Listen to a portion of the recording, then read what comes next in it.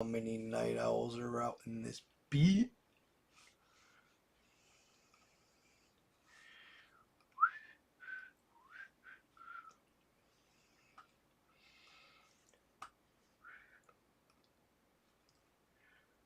Bing.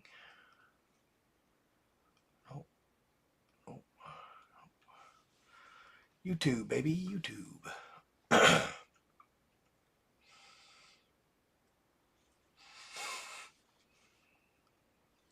Baby, YouTube. What is up, y'all? Holy, it's been a long time. Pop out that chat, yo. Wait, hold on. I don't want to leave that open. Or at least pause it. I'm just gonna X out of it. Yo, what's happening? I was like, man, fuck it. Let's see how many night owls are on, y'all.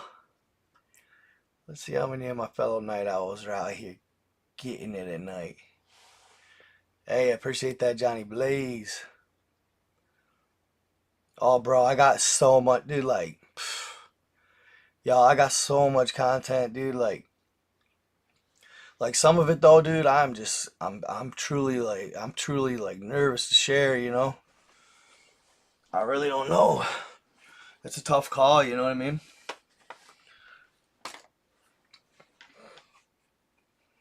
Belinda Baker, Maverick, Math Kettle, ML Beats in the house, what's happening? Daryl Wade, Dez, Javon, Johnny Blaze, Corey Cole, Chancey Edberg, Andy Melville. Appreciate you all for, well, still being up for one. Where's my other chats here? Hold up. Docs.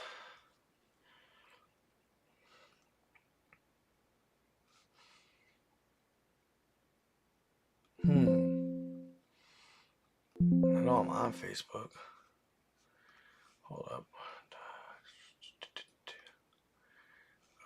Okay. Chat. Oh shit, hold up. There we are. There's the chat. Y'all can hear me and everything? Everything good? Yeah, dude, like I don't want to lose my channels, man. So like I got a couple videos that are pretty edgy. Like one of them, y'all. Y'all, like this dude, what was his name? Damn it! Of course, I meant to look that up too before I hopped on here. Doctor. Oh shoot, I want to say Johnson, but I don't think that's it. But dude, y'all, this dude was driving home from work or something like that, and he seen something fall out of the sky, right? So he goes home, he like kind of gathers himself, you know, changes out of his work clothes, whatever. He goes out to where he saw this thing drop out of the sky at, because it was like just off the road on his way back from work. And you know, he goes out there, and first off, this is in the 90s, mind you. So he's got one of those big old brick RCA cameras that you put on your shoulder, you know, that you put a whole VHS tape in, right? So he's got that on his shoulder, right? And he's going out there. He thinks probably could be like a meteor or something like that. No, he flat out gets out there, and there's a craft, y'all, floating off the ground, and it's not shit. It can't be much, you know, like longer than my height, like 6 feet, and it's diamond shaped with a longer nose in the front, like diamond shaped, and almost like a trapezoid at the top, and it's just floating, chilling, just floating there. And he looks down right next to it. And I swear to God, it's the realest film. It's so real. There was an alien on the ground, flat out alien in a space suit without he didn't have a helmet or nothing on. He looked to be like he looked like a gray, but like the way he was like kind of like convulsing, but you could see his eyes blinking, right? He's got this contusion on the back of his head. just blown. Just it looks to me like at first I had thought like because I kind of jumped in and like halfway through the film. At first I had thought somebody like got spooked and got him, bah, right, shot him in the head, because the exit wound it looked consistent with what a headshot wound would look like. Nah, like somehow he crashed and he just hit the back of his head and it just went plah, and you know he was still conscious though, like not super conscious but like in and out and kind of disoriented, right? Like, but it was so weird, y'all. Like when he closed his eyes and his mouth, his face looked flat, like he didn't have no features. Like his eyes and his mouth was closed, you couldn't even see him. It was the weirdest thing. 3 fingers. So, dude, and you can tell the video's authentic, right? Because, dude, this guy is breathing like so freaking hard. His adrenaline's flying. Like he's so freaking panicked, dude. He starts gagging, like yakking, like you know.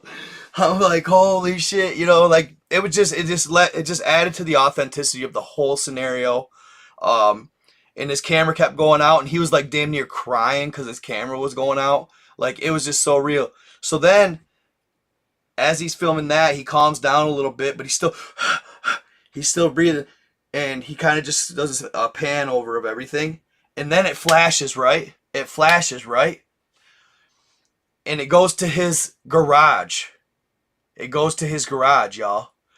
He got it wrapped up in one of them military style like silver heat blankets, right? I might be able to share something. We'll see. That's pretty. I don't know. That's pretty sacred right now, because I'm not sure if I'm gonna share it or not. What I was thinking, y'all, is I might start doing a like extra fringe on my website. Like extra fringe. Yeah, he did not. Yeah, space blankets. Thank you. He did not call the authorities. Like that's what's so crazy. This dude. This guy is nuts. He's like he said they call him Doctor. Oh man, I'll find it real quick. But he decides not to call the authorities. He wraps this thing up, takes it to his house. Dude puts it in the freezer, y'all.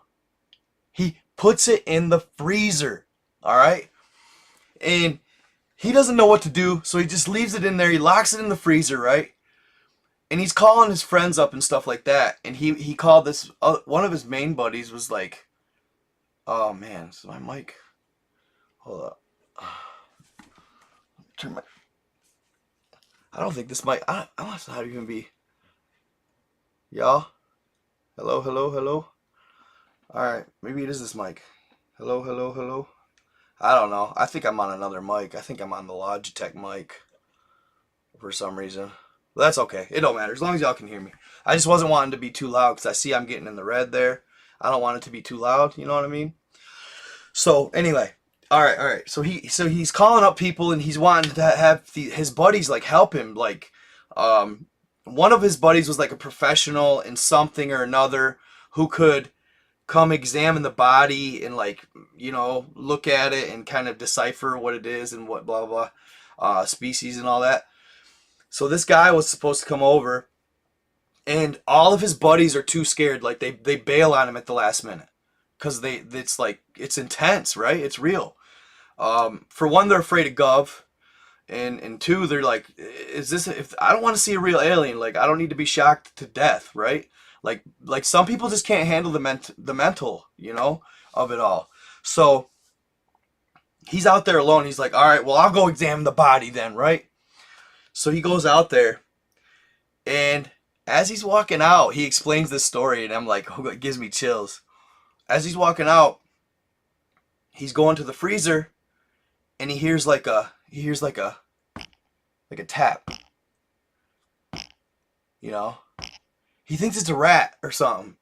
So he like looks behind the freezer, he looks all around it, and he's like, what the hell? I don't see nothing, you know. Sure enough, you say, tapping. And you know, naturally his thoughts are going, no way, right?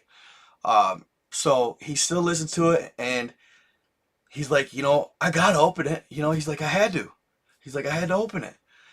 So he unlocks the freezer, and he pops it open. And y'all, he has it. He doesn't have the actual film of when he didn't like record the being, but he had the audio. When he first cracked that freaking fridge open, dude, that thing let out a wailing scream. He said that he could feel in the repercussions of his chest.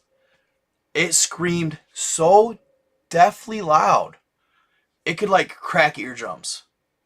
And it was like straight up a chick scream, but like almost like a maybe like a little high pitched like chipmunk aspect to it. Like if you were to like do that little on the recording, do that voice feature, but not quite full, just kind of back it down a little bit. And dude, and that thing was screaming bloody ass murder. Like screaming bloody murder. So he shuts it, right? And it shuts back up. So then the first time he didn't have his camera, so then he goes and gets his camera. This guy's got sacks, bro. Like he's got balls. So he goes back, grabs his camera, comes back up to the freaking fridge, and pops it open, and that thing just goes. Ah! It's like, dude, I can't even begin to mimic it. Here, I'll tell you what. I wish I knew if this was. Hold on. Check. Yeah, it's not that mic. Crap. I like my blue mic, man. Hold up. I'm on the Logitech. I almost guarantee it. Yeah, sorry it's so late, guys. I was trying to get on earlier, but you know, it seems like I like get ADD or something, and I just keep doing other things until after like 4 o'clock in the morning. Hopefully, y'all are somewhere where it's not super late. See, I don't really have to like choose a device when recording. Well, it says right there I'm on the Yeti. What do you mean? But when I mute it, yo. Oh, it did work. Okay, maybe okay, it's on the Yeti. Hold up. Maybe on here it's not on the Yeti. I'll play it for you guys though.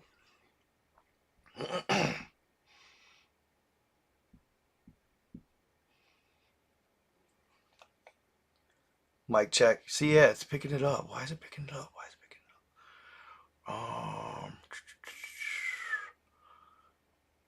Monitor only. Monitor. But I really. Oh, is this?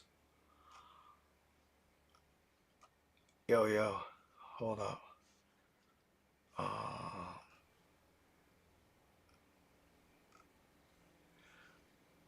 Is there an echo for you guys?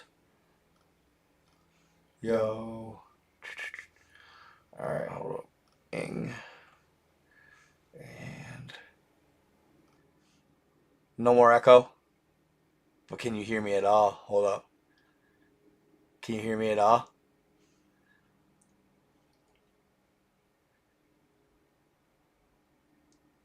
Can you hear me at all, fam? Okay, you can hear me though? Hey, cool. Let me see. Bing. I don't know. Whatever. Alright, I'm going to play this for you guys. I'll figure it out later. Psh, forget it. At least it's working. Hey, I'm going to run with that. But hold up.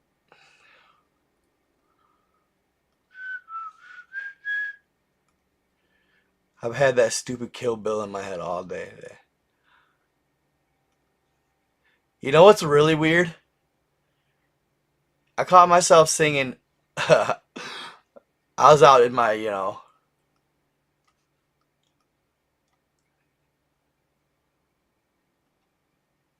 Hold on. Alright. Bing. Hello. Why aren't you now playing? Audio is clear. Alright, as long as y'all can hear. No, dude, I was singing, dude, I caught myself singing Amazing Grace, bro. I've never sang that song in my life. It was weird. I was out in my garden, just being by myself, just vibing. Started singing Amazing Grace, dude. Shit. It was weird. My grandma would have been proud. How's everybody doing on YouTube, Facebook, all that stuff?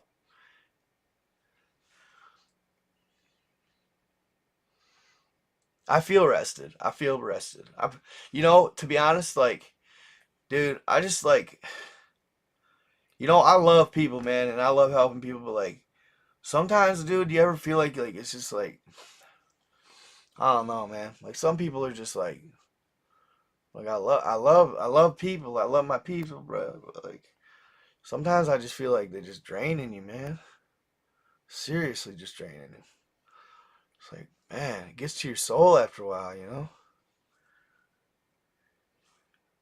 Yeah, see, right here, I'm on Yeti mic. That's what's weird. Oh, hell, bet. That's what's up. I'll bet you. I don't know, though. Probably, um, cause dude, y'all, I got this new, setup, yo. I got this badass setup. Bought a new monitor. Okay, microphone. Bing, bing, bing. All right. Ultra gear, high definition audio. Yup. Down, down, down, down. All right. Um, Yeti. We have the Yeti. Audio. Allow apps and Windows to use this device. No, no, no, not for audio. We just want. Check, check. Yeah, it's not picking it up now. That's weird. All right, whatever, whatever, whatever. I'm done messing with the sound, y'all. I'm done messing with the sound. So I'm gonna play this video for y'all though. I got it right in my YouTube history, right? Here, hold up, hold up. So yeah, you guys, did you guys dig the So I got a lot more stories to come on the Solomon Island Giants. Y'all, they get way better than the one I told. I'm gonna try and make them a little quicker too, so they're not so, drawn out. That was just a long story, and I kind of wanted to be generally detailed, but y'all, I swear to God, fam, I got the story of the now. So it's the now current, like mayor, or like chief, I guess, if you will, of the Giants, right? On Solomon Island, because so a lot of people don't know this. Not a lot of people, like nobody knows this, guys. Like, so Australia is right next to the Solomons, right? And I'm gonna come back to the alien too here in a second. But Australia is right next to the Solomon Islands. If you go to Australia and you ask them about the Giants on Solomon, they'll have no clue. You go to the islands and you ask anybody on the islands, they will tell you giants are still here, they exist, and it's become commonplace to spot them in groups in the wilderness. Like they were talking about these tourists, right? There was this group of tourists in this book that I showed you guys. This group of tourists was there, and they were like on the edge of town or something, just checking out like a monument or something. And all of a sudden, the instructor goes, "Look, look, look!" And they look up, bro. 15 giants are cutting through a little opening within the jungle, and they said they were like anywhere from 12 to 15 feet tall, one after the other. Bing, bum, bing. Whole family of them. It was like it's like commonplace to see them there. They're still here. So check this out too. In World War II, right? In World War II, it was widely understood for most of the war that Japan was in control of the Solomon Islands, right? So once the U.S. got involved, they said, "Nah, this ain't happening. We're not allowing this to go down." So they team up with Australia, get their whole fleet together, and they're ready for this epic battle, dude. It's gonna be one of the greatest battles in the war on these islands, the Solomon Islands, right?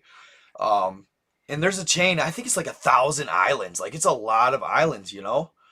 So they get the Aussies and the U.S. Army or the U.S. military together, and they get this whole fleet. They got tanks, you name it, planes, cruisers, like ships, infantry. You know, they're driving the tanks off the boats into the water. Like it's like D-Day. It's like Doomsday, bro. On you know, in Normandy, right? Um, so they rush where they think that the Japanese are mostly stationed and are waiting for them, virtually waiting for them. So they like thousands of army infantrymen, tanks, you name it, and they're firing guns and boom, boom, boom. You know, they're just shooting at nothing. You know, sure enough, they push the entirety of this section of woods. Nobody. Not the same. So I was off on that. We're okay. So were they in the same place? Where was Doomsday? Battle of the North. Either way. So they push through the Solomon Islands. It's crickets. There are no Japanese there. They used pure propaganda to make everybody think that they were in occupation of the Solomon Islands, when in fact, the giants were in occupation of the Solomon Islands. When the Japanese got there, they were harassed so much by the giants and so freaking terrified, they left. They pieced, dude. They were gone. Left it vacant. Flat out vacant. And what they said is the first few nights that they camped there, the giants wouldn't stop all night. They'd be out howling and yelling and, you know, doing their calls. And like, dude, them calls are intimidating, yo. Them calls are intimidating. So they literally, the giants, that like, no, they pretty much all knew, like, just stay away from the Solomons, because these things are freaking animals, y'all. Animals. And I mean, they will straight. I think they've calmed down a lot though, and why I was going to tell you is the chief, right? The current chief of the giants, they say he's still alive today. He is still the chief. He was born in 1860. Still kicking, still going strong today. They live a lot longer than us. I don't know why, but they live a lot longer than us. And the current chief, and I don't want to spoil the story because I'm definitely going to tell this story. The current chief of the giants is the only reason they stopped consuming the natives. Literally cannibalizing the natives on the regular as if they were cuisine. They would raid the villages, they would pick them up, and literally right in the middle of the village, one bite them, like chomping them. Dude, like, even in the beginning of the story, the chief of the giants says it wasn't uncommon for him to eat the natives growing up. Like, it's not as if they're like total just mindless just beasts. They're not. They're rather intelligent. In fact, they thought that the natives were the mindless beasts. They thought that the natives, they equated them to pigs, basically. They equated them to pigs, and figured that they were as mindless as them. That they it was okay to eat them because they were just they were literally just the equivalent of an animal. But later they found out that it wasn't the case, and literally this caused a massive war. It caused a massive war among the giants. Like, when the chief decided he wanted to make it a law that they could no longer eat the humans, there was a large, vast group of the giants that were pissed off about it. Like, they loved human, bruh. So they got in this huge giant war over it. And the chief won. And ended up making the rule. If you don't abide by it, it's like execution or some shit. It's like the real deal. But supposedly, once in a great while, one of them slips up. You know what I mean? And they'll grab a human or two every once in a great while just to get their fix, I suppose. Yeah, dude, it must be. I feel like it must be that maybe we're in we're sweet tasting a little bit. Humans are. Like, maybe we got a little bit of a sweet taste or tender. I don't really know. I just can't imagine, like, really, literally, like, just chomping down, bone and all. Like, dude, like, not even cleaning it, like, not even doing the dirt and just, like, gutting it and stuff. Like, ooh. I deer hunt, so I know, like, you, weird, bruh. Weird. um, so, yeah, no, when I stumbled on that Solomon Islands book, like, I I cannot believe, y'all, this book is not all over. You know what I mean? I can't believe that it's not a New York Times bestseller, really. It's such a good book. Yeah, oh dude, definitely got to be one of the easiest prey. I mean, now see, maybe the natives were, okay?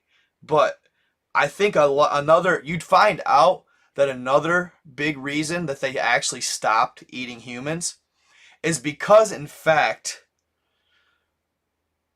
they know we're a lethal threat. Power numbers. They have. We have. You know, ultimately we have weapons. You know what I mean? Basically guns. Basically guns. Take quite a few shots with like a 223 or something, but if you got a 50 cal out, I know it hurt. It hurt. So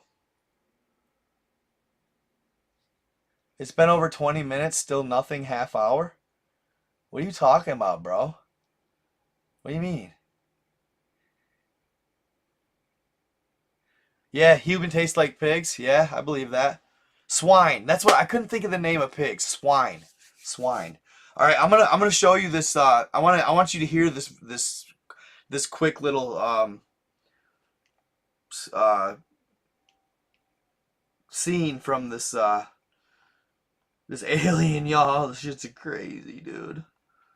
I couldn't believe it. Somebody sent it to me. If you're in the chat, shout it out. Somebody sent it to me on my Facebook. And I was like, no way. You know, because I'm always skeptic on stuff like that, like alien.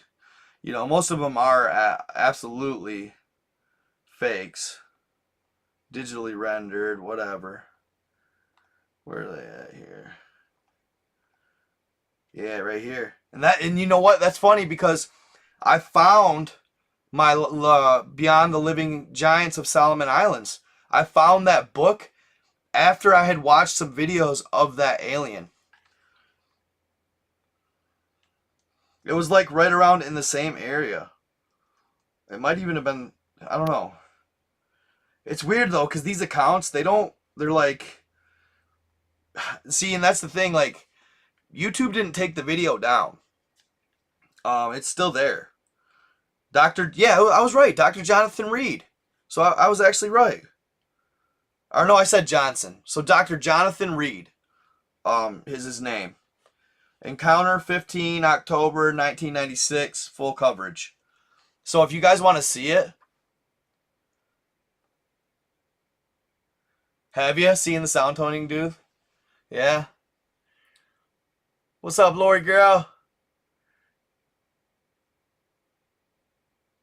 I must attempt to debunk.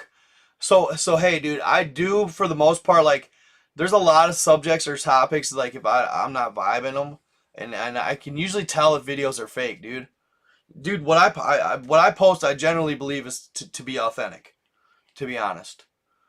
Certain video, like certain things, like so, a lot of people have been hitting me up about this mystery flesh pit, right? I looked into it, and to me, it seems like a totally fake, totally made up um, anomaly. I don't know. Supposedly, it's just this guy who's been working on like the whole thing. Like, it's not an actual organism underground that you're going and you're going on adventures through a real live organism. You know what I'm saying? So I haven't done it because it looks so freaking fake. I don't know. I could be wrong. Oh, dude, that werewolf was real as hell, bro. If you don't believe in werewolves, you tripping, dog. You need to do some more research. A lot of people don't like the werewolves is tough for people, dude. I understand that, but if Sasquatch exists, why can't werewolf? I mean, you got the Hellhound of Mons account. Thousands of soldiers, bro. Thousands of soldiers saw it. and it terrorized him for over a year on that battlefield. I mean, Teddy Roosevelt's encounter out in Minnesota, maybe? Anyway, his encounter out there, an account written in his book that's actually, it's in such absolute detail you can't lie about it. And then you got the Land Between the Lakes Massacre, dude. You know, I mean, I've seen enough to know that video I posted too. I'm sorry, bro, but you saw that guy's, and you know I'm not trying to hate or nothing, but you saw that guy's abode. You know, he ain't got the money to actually pay for a suit that quality of a werewolf would be produced in. That was if that was a suit, it's a $10,000 suit. If that was a suit, that's a Hollywood movie level suit. You know what I'm saying? Just saying. All right. So I'm gonna play you guys this scream right here. Hold on. I think this is the one. You can hear him breathing. He's terrified.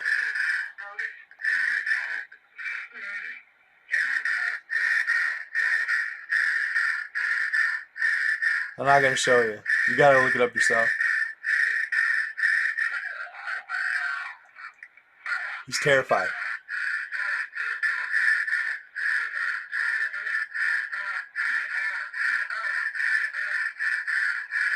He's so scared, bro. I feel that's real. That's not authentic scared. No, that's real. He's so fucking scared, dude. Yeah, he's terrified. He can't believe what he's seeing. He can't. I mean, dude, you wouldn't though. The fuck? He can't believe what he's seeing. He's terrified.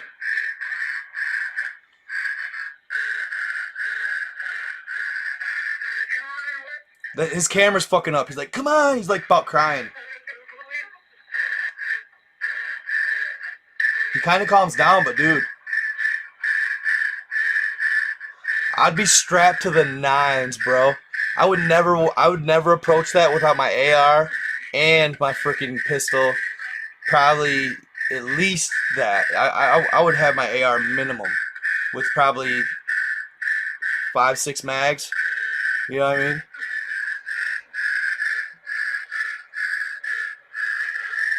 I mean, it might not even do anything, but still, I wouldn't feel comfortable without it. Okay, so enough of the breathing. I want you guys to hear this account. So this is he's in the garage and he like moves it around, dude. He like opens its eye, bro. He like opens its mouth.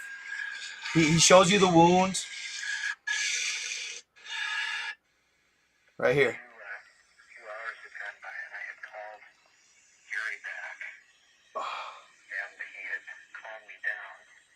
Gary back. Hold on. I'm gonna do something real quick, guys. I'm gonna do a good old fashioned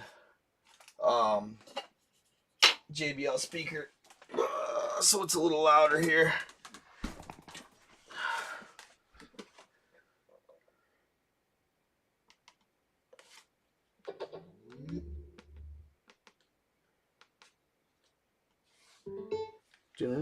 That should be me.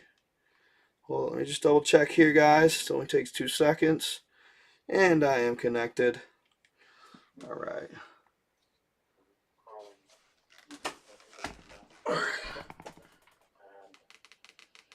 We both went out to and I figured, we went out and looked. We did the same thing. I opened the freezer so that I could know that I was not imagining this. And the same thing happened. And when the freezer was opened, this thing let out a scream like I have never heard before. It literally, the force of the sound made you feel like something was pushing against your chest. The air around it as it screamed actually bubbled and moved. It felt like the air was moving. You could feel the air moving.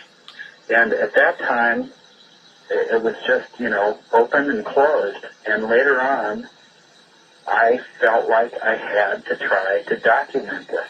Yeah. So I took That's where he went smart. Genius. Genius. And I took the recorder and I turned it on, and I again opened the freezer, and that's when I recorded this sound. Would you play the sound for us once again, please? Yes, I will. Hold on. Okay, here it comes.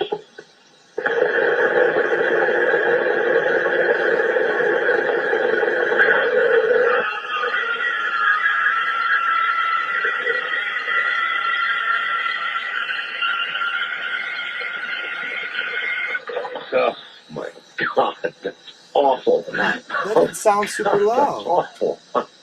How? Hold up. How did you stay dry? I didn't. The fuck was that? Why did that just get so loud, fam? That's messed up. Damn, all I did was push the treble up. The fuck? Cause I wanted you guys to hear it a little better than that. That was really low. It felt like that was really low to me. It should have been louder, no question. Like when I listen to it in my headphones, y'all, it's like like it's loud. But yeah, no, he screams really loud. That sucked. That's weird. Hold on. You know what? I think I got it. Hold up. I think I got a JBL app for the speaker itself. Yup, right there. I just updated it.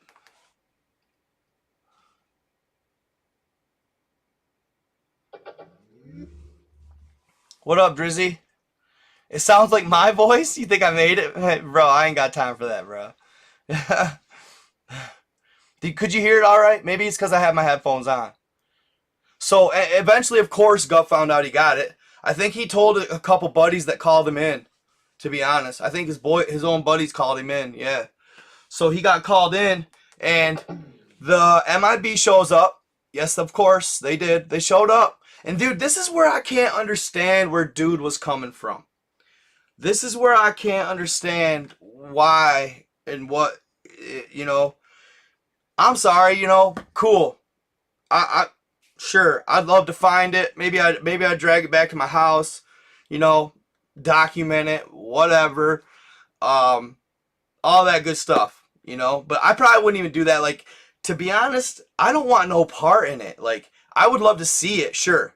Yeah, cool. I'd love to go out into the woods and see something fall out of the sky and see this craft floating in this alien, you know, maybe not dead, but incapacitated, so I don't have to either A, kill it, or B, it kill me, you know. But incapacitated to the point where, yeah, he's incoherent. Sure, I'd love to see something like that. It'd be really cool. But dude, I would not be. For one, if I had a old lady and kids, hell no, that thing ain't coming back to my house. And if it, dude, there's just no way. I can't believe he did it.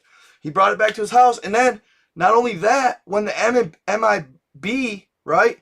When the MIB get to his house, he denies giving the fucker to him. He won't give it up. It's weird. Like he just like pretends he doesn't have it or something. Like basically they threaten him on every level. We will ruin you from top to bottom. We will wreck your existence, bro. And they did. Bank accounts, credit. They ruined his credit. They took his house. They wrecked and ruined his life. He ended up getting divorced. Like, basically, I don't even know what he's doing now. I'd have to look it up. But after they wrecked his life, I think all he really did was go around and talk about his experience and share it with the world, because that was his big, you know, MO. It was to share it with the world. This stuff shouldn't be suppressed, you know. And this was back in the 90s, so it was a little bit different time, you know. It was very fringe in the 90s. Nowadays it's not so much fringe, but in the 90s, you know, you had Predator, dude, like, and people thought that was like, you know, outlandish stuff. But that was like the most alien-esque, maybe the Alien Resurrection series, of course, too.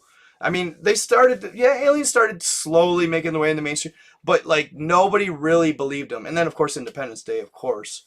But we got Will Smith out here slapping people. Y'all see that shit? God, that was ridiculous. They have been to blow that up.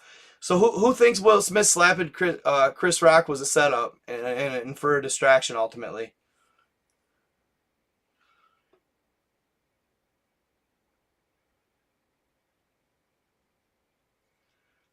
You said what up Mr. B? What up Mr. B? How you doing? Johnny Blaze. Welcome to Earth. You think a distraction? I feel that too. I can feel that. Yeah, I thought it was dumb too.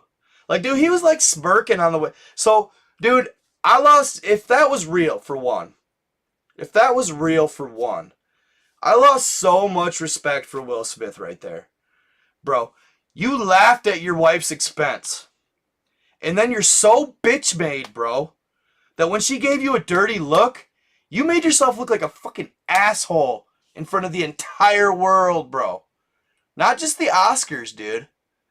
The entire world. Like, you look like a bitch made effer, bro. I don't care what she looked at you like. I don't care none of that, dude. You know what I mean? Like, if it's real, dude, for one, Jada's a bitch. I hate to say it. You know, I don't care for her ass, dude. And I don't care, you know. I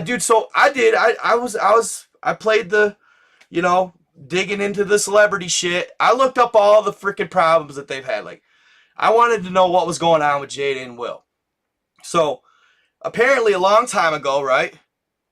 Apparently a long time ago, they agreed on not being totally monogamous, to be more open in their relationship, right?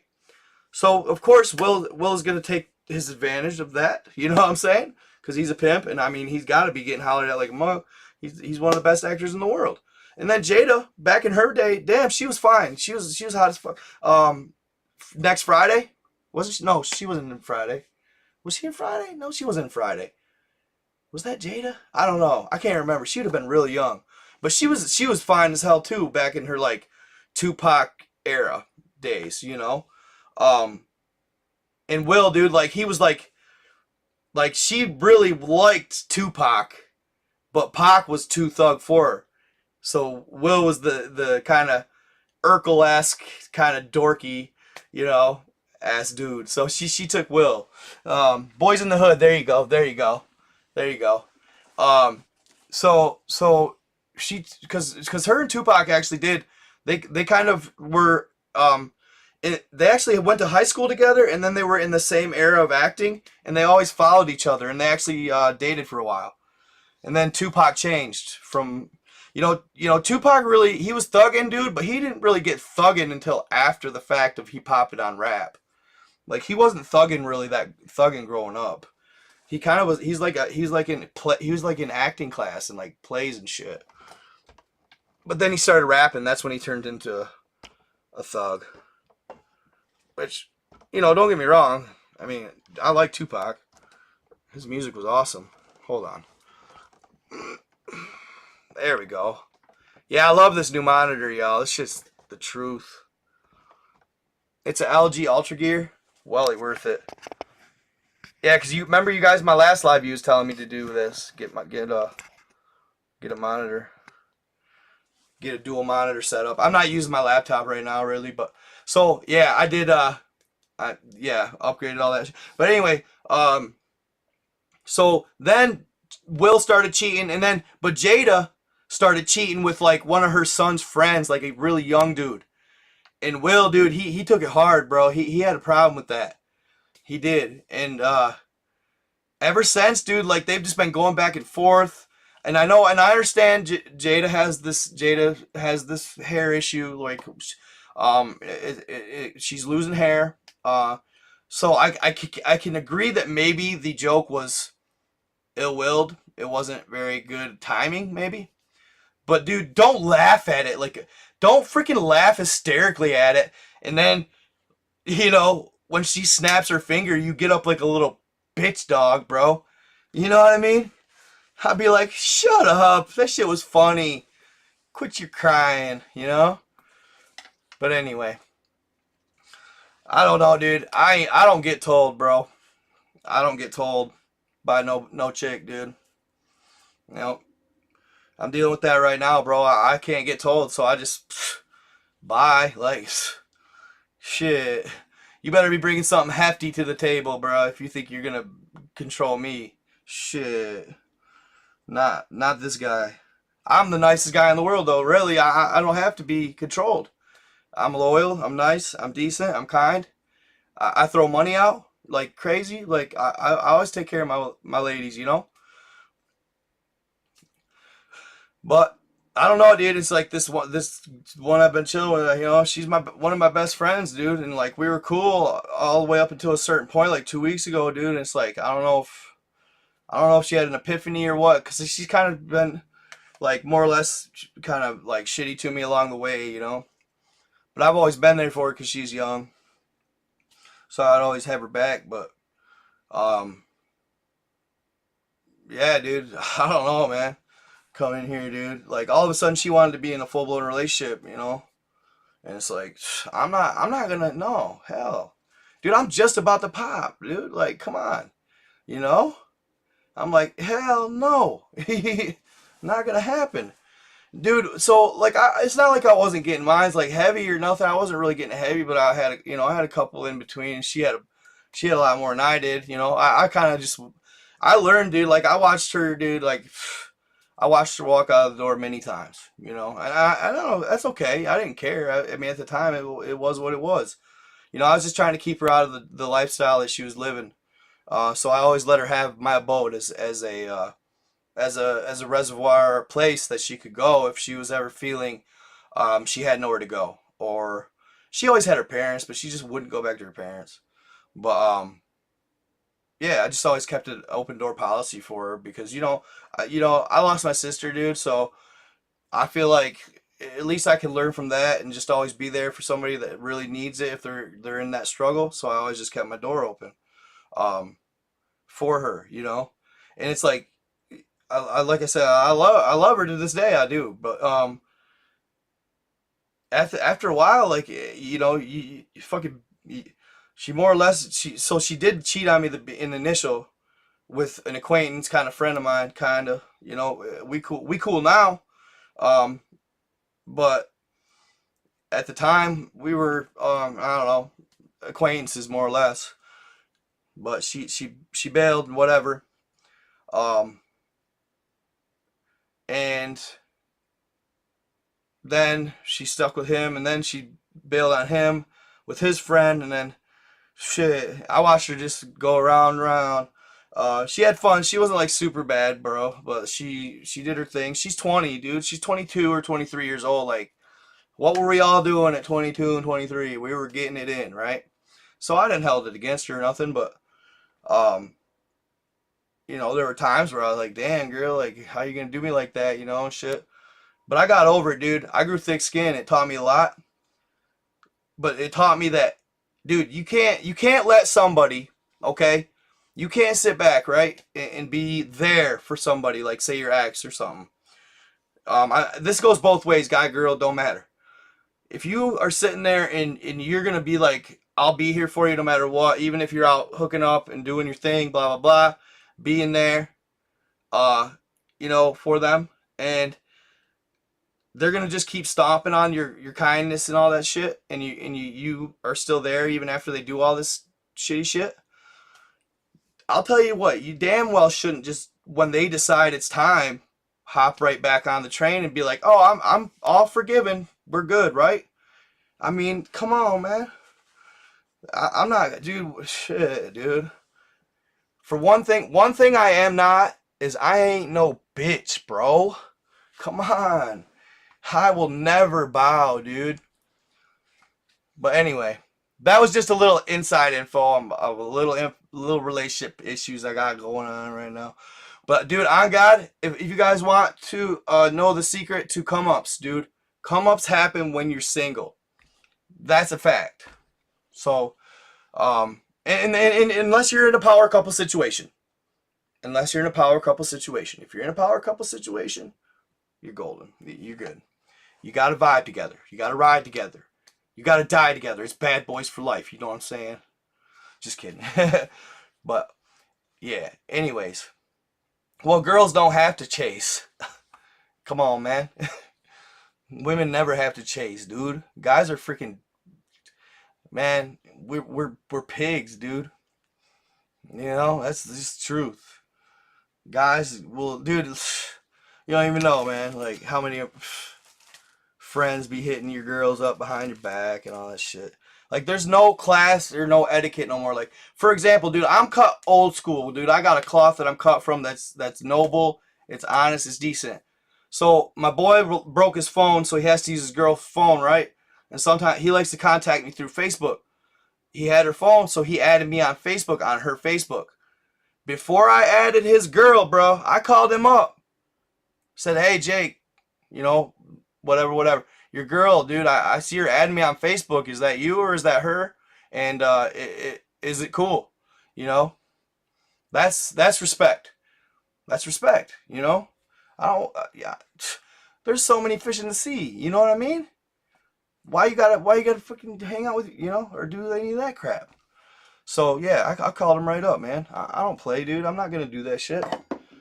You know, I was talking to a girl not too long ago who lives with her man, and this guy took her daughter or whatever, you know what I'm saying, under his wing, and he's been a good father to her. You know, she's not happy and all that stuff. But what woman is? I mean, really, who's happy in a relationship? I don't really know that many people that are super happy in a relationship. And I'm not about that life, dude. I don't feel right talking to a chick who's living at home with her man. I ain't cut like that, man. You know what I mean? There's more fish in the sea. Why I gotta freaking, you know? But anyway, so I wanted to go on to something else, y'all. What's my next subject here? Enough relationship bullshit. Man, you guys, dude, some of you guys are such crybabies, dude. I don't ever beat up topics off topic. If I fucking talk about something for 5 minutes that doesn't satisfy you, shut up. How about that? Or just go. I don't care. You know what I'm saying? Go. Bye. Bye, Felicia. I don't really care. It's my show, ain't it? It's my show. Quit crying, fool. Sorry, guys. It's frustrating. Why can't I talk about me? Why can't I talk about myself? Right? Yeah. Because I ain't talking about content? Go find your own content then. So, dude, y'all, I bought this egg, right? I bought this egg, y'all. Look at this shit right here. It's said to be a dragon egg, dude. Look at this shit. You see that? You see that? It's crystallized, okay? Here, I'm gonna expand it real quick. Hold up. Okay, yeah, it's crystallized, right? Look at that shit. You can still see the shell, fam. You can still see the shell. It makes you wonder if it, sorry, it's inverted. It makes you wonder if it is a dragon egg, y'all. Look at the white. You can see the white. You know? Isn't that the coolest thing? I couldn't believe it, man. What if it really was a dragon's egg? Probably just a chicken egg, but you know, I thought it was cool. It's actually a stone. It's been crystallized. It's really crystallized. No, oh, that they're gonna have. So of course, yeah, I agree. This is probably, like, I kept joking. Yeah, dragon's egg. Yeah, it's a chicken egg probably, or something like that, or a bird of sorts. But you never know.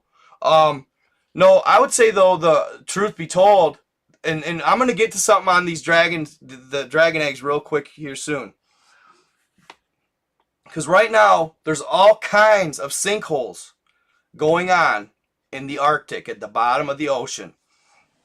Massive sinkholes out of nowhere. They call it They say that the permafrost is de-thawing. I disagree, and I'll show you why. I was looking at the pictures. Y'all, wait till you see them, man. Wait till you see them. I got them all, too. They had no, how do they do it?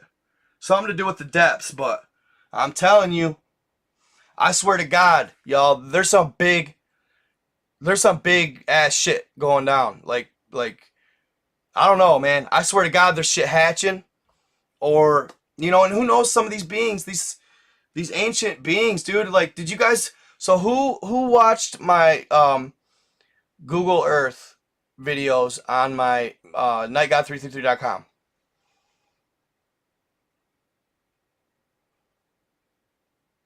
If you guys have not seen that, by the way, I posted because someone was telling me, man, I had to post these videos of these amazing finds that I found before I lost them to somebody else. But anyway, in lieu of the holes, I found a dragon egg, and you can still see it inside the egg if you change the lighting and stuff. I found a dragon's egg in a bay somewhere in China that was 700 feet long. That's huge, bro. 700 feet.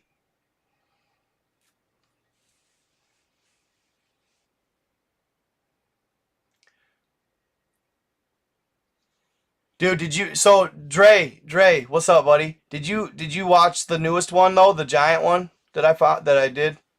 I reposted it, or I finally posted the one, bro. The one, bro, that I've been worried about posting.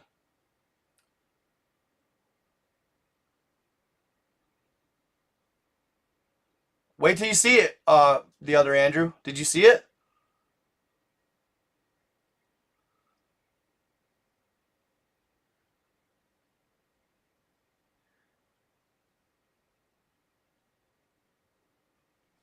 Yeah, no, dude, I did. I went and posted the giant one.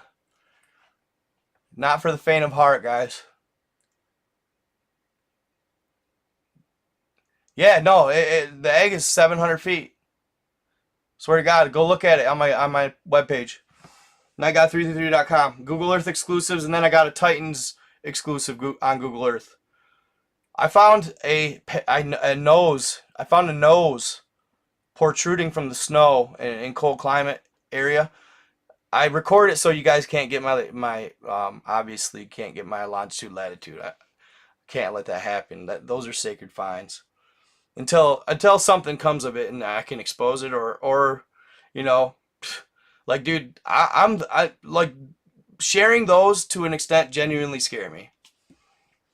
Sharing the giants genuinely scare me, because they're huge, and I think people will be kind of freaky about it. I don't think some people won't take it well. That's why I only keep it exclusive to my webpage and not my platforms. Because I swear to God, dude, they'll ban me right away if I try posting them. Always. Lil White, what up, man? Lil White, he rapper. Thank you so much, Carmen. Carmen Maria Martinez, ML Beats, dragging the size of the Sahara Desert. Yeah, I've seen that one. You gotta clear the metadata. Did you dig the egg, bro? Lil White, cool. Thank you. I appreciate the verification.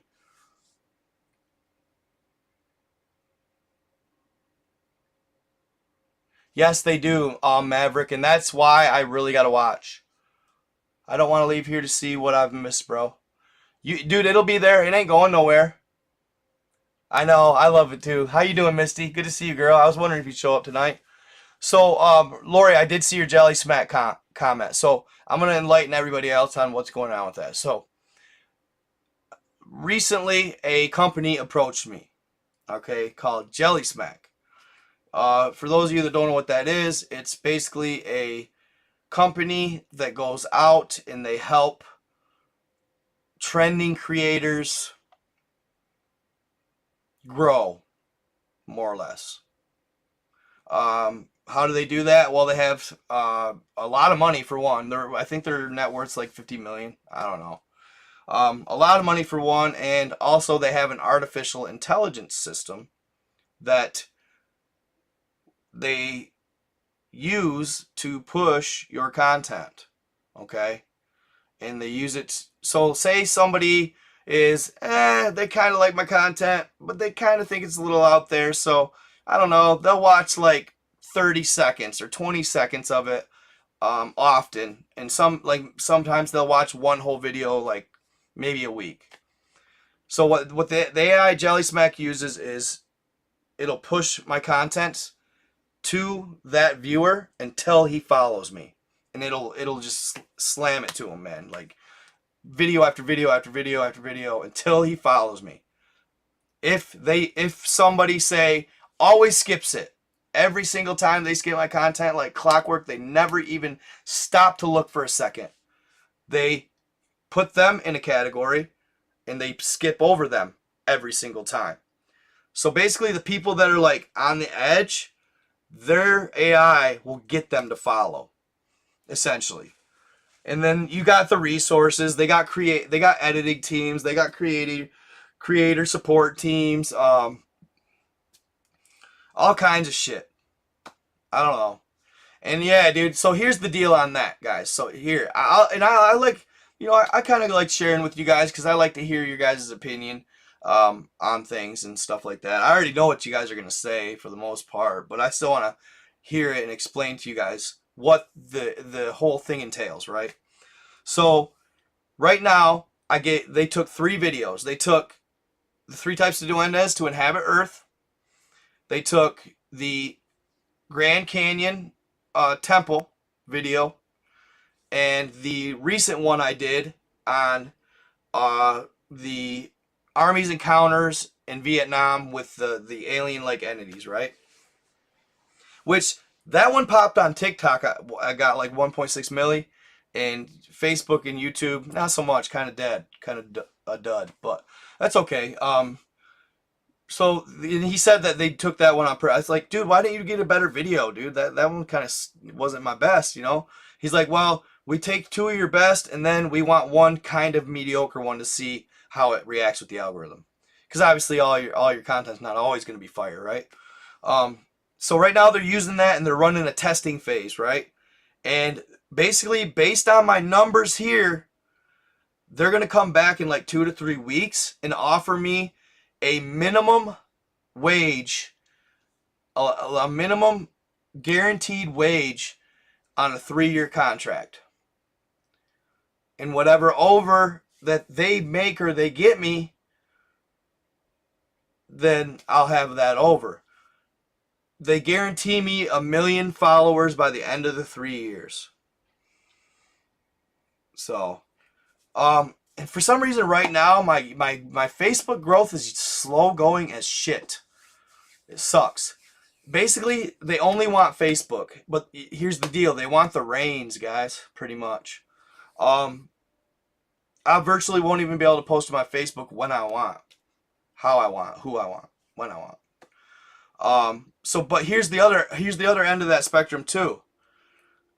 They are tied in with Facebook. They work closely with Facebook. So I won't have to worry about my page getting banned. In fact, it'll probably get me verified, and it'll probably get me cemented in as a full-time, always going to have Facebook there creator after even the 3 years is up. Okay? I'm not going to take any less, I don't really want to throw money numbers out there that much. I probably shouldn't. But like you guys, I'm not going to take small amount. Because who knows what could happen in that 3 years. What if I blow up and I end up making, $1 million or something stupid?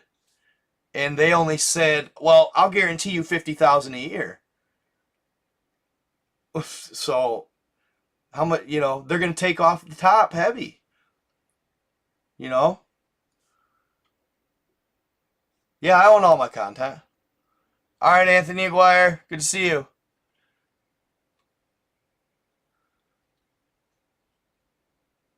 Oh yeah, of course, I get all the credit. It's all me. They're just basically, it's all me. Yeah, absolutely.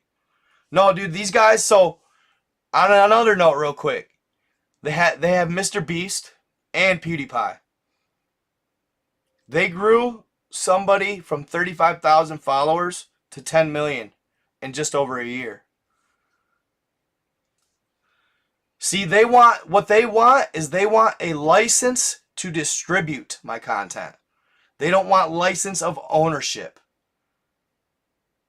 They only want the licensing that enables them to distribute my content. I still own it. So I don't know, man. Like, honest to God, like, but here's the thing, Deanna. I hear you on the lazy. I get you. For one, my terms are gonna be, you ain't touching YouTube. That's my baby. I do what I want, when I want, how I want on YouTube. You can't say what I'm gonna post when I want. You know what I'm saying? Like, because I asked them, can I post anything I want on Facebook? They're like, well, here's the deal with that. You have to. You really can't, because if you post and then we post right after, then we get the back end of the algorithm. I'm like, okay, so I'll have to be in communication with them. I know. I wish I could talk. I'm going to talk to a lawyer too about the contract, but I wish I could talk to a legitimate creator that use Jelly Smack, and they can actually, like, cause dude, if I ask Jelly Smack, they're gonna give me the creator that just loves them. They're just the prodigy. Like, they're gonna be somebody that's totally biased. I want somebody who I could like talk to without Jelly Smack knowing, and ask them the damn truth, the cold hard truth. So if any of you guys, I know, right? I like the self-made idea too. But y'all, think about this though. What if dude? I'm not gonna take any less. I'll be honest with you. I'm not gonna take any less than 1,000 a year for the next 3 years. That's kind of my hope. And like, to me, it's like security for the next 3 years. It's only one of my platforms. I thought about even doing like an opt out after a year if I'm not feeling it clause of sort, but it's security. It's a house. It's like all that, and you're talking, dude. I won't take any less, and if they don't want to, then I won't get it. But I don't know. It's a tough call, but I know for a fact they will not touch my YouTube. That's my baby. They will not touch my YouTube. No, I know, and they're good at getting like, nah, dude, yeah, 10K, yeah, 10K. I know, dude. Oh, I know. I don't know what I was doing. See, I know. I'd really like, dude. It's like, so, you guys, I wake up every day. I get on my computer, right? I get on this computer every day, and I go. I dread I feel this feeling of pure dread as to, am I gonna wake up today and they're gonna take my monetization away because of my content? That's my biggest fear, is waking up one day and either Facebook or YouTube, even if one of them did it. Like, dude, the fact that both of them are monetized is life changing. But if all it takes is one of them to wake up one day and just decide, yeah, fuck it. I don't like it. His shit's getting too raw. Take his funding. You know? And it's that simple. It's no guarantees, y'all. I'm not trying to manifest fear or nothing, but like, I'm not like, oh my God. Like, I'm pretty secure and I feel comfortable at this point. I wouldn't have people like Jelly Smack hitting me up if and that's why sometimes you'll see me like jump from things like the firmament, then I'll jump to legend and folklore.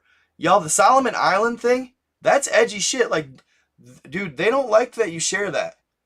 They don't want people to know giants still exist. You know? I know it. So, dude, it's like, if this Jelly Smack, if I only have to give up, say, one of my platforms, which, dude, I love Facebook. I've really gotten to like Facebook a lot. I have. But if I only have to give it up I might even do like an opt-out clause for a year. After a year, I got the option to bail if I don't like it.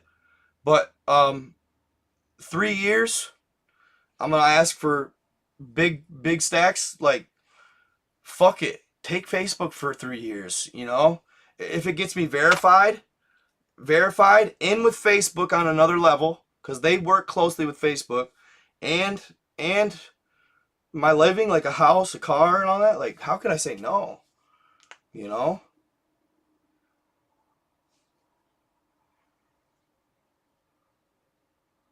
Yeah, I got to. I got to. I got to be careful. Yeah, I know Tommy Truthful. Or not, I don't know him, but I've heard of him and I've seen that. Nipsey Hussle? Damn, I'm not. Listen to you. Who? I know he does. I know Tommy Truthful does. It's not near as big, guys. It's small. I've looked at it. I don't believe Jelly Smack is hitting him up. And I know he's very censored. He shares, he has no limit on what he shares, I've seen. There's no holds barred for him, which I respect. But just know, guys. Yeah, you can email me, nightguide87 at Proton Mail.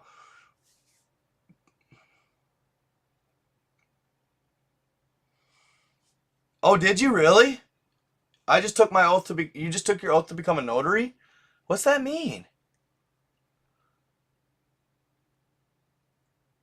I haven't really. No, I haven't really watched Tommy. And I'm not trying to hate her at all. Like, I just, let's put it this way. They oppress the shit out of his content. And it may not be that, he probably would grow exponentially. But they suppress his shit heavy.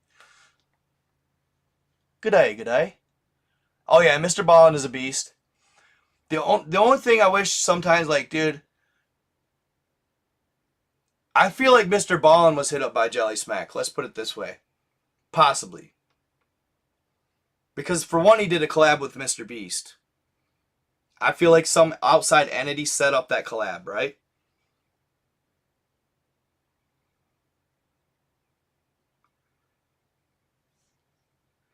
And then, yeah.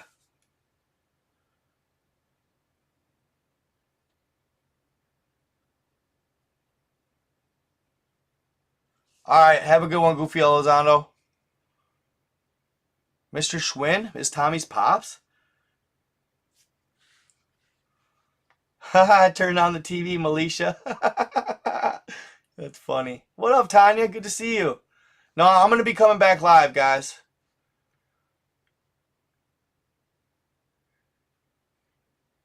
The very word secrecy is repugnant in a free and open society.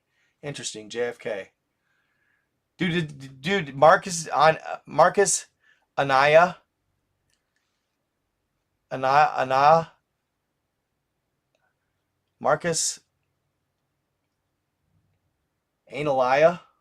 Is that what that is? I don't know. But your tinfoil hat statements don't offend me. That's all.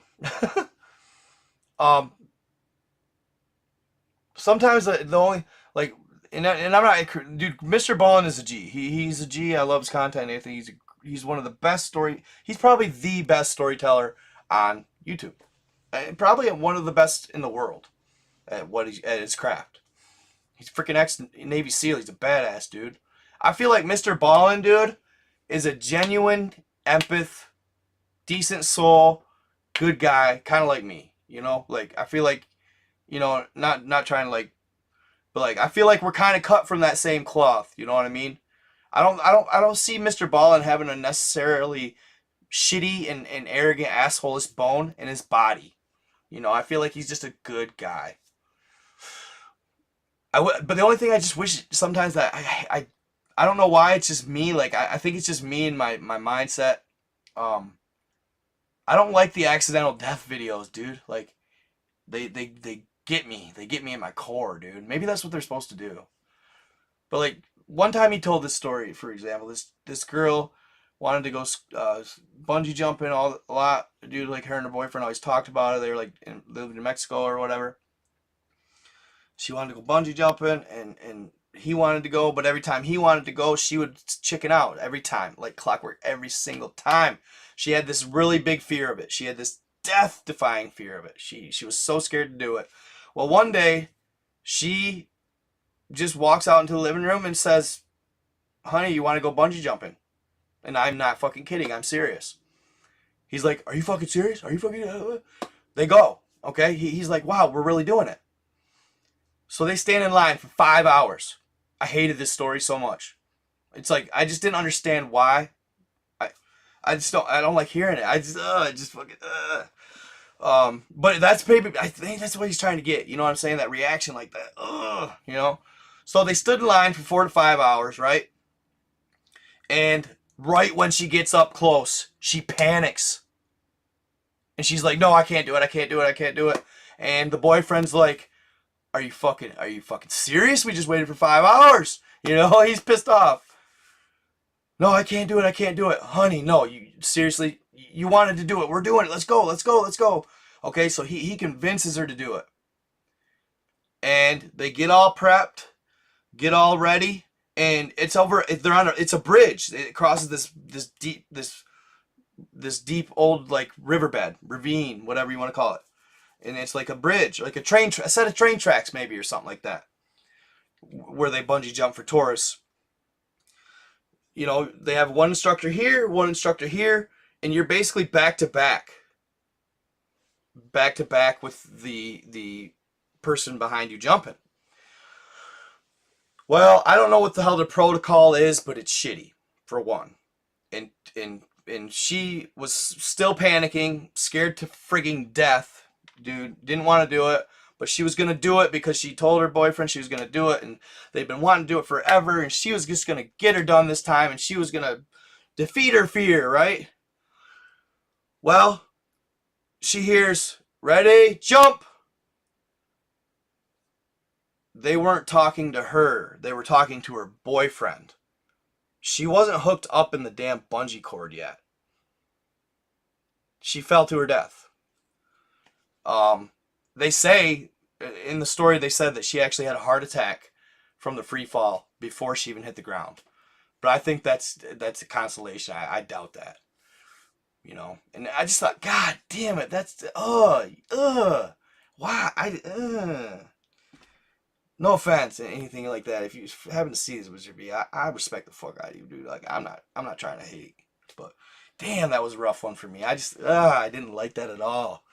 You know, she just graduated or something, dude. She had so much life ahead of her. She was pretty, like, going to college, like, when he told the story, he told it in that level of detail. Like, I just did a quick-ass fucking overview. Like, he was telling, you know, her life, what she was doing, where she went to school, what she done. I'm like, fuck, bro, that's morbid. That's too morbid for me, dude. That's cringe. That's fucking cringy shit right there. I just did not like it, bro. Like, man, dude, that hung with me, bro. That hung with me. And, yeah, I've had a hard time even, you know, like, I haven't really, dude, I don't watch a lot of people's content anyway, but, yeah, after that one, I have a hard time with it, man. Like, ugh. So I don't like the death stories, in other words. I think things like that, like accidental deaths and stuff like that, like, it's tragic, dude. You know, like, and of course, you know, at the end of that, of course, the boyfriend, you know, he ran down to the bottom of the freaking ravine, you know, freaking out, you know, he gets down there and she's fucking roached, dude. She's freaking out the orifice, is like bleeding and shit, like, fuck, dude, I'm not about that life, dude. I like giants and stuff, and dragons, okay? Keep me on the giants and dragons. So, did you guys vibe with that freaking UFO, the UFOs and the paintings, right?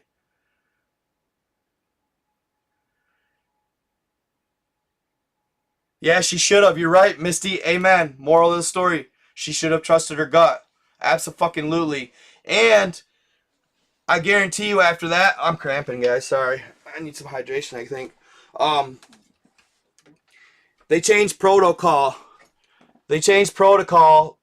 Maybe they, you know, both sides shouldn't be saying 1, 2, 3, jump, for fuck's sake. You know? For one, how the hell do you jump when you don't know you're harnessed in, for one? She was out, but she was a girl. She's a young girl, man. She's panicking, dude. She's like, I'm not even going to sit here and like...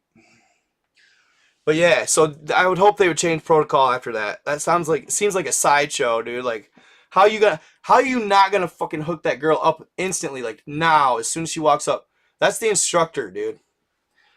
But yeah, that's true story too. He tells all true stories, which is cool, dude. He's done well for himself. I'm actually really impressed. Truly, Mr. Ballin was my inspiration, dude. Really was. When I seen him on TikTok, he inspired me to try and start creating, dude. And then I'll never forget it, and dude, and I still have the video on my TikTok to this day, and I can go find his comment. He commented on one of my videos when I was up and coming. I just started. It was one of the first ones I got to pop. It went for 4.5 milli. It was the soldiers encounters in Antarctica. 4.5 milli. And he did a scared face or something like that. The one, the screaming face, or like the boo face, like, oh. So yeah, he did that. I couldn't believe when he did, though. I was like, damn, no way, Mr. Ballin, dude, he commented on my shit. It was wild. Then he just straight up, dude, he straight up fucking just cold turkey TikTok, bro. And he will not touch TikTok to this day, bro. He won't even get on his account. He never posts nada. He's pissed. I know why. He was pissed. He's pissed. Peace out, guys. So, I better get back to content, guys. I just haven't seen you guys in so long. It's been nice to chop it up. I kind of consider you guys my friends at this point, you know? Like, I've found out, guys, friends, like, even if we haven't met, like, face to face, I look around me and I see people that are there's a lot of people out here that are lonely for friends. You know? Friends are hard to come by. They really are. And when I say friends, I mean friends. Like, I'm not talking about, half-hearted. I'm like talking about loyal, legit, decent friends. Like, my grandfather always used to say, if you end up having one best friend in life that you can truly, sincerely count on, and that you truly, sincerely, you love, he said that consider it a gift, because most people don't. Thanks, Simon Granados. Yeah, dude, I'm gonna start going live again too, more often. Like, I've been letting things distract me.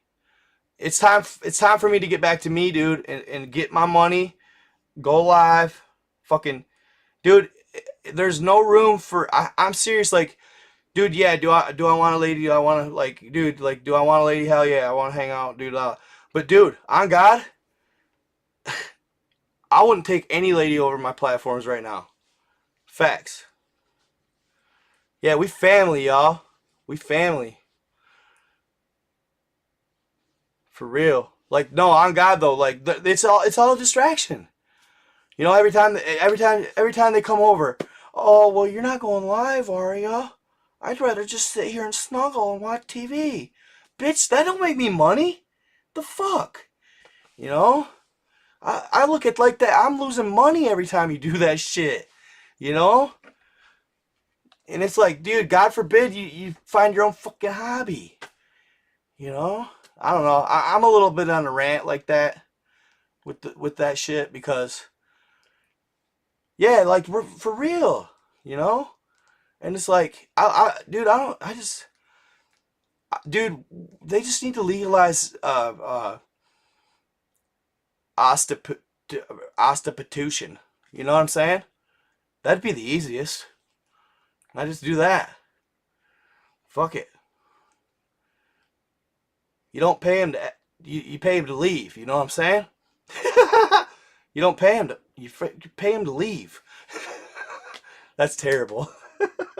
I saw that in a movie. I fucking love that line. Hold on, I am gonna go grab a water though.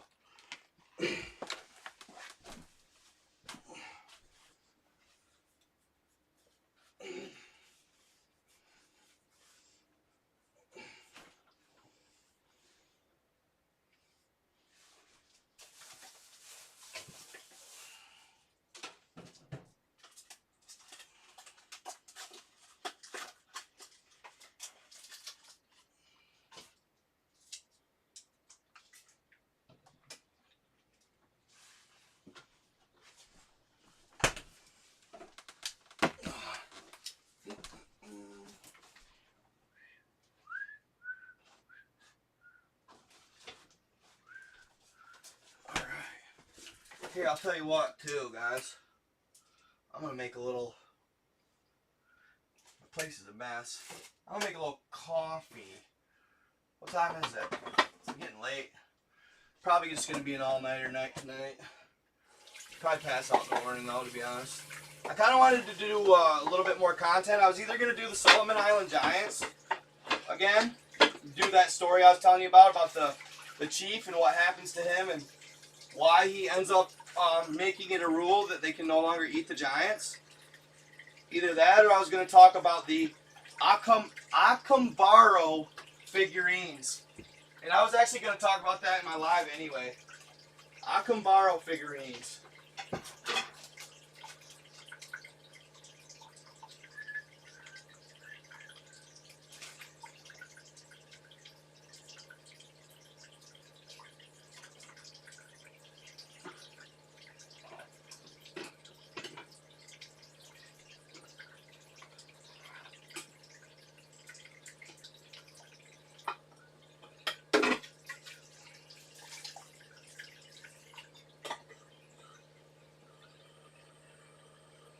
Almost done, guys. Come on, baby, go. Go, go, go.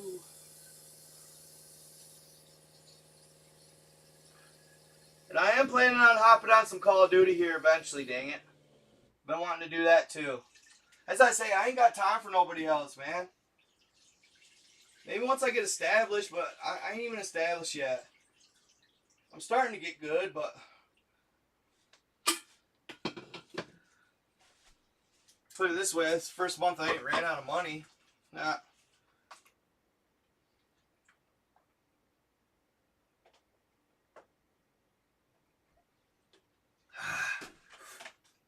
Yeah, I definitely need some water.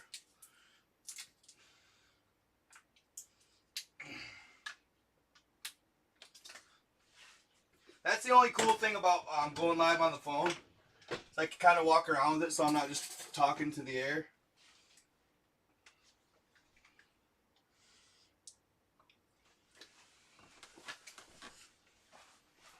Peaches? Peaches, anyone? Yeah, dude, I'm actually quite impressed. Now that you say that, Miss Powell.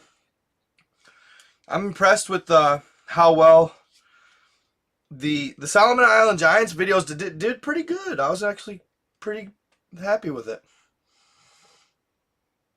Oh, you weren't insulting me there, Marcus, when you were calling me tinfoil hat? I apologize, bro, if I was being a dick. Yeah, thank you, thank you.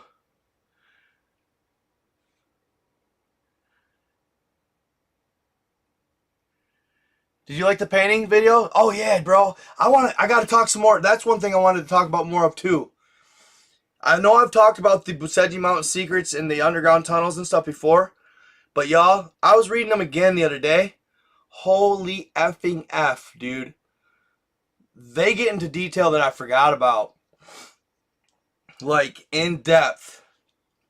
You need to listen to your friend Lori and Callie and talk to her friend who hangs out. What's she got? What kind of information? Is she gonna tell me some secrets?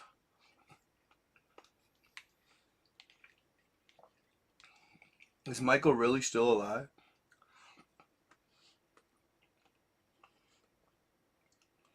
I do. I got a hat. I got hats. I got the one I'm wearing, which the logo's a little small. I just need to rework it. But actually, I kind of like it small. I kind of like it discreet like that. But yeah, I got fitted caps, bro. 3 different designs. I got this one, and then I got NG, and then I got NG with a halo over it or something like that. YouTube community. Is that really your name? I'm good. How are you?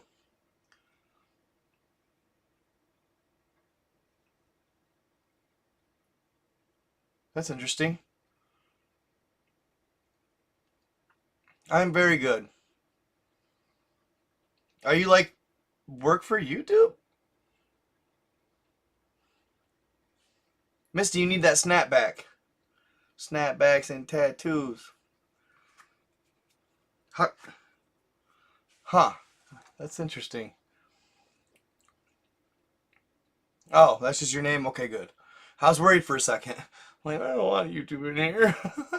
Even though they see my stuff.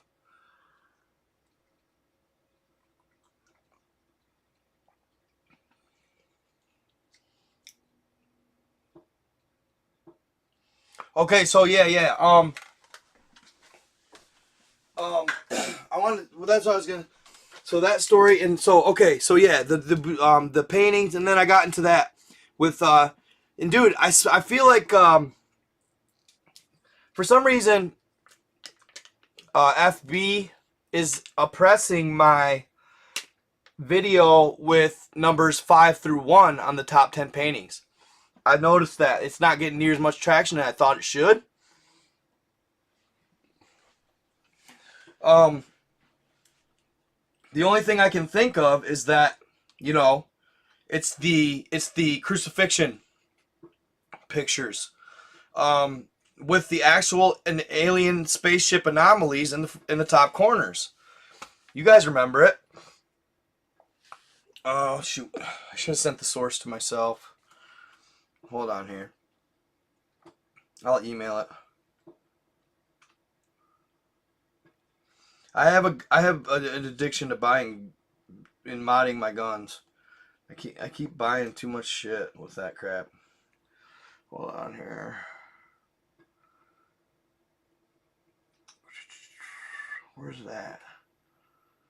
Top 10. Huh. Oh.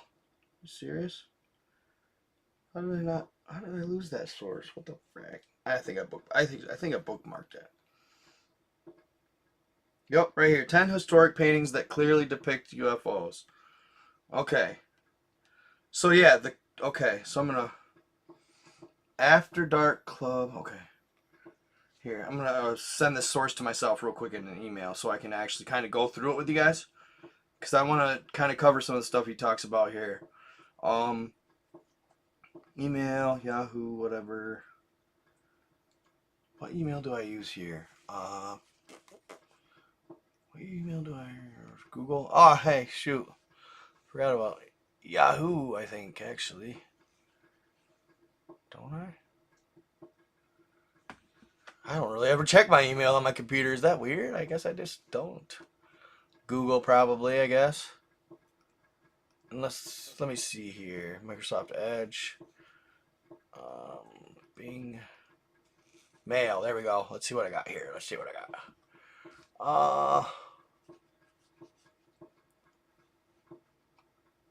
Outlook. Night God 87. Alright. That works.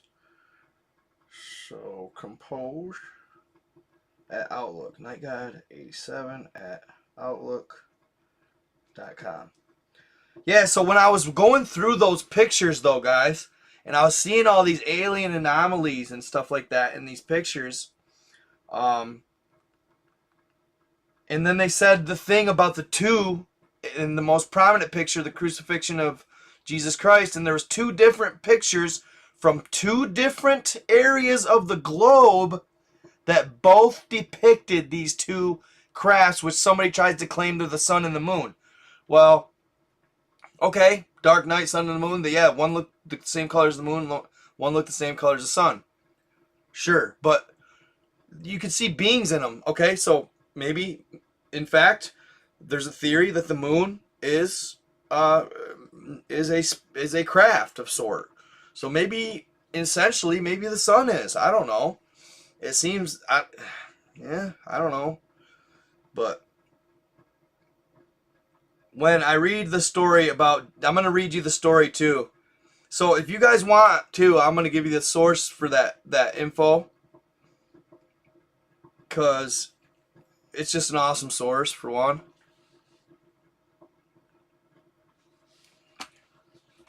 And everybody should have access to that info.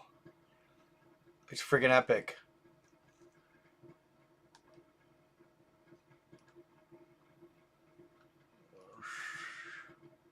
Did I not? What the fuck? Really, dude? Unread. Bruh. Maybe I didn't. Oh, shit. 2 Night God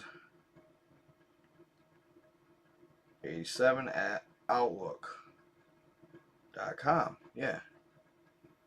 It should work. Paste. Send. Send. Alright, come on.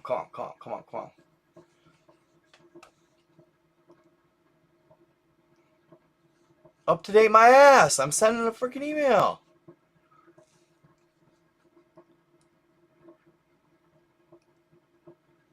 Fuck. Inbox, man.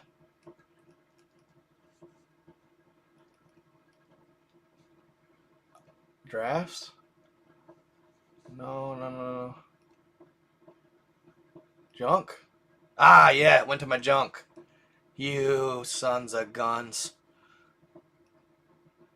It's like, I'm not going crazy, or am I?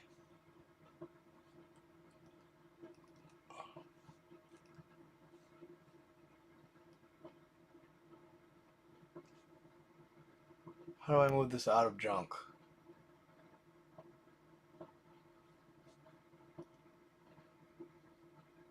Mark as not junk. Yeah. Now I got the link. Oh, fuck. I guess I can't click it. Open link. There we go. Dude. Sometimes Windows, dude, they be on some funky shit, man. I'm telling you. Sometimes Windows is just dumb. Like, I'm not even gonna lie.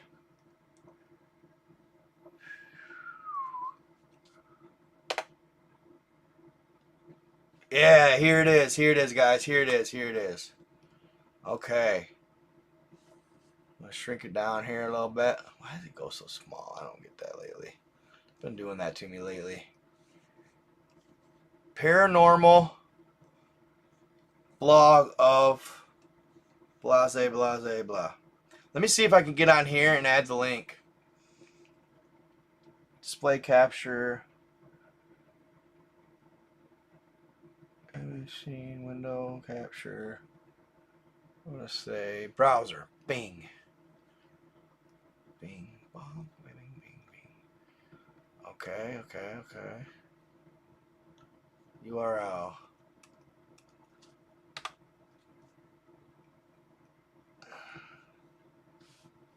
Yeah, right here, guys. Cool. Because I like to be able to see the chats. Alright. It's more or less the source I used, kind of, for the... Oops.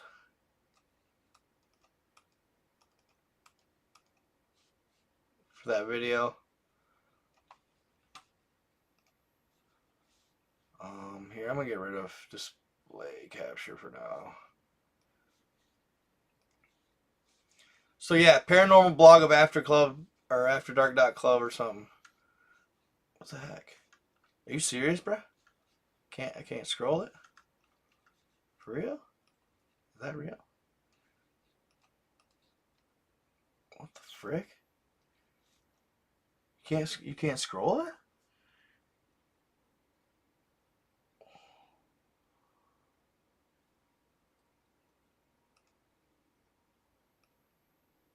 Oh, whatever. Advanced access to OBS. I don't know. Fuck it. Display capture it is. Sorry, guys. I don't know. Fuck. I figured I could keep it in OBS, but I can keep your guys' chat out there anyway. That's the only thing I don't like about Restream. That's the only flaw in Restream's chat capabilities. Yeah, it's cool they compile all the chats, but I cannot get this chat window. If I minimize OBS, this goes with it every time. And I'm pretty sure, I'm 99% sure there's no way around it. I've tried. There's no way around it, virtually none. To me, that's cheesy.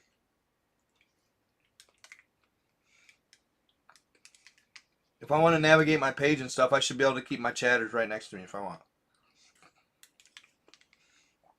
Not stuck in OBS. That's stupid.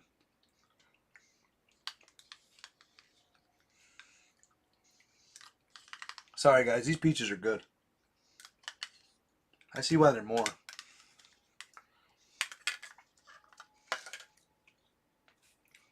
Also, hiddenfromhumanity.com. Hiddenfromhumanity.com. Read it and prepare to be mind blown. That's one of the greatest sources I've ever come across. And it was totally at random.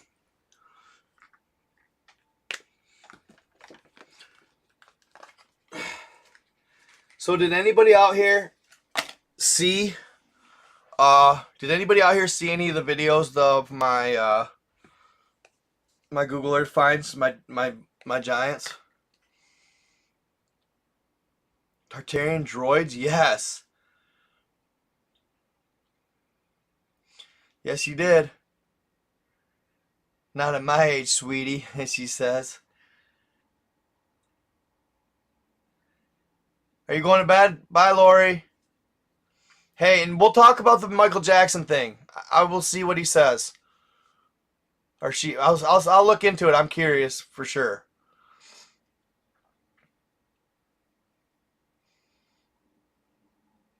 She said, "Laugh my fucking ass off, rolling on the floor, laughing."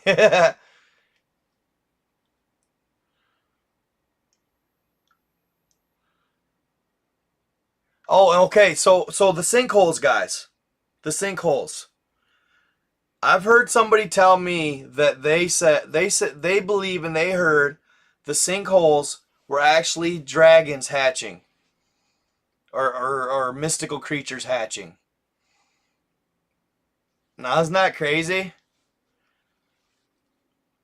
And they're just hatching and they're exiting the underground, more or less.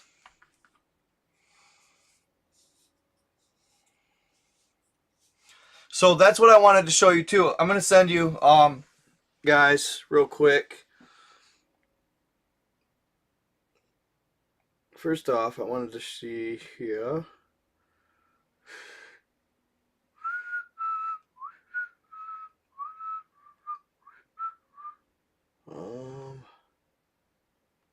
He does an okay video on it.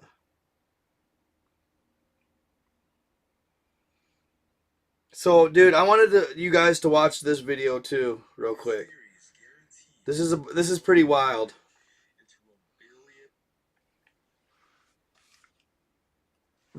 Dude, I have such a hard time with this theory, though.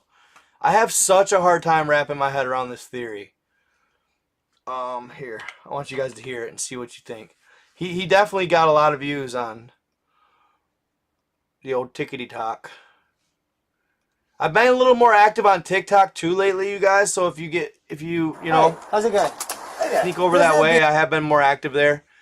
Cause, dude, on God, I just love being able to create with TikTok's setup. It's way easier. It's quicker. It's more user friendly. All of the above. Dude, these guys are freaking hilarious, dude. You watch these clowns dance. They're fucking hilarious. You get it too. Alright. And where you at, dude? Jack Harlow, he's the shit. This guy. This theory is guaranteed to blow. Oh, it's because it's in my headphones. You guys can hear it though pretty loud, can't you? Hold on. Let me know if it's too loud. I've turned it up quite a ways. So if it's too loud, let me know. Your mind into a billion little pieces. It's called the egg theory. And the egg theory is an attempt at answering two of life's hardest questions. Number one being, what is the meaning of life? And number two being, where do we go when we die? This theory was originally proposed by Andy Weir, who used a similar format to Plato's Socratic dialogue. And he tells the story of a man who dies in a car accident and is later introduced to the afterlife by a god. So I'm going to restart it for you guys real quick. This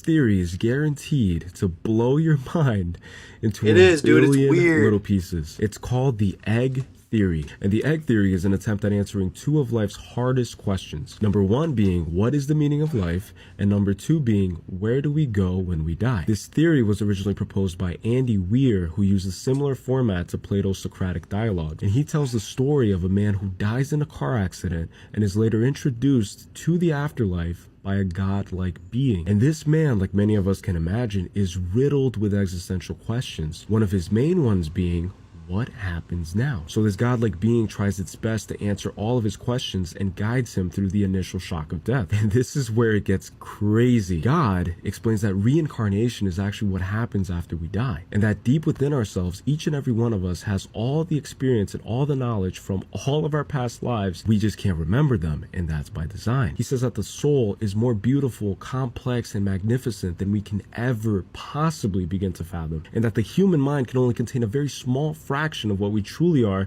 given the soul's infinite nature. He also explains that time as we know it is only perceived as linear because of the limited nature of our perceptive capabilities within the confines of this universe. So since we can get reincarnated to different points in time, becoming different people infinitely and simultaneously, when we interact with someone, we're technically interacting with ourselves, or at least with the fraction of our soul and consciousness that inhabits that person's body. So God then goes on to say that he invented and created the entire universe just for you, the person watching this right now, and that every person that has ever existed, every person that currently exists, and every person that will ever exist is nothing more than a fraction of your infinite soul and consciousness perpetuating itself infinitely through time and space. And that the true meaning of life is for you to grow and mature through these infinite reincarnations, and that once you have lived every human life throughout time, you will have developed and matured enough to finally be born as a god, meaning that the universe is nothing more than an egg and your only goal is to be hatched. This theory is guaranteed to blow your mind into a billion little pieces. It's called the egg theory, and the egg theory is an attempt at answering two of life's hardest. What'd you guys think of that? This just in, a frightening scene of a follow-home robbery in downtown LA. Surveillance cameras showing a car following the two victims. The two men. What makes you angry? What makes me horny? One more time. Lots of things. Of information you learned that now feels Whoa. almost. Why'd so many of those open, y'all? Odd.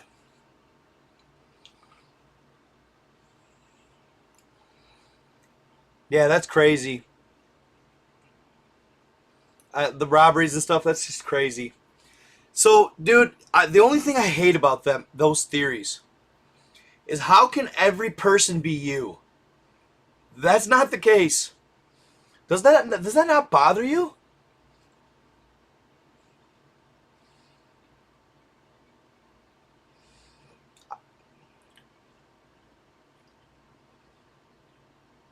Let's hatch together. What's 2CAD? What's CAD mean? Hold on. He's pretty intelligent. Seeming anyway. I've never talked But that's I've heard that theory before pretty much. I was born with a defect. I was actually born. I don't care, bro.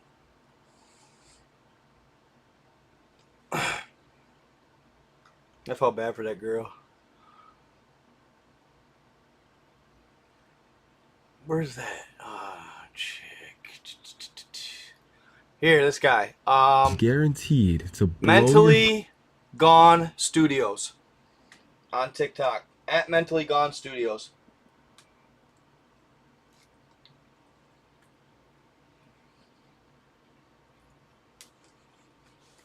Oh, that was only a week ago. mind.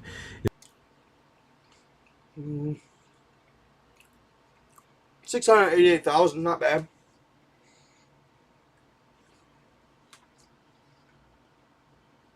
Yeah, know where I'm at or nothing. Just kidding. And I've taken such a long break on TikTok. Oh, I heard a rumor too, you guys.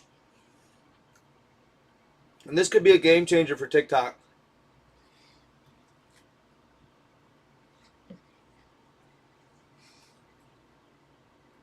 Rumor has it, TikTok is going to a 10-minute video option.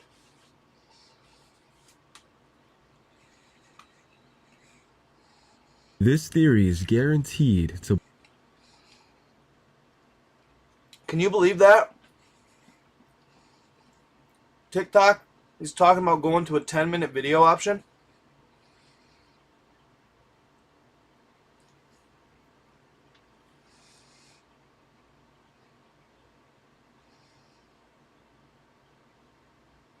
This crucifix is draining my energy? Why do you say that? Just curious. Why do you say that? I'm just curious. Dude, I hear everything. I hear all y'all out. I'm just curious.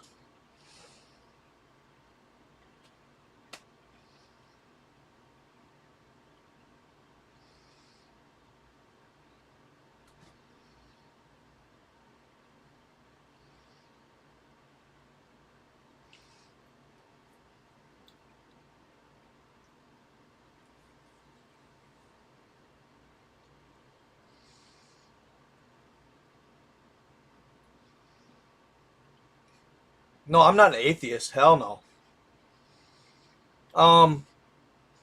Of course, there's ultimately an ultimate creator. Do you believe that that ultimate creator could be the mother nature or something, creator of all? Or what up, Snake?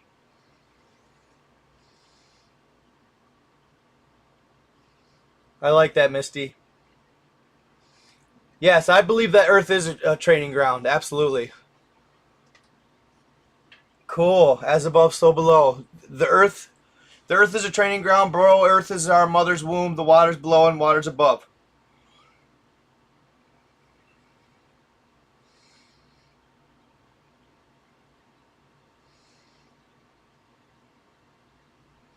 Yeah, it's not training me. Dude, honestly, I'm eating. I mean, is that weird or something? I guess it is kind of weird, but.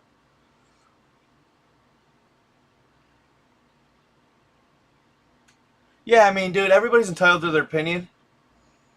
Um, but I will say, ultimately, um, I think atheism is a quick and easy cop out for most people, or that claim it. For most people that claim it, uh, because they don't want to face God, or they don't want to have that. They don't want to have that consciousness of like a God conscience as they're acting out life or doing what they do. They don't want to have to think that there is a God to answer to, and that they can do whatever. Not all atheists are bad people. I'm just saying, like, wouldn't you think life is like? To me, dude, like, I'm not the type of person who, when nobody's looking, does dirt. Cause, dude, I believe when nobody is looking, there is somebody looking. You know what I'm saying?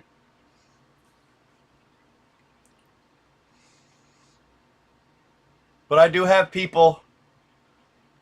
That. Yeah, I do. I have Cash App, and I got 87 Cash App.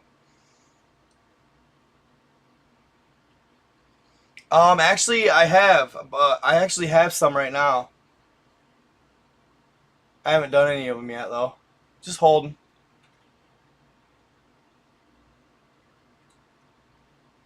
Yep. And every atheist ever, pretty much, I've heard this every time. Like, every known atheist, always asks or talks to God at least once on their deathbed.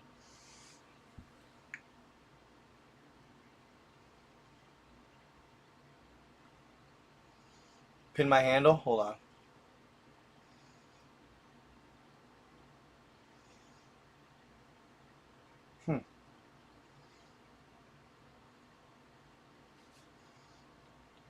I don't even know how to do that shit, really. Yeah, right? I know, right? I didn't like, that's the only thing I don't like about that. So, in your experience, you experience everybody's life? That's not true, dude. That don't make any sense at all. Maybe he could be talking maybe like Akashic Records type thing, maybe? Like we all do kind of experience and it gets put up to the database and then we can tap into that experience? I don't know. Night God 87. Just money sign Night God 87. Bro, that's funny you say that, Elizondo, bro. Yeah, bro, I need a gamer chair. Next paycheck. No doubt about it. Hashtag Night God 87. I'm pretty sure that's what it is. I gotta double check here. But no, I was finding good ones on Amazon for 100 to 120 is what the ones I'd want. I want to get a new desk too. Luckily, that's all right off. You should check out Voyager's 2 Halls of Amente. Is that a story or something, bro? Voyager's 2 Halls of Amente. Also, guys, I'd like to I do want to go through Hidden from Humanity a little bit and read a couple excerpts. Because, dude, you guys are going to love that shit. Voyagers. 2 Halls of Amenti. That's like the sphere of Amenti, right? That's supposedly the Ark of the Covenant. Some people say. Shit, I was glad to get my computer and shit upgraded.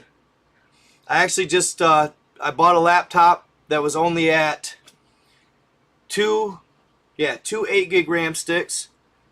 I went and bought 2 16 gigs, so now I'm running 32 gigs of RAM.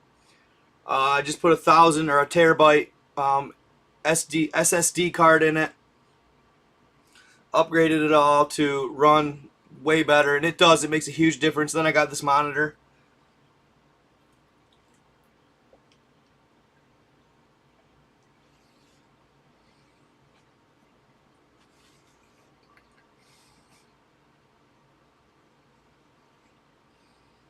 Know what one of my next purchases is gonna be?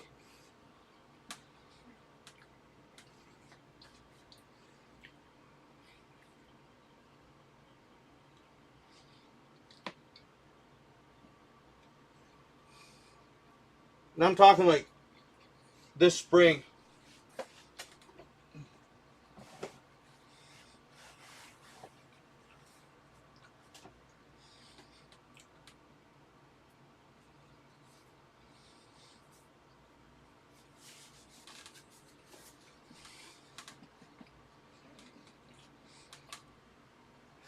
My eyes getting Mustang, bro. A 5.0 minimum. Not the newer bodies though. Not the brand new bodies, like the ones that are kind of like when the Challengers first came out. They have the older body style, but a little more modernized.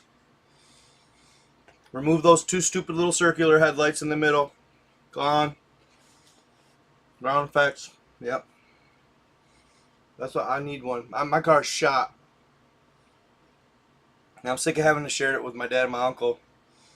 They fucking trash it, dude. They always have.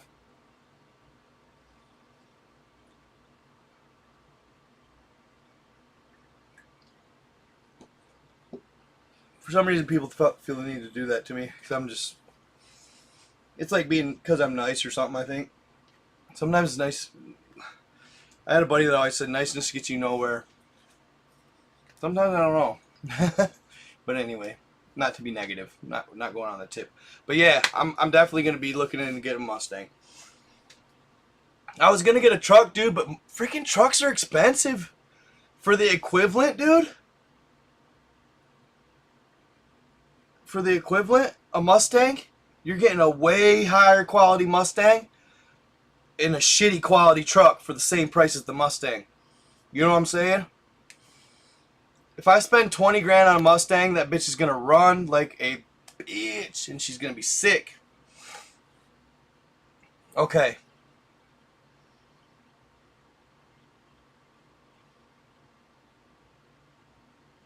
Okay. I'm gonna read some of I gotta read some of the hiddenfromhumanity.com to you guys.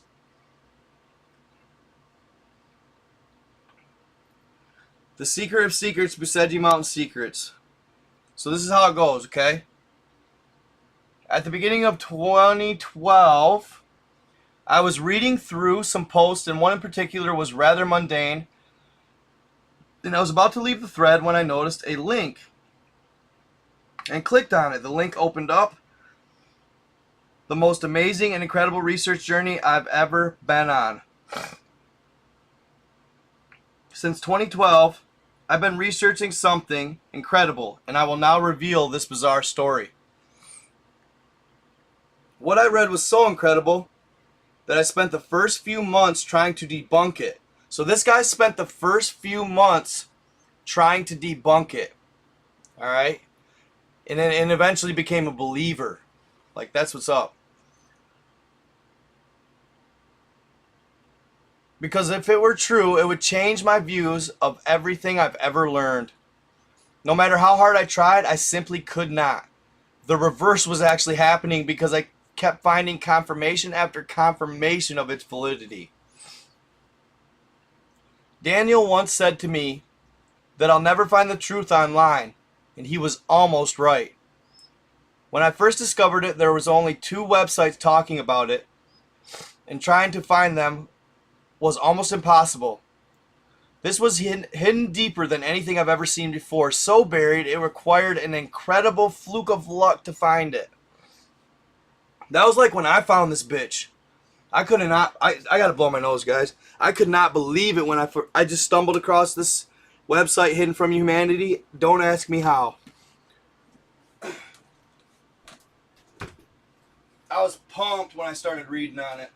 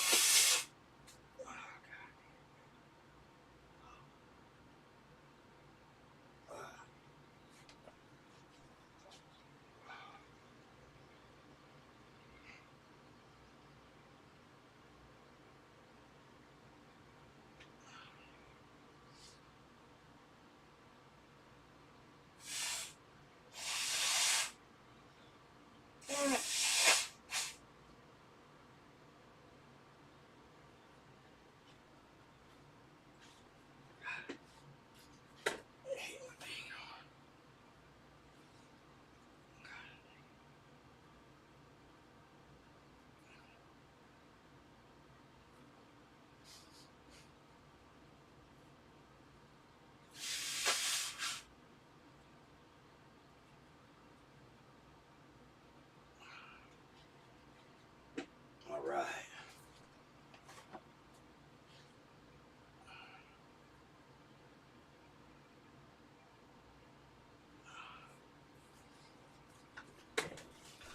You know what else I was thinking about doing this summer, guys? Do you guys think it'd be cool to like add haunted houses to my channel, or like exploring abandoned buildings? Yeah, I agree, Misty. To be honest, I agree. Like, I would love a truck. You know what I really want? I wanted a Ford off-road Raptor. But dude, do you realize how high trucks are right now? It's so stupid. And just wait, if somebody took you in a ride that actually knows how to drive a sports car, truck don't even compare. Not even close.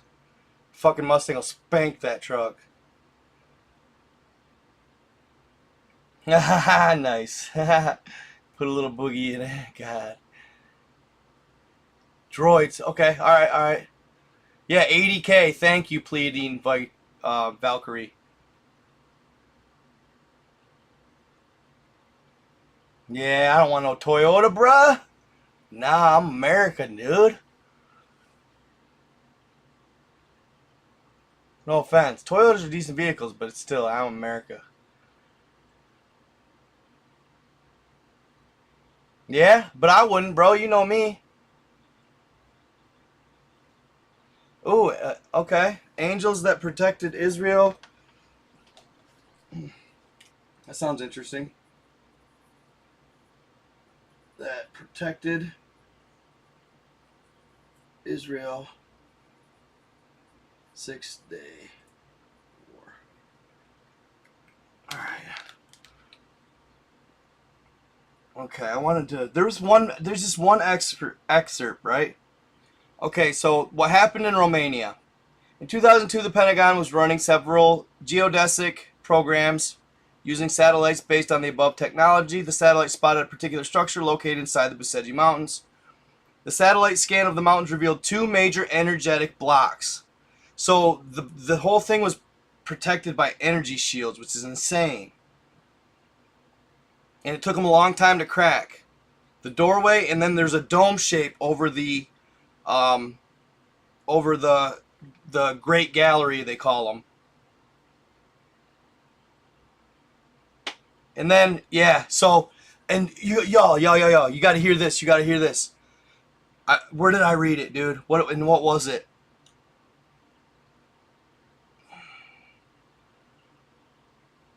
There was, oh, where is it? I think it, okay, hold on, I'll find it.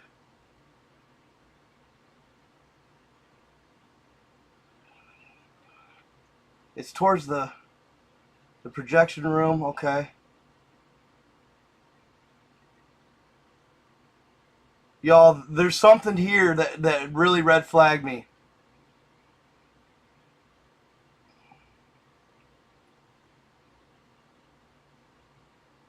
Oh, the tech. Right here.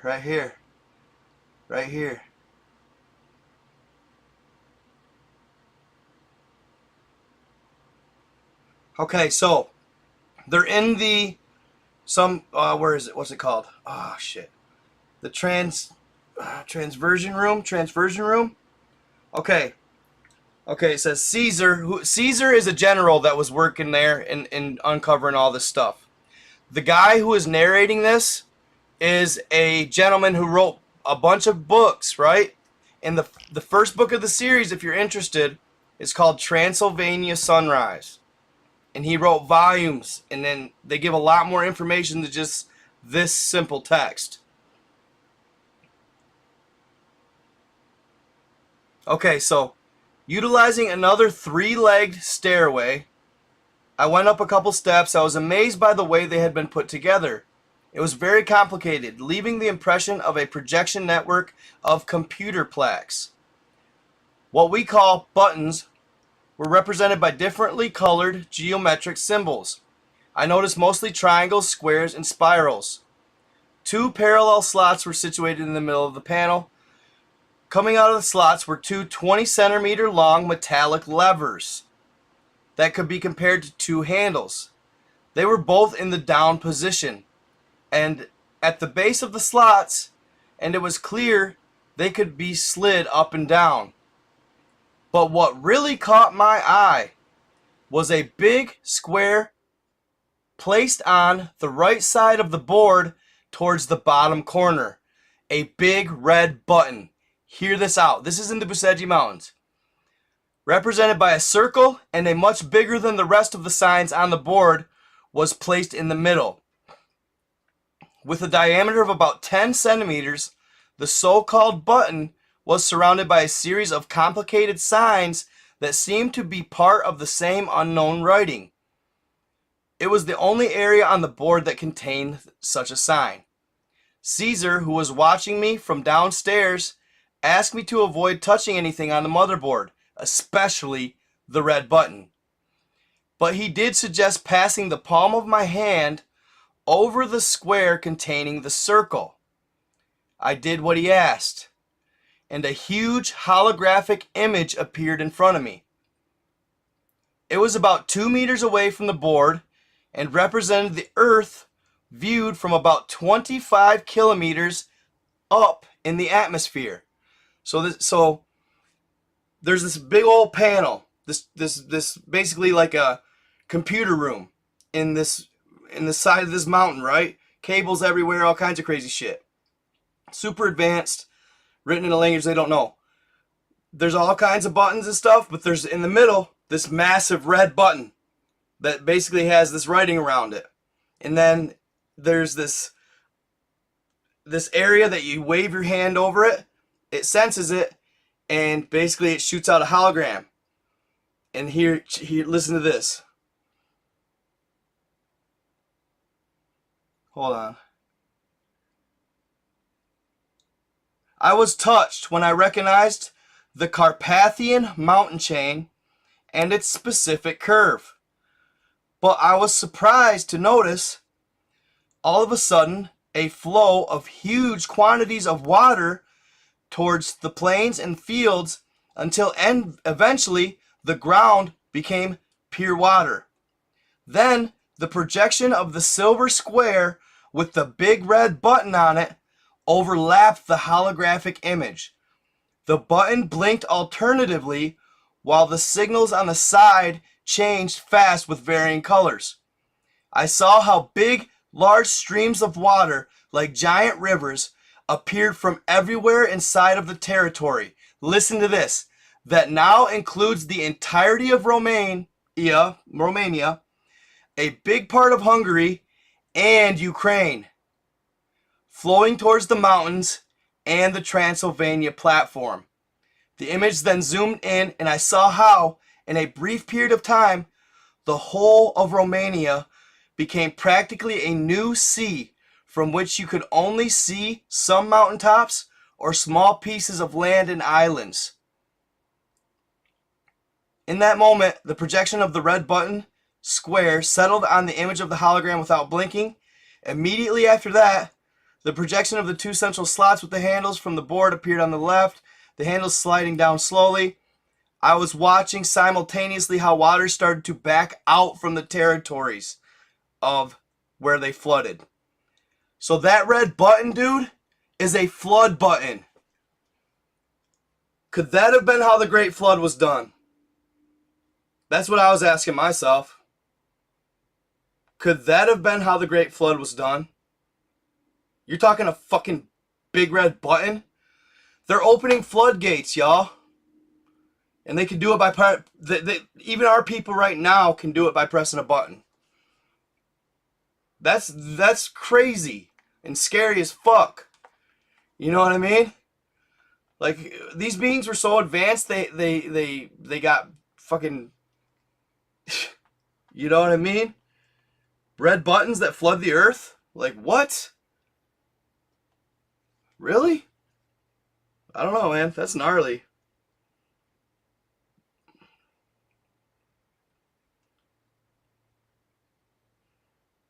I was simultaneously watching how the water started to back out from the territory. Strangely, they went south towards one point only. And I located that somewhere in the Redazat Mountain.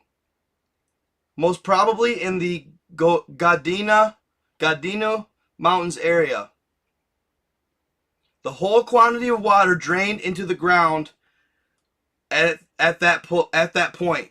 So all the water had one drain, and it was in some mountains in the Gadino Mountains area. Like, what? How the hell do you get it to do that? That's freaking mind-blowing. And you guys, that red button's still freaking active to this day. Like, probably right as we speak, they could push that bitch.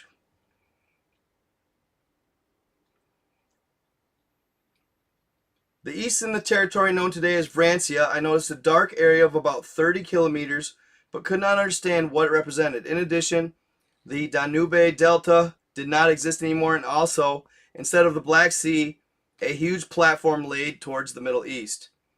In that moment, the holographic image disappeared, and suddenly as it appeared, astonished, I look at Caesar. They even left us the instruction booklet, didn't they? The procedure is similar for all the other buttons and commands on the board. But I particularly wanted to see what could happen when the red button was pushed.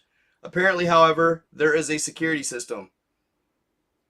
The research team has identified a series of 3 complicated steps that need to be completed before you can press that button.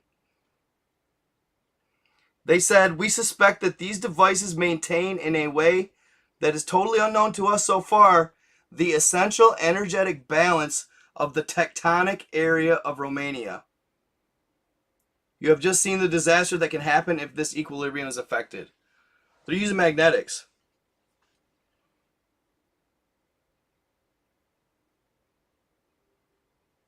I want to just read another one here real quick. I talked to you guys about the monoatomic gold, right? They found monoatomic gold in there too. Make you live 1,000 years.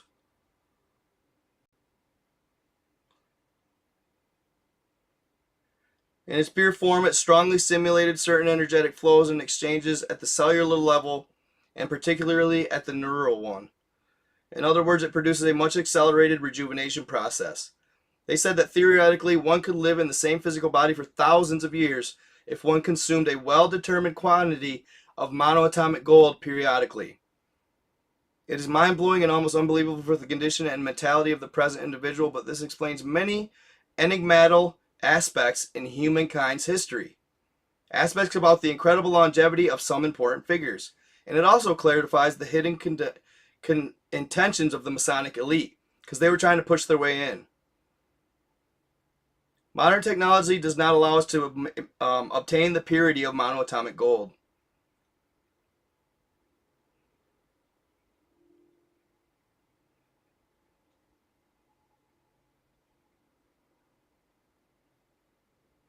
Okay. Although it was a brief rendition of... Okay, so I then witnessed a huge hologram with moving elements projected from the slot of the dome. I quickly understood these projections were main aspects of the extremely ancient past of humanity. Although it was a brief rendition of the ancient past, it included information concerning the hidden origin of mankind. I clearly realized the mistake of Darwin's theory of evolution. Its fundamental error was not the enforced idea, but the ignorance behind it. Precise elements happened on Earth so long ago, elements that I saw rendered in an exceptionally intelligently profound intuitive synthesis. My legs sank under me with emotion, and I kneeled as I watched the true images of the most important event in mankind's history, including its real origin, which creates so many disputes to this day. Unfortunately, I was not allowed to write in this book certain essential aspects of our planet's past that I had watched in a compact version. These events were rendered exactly the way they happened tens and hundreds of thousands of years before. This was the condition Caesar asked me to keep in order to respect the terms of the top secret mutual agreement between Romania and the U.S. I honestly confess that, according to my judgment, 90% of what officially is known today on the history of humankind is fake and fabricated. It is truly unbelievable that what is considered to have really happened is mostly a lie. On the other hand, listen to this, guys. On the other hand, the myths and legends that fill the storybooks, considered by most people to be a product of bubbly imagination, are almost true in all aspects. Boom! And I got 333 in the building. I need to learn a gang sign for my shit. Yeah, you know what I'm saying? We've all been saying that, have we not? We've all been saying that, have we not? You know what I mean? Everything is, they've taught us at this point, all is whatever. You know what I'm saying? The myths and legends, listen to them. Listen to them. You know? You know? Everything exists. Sure, everything.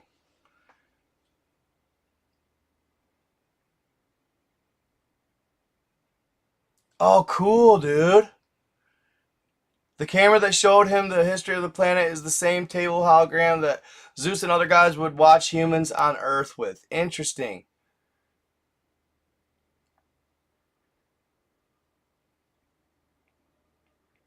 I like an Oscar slap. I know, dude. I would love, love, love to get into the Vatican's archives. Lore, aka folklore, aka mythology, is more real than the lies we are told. Absolutely. Replying to Margaret Mary Johnson, Dark Ages was where... Wait. I can't find it. Ah, whatever. The Men in Black been trying to tell that damn dragon is swamp gas. Gang, gang in the house. You know it. Gang, gang. Hey, I'm going to start going live again more too, for real. The Fatima secret. 70,000 people saw a UFO. Okay. Alright, so this strange inversion has caused many problems and disputes between people throughout time. The majority of archaeologists and researchers' ideas and suppositions are wrong, even though various proofs are sometimes so obvious that they should change their misled opinions. Some of their fantasies, such as the hilarious theory, listen to this, bro. Some of their fantasies, such as the hilarious theory of the dinosaurs' disappearance 65 million years ago, or considering that the old continents of Atlantis and Lemuria are a myth, are now completely shattered, because I saw very clearly, then and there, how things really happened. But for many researchers, it is probably more comfortable to soundly sleep instead of accepting the challenge of the unknown and admitting their limits. Bro, we've been dating dinosaur bones wrong as frick, dude. Bet. Dinosaurs they're arguably the same age as us. I don't think we are absolutely they're any earlier than we are. I think we've been coexisting with dinosaurs since they got here and we got here, bro. We've been riding them and all that shit. We've been freaking triceratopsing and freaking battling with them and all kinds of shit. What happened was, most likely, man killed them off. That's probably what you'd find out. This is always for entertainment purposes only. Anything you say will not be used against you in the court of creating. Yeah, there is. Absolutely. I video one the other day. They're so wrong about the carbon dating. They have no fucking clue. And that's why, dude, it always cracks me up when people are like, oh, you're not even a scientist. No, but I'm a fringe free thinker who knows more than them about the reality of our planet. Like, come on. I didn't even go to school for this shit, dude. I could believe that, Bill Young. Giants may have had a hand in the death of it. Yep. You guys are too. You guys are above average level thinkers, because anybody who vibes with my content, I feel, if you truly genuinely dislike my content, it's because you're scared of the truth. A1, and you can't wrap your head around the veracity of it,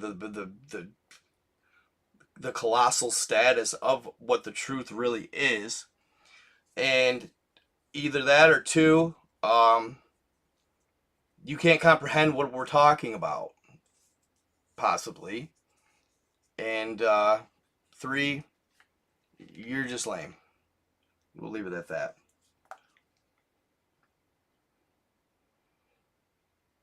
Okay, hold on. From time to time, the holographic projection held the image of the event when an important moment in time was reached. In the background, the map of the sky could be seen, and the positions of the main stars and constellations of that time were marked. Caesar explained that the stars proved to be a simple method of historical determination. All that the savants needed to do was then overlap the positions of those stars on their actual ones, and thus ascertain the periods of time when those actually happened. The problem was that the time period covered by the holograms was huge, several 100,000 years. The Earth's precession cycle of 25,920 years brings the constellations in their relative position to our planet to the same spot at periods of time that are multiples of 26,000. The key was to follow the holographic projection from the beginning to the end and then calculate how many Platonic years of approximately 26,000 years each are thus marked out. For example, we could draw the conclusion that Bucegi was created 50 to 55,000 years ago because of the image of the Great Gallery. The lessons were easy and yet extremely upsetting due to their content. I saw the truth about the Egyptian civilization and the way the big Egyptian structures were built. Truth that is totally different from the stupidities claimed today by Egyptologists.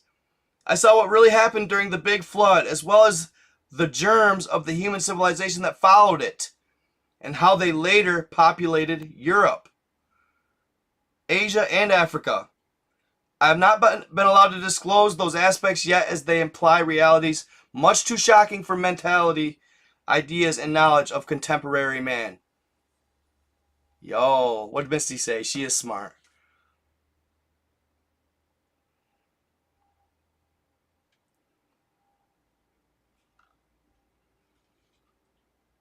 There is no spoon. Absolutely. Wow.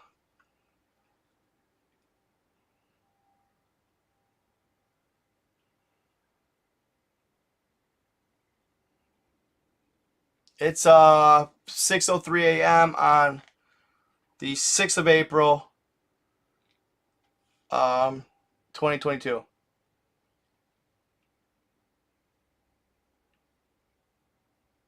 Yeah, I just can't understand why they're so against it. I don't understand that yet. April 6th.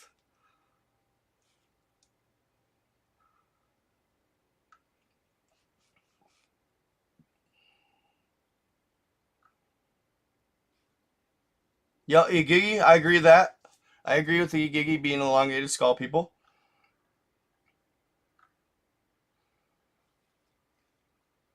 Yes, we must. Grandma Keel. Absolutely.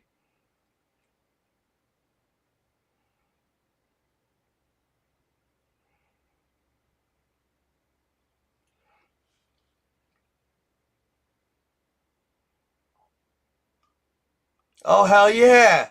Good shit, Orenzario. There's truth in Fred Flintstone riding one as a way of clearing rubble. Good point. Thank you, Killer B. Boom shakalaka. Cryptozoology, absolutely. Yeah, don't press that damn button. Dinosaur destruction derbies.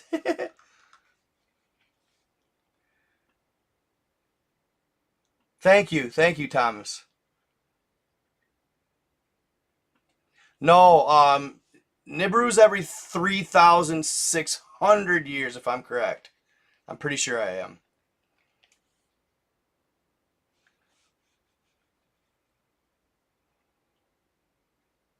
I've been hearing that. So, dude, I told you guys I got hit up by somebody that was supposedly claiming to be somebody.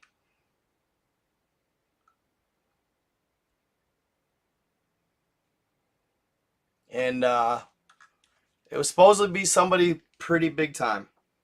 I don't know if it's true, though. Could be somebody just trolling me. Oh, what the frick, dude?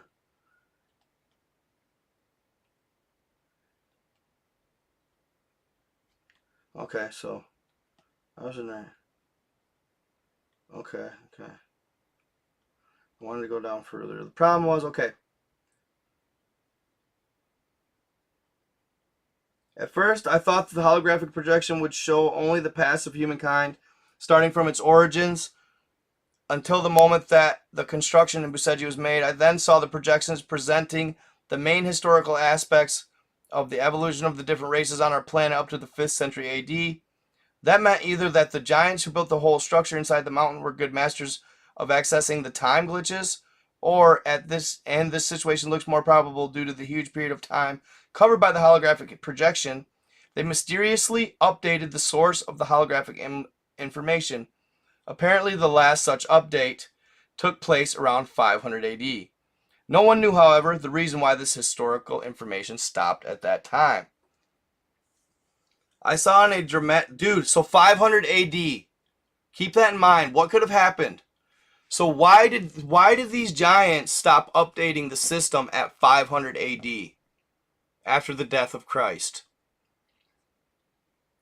Could that have been a major cataclysmic event or a major, who knows what, pandemic? I mean, they obviously, you can look online and they'll say, but could that have been when the whole dinosaurs thing, extinction went on, or what, alien invasion, what,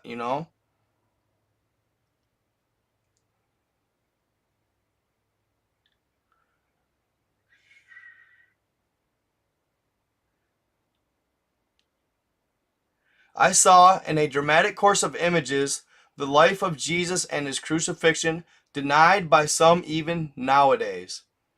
I have to say that a lot of amazing things happened then, things that are much more astonishing than what the Gospels present. The projections also revealed many of the persons who attended the crucifixion of Jesus on the hill. People who were not from that time, but who came there from other historical periods. Those human beings who had the same clothes as the Jewish people present there had totally different features of their face, and that was the reason they were hiding their face under the flow of cloths. Interesting. Time travelers at Jesus' crucifixion. The hologram also sequentially presented the lives and spiritual missions of certain exceptional persons who truly proved to possess amazing divine gifts. These persons were from the ancient past.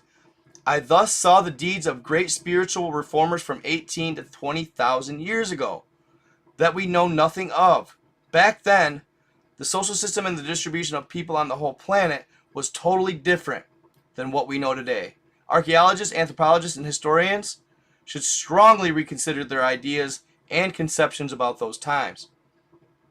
So magic is real. Yee. There were so many elements that I witnessed, and they were presented in such a compact manner that I surely would require hundreds of pages to give an appropriate description. Still, the holographic projection lasted an hour and a half only. The 2 officers who were protecting the room and the 6 soldiers who were standing at the entrance of the tunnels were all astonished as they watched the images, even if it was not their first time they had watched them. After the hologram disappeared, I remained still. Okay.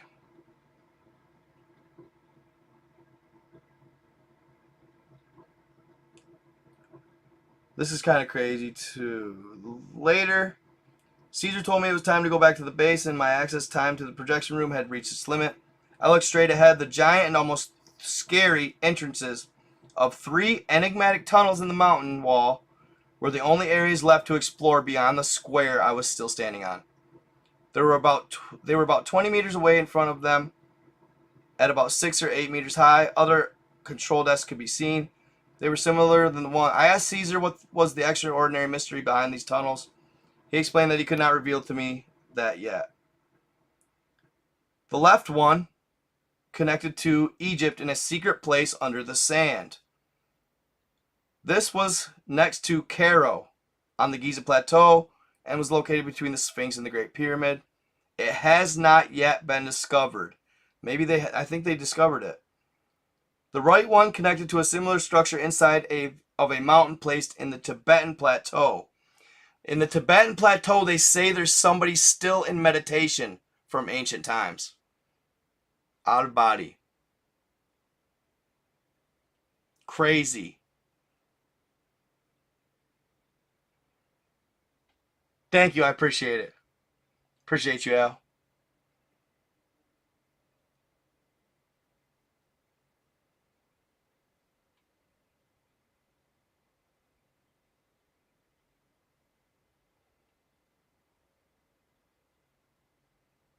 Dude, I'm gonna get a Mustang, bro.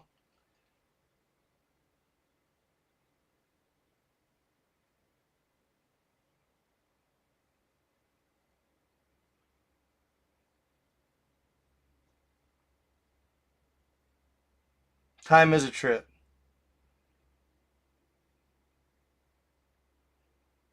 No, of course. No, no way, Grandma. Hell no. Wait till you hear the story, dude. Jesus was a badass.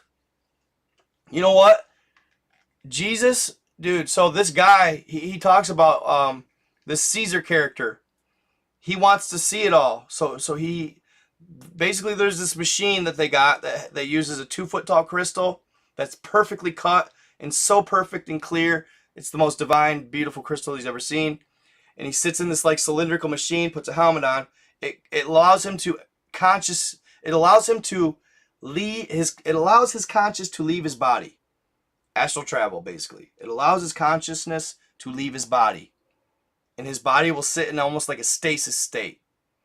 And he will be able to travel back in time and forward in time.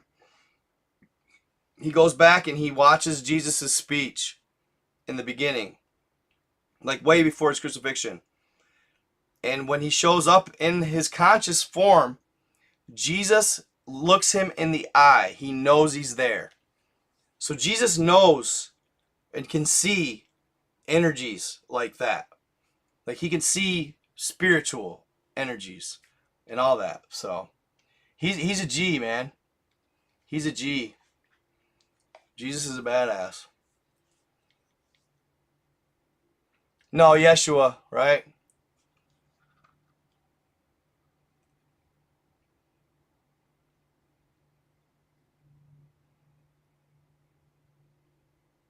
Nice. See, that's about what I'd like right there, Old Smoky. Supercharged GT. Hell yeah. That bitch would run. Yahawahayashayai. Really? What up, Adam Langdon? I love it, dude. It's gonna be sick. Hey, I like the dude. I was actually that was my second runner up. Old Smoke. Dodge Challenger. I love the way they look. They just look sick. Yeah, he looked right at him as soon as he showed up. Like, acknowledged his presence. He could see him there.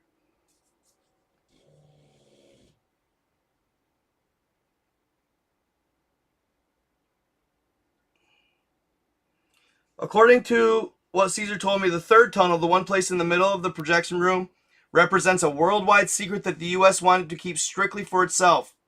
At that moment, neither Caesar nor General Obede knew any new elements of the Romanian-American discussion. It was, however, obvious that the exchange was advantageous for both sides. Knowing the Masons' terrible political influence and Signor Massini's relations with the political structures of the two countries, we could suspect that there would be a gradual attempt to take over the control of the base by factors that were exterior to the interests of our government, meaning the Illuminati.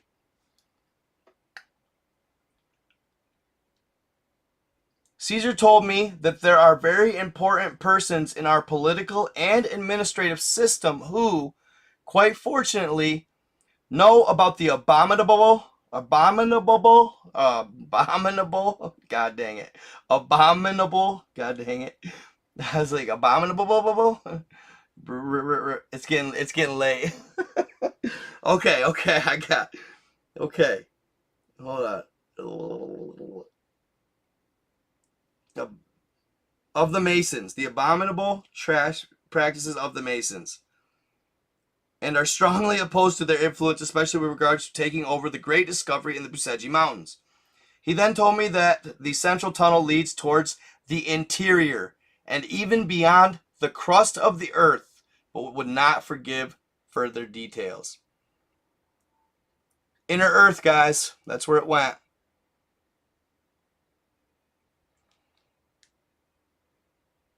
Tunnel under the Sphinx. Confirmation of the stories. Tunnels under the Sphinx.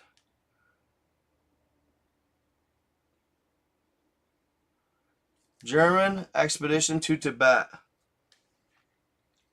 I should have just opened this on the here, guys. I don't know why I didn't open this right here. That's freaking silly of me. Am I stupid or something? Alright. I want to show you guys the pictures. Hiddenfromhumanity.com. Boom. Continue. Alright, so this is kind of what the layout looks like. This is the whole thing, guys. Read full story and all my evidence so far. Like, here's sections of this page. This guy just did an independent research on it. The 4 primary tunnels and further subtunnels that lead to deep underground places which you never heard. Huge rooms with tables and stone chairs of people much taller. 50,000 near the Sphinx in Egypt, Baghdad, Mount Kailash in Tibet, and Bucegi Mountains in Romania. The inner tunnels lead to a secret world under the Gobi Plateau in Mongolia, and most importantly, to Antarctica.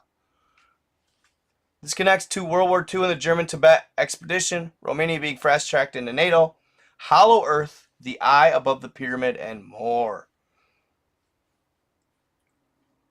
See, look at the illustrations and stuff. This is the Bucegi Mountains. But these are how the rooms look. And there's your little energy field in the dotted lines. Does that not look in the same shape as like a dome, like a flat earth dome, kind of? I'm just saying, it doesn't mean anything. I'm just throwing it out there. Many believe that the war in Iraq was based on getting one of these projection rooms out of the hands of Hussein. They were worried he was going to fuck it up for us with Inner Earth. So here's your energy shield. People were like having instant heart attacks. The hall from the inside of the mountain, that includes the projection hall. Dude, why wasn't this shared at all? This was totally kept under wraps. So here's your other room here. Filmy semi-cylinder that contains devices designed for amplifying thought energy. Devices whose functions have not been identified. Interesting. These little wispy thingies. Interesting. The holographic projection dome that displays images from mankind's history. Cool. You're right, Drizzy. Same type of thing. Golden yellow surface of the square. Then you got Tibet, Egypt, Inner Earth. Huh. Yeah, I recommend this read, guys. Yeah, dude, this was actually played in Romania. I got it translated. Unde trăiesc aceștia? Cum au reușit să-și mascheze tunelurile în care locuiesc și mai ales unde sunt aceste tuneluri aflați la acces direct? Urmăriți un material.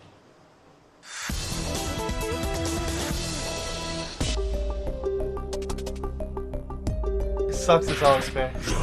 Uriaș în munții Bucegi. În 2002. I don't even begin to know to speak that. And they got a death threat after that. Yeah, look at video no longer available due to a copyright claim from Bashar Communication. Yep. They say the film Prometheus is based off of the Bucegi Mountains. And that they have that's an old Sphinx right there. This is an old Sphinx. It's actually still there on the Bucegi Mountains. And then they have this on the film Prometheus. I've never seen Prometheus. I guess I need to watch it.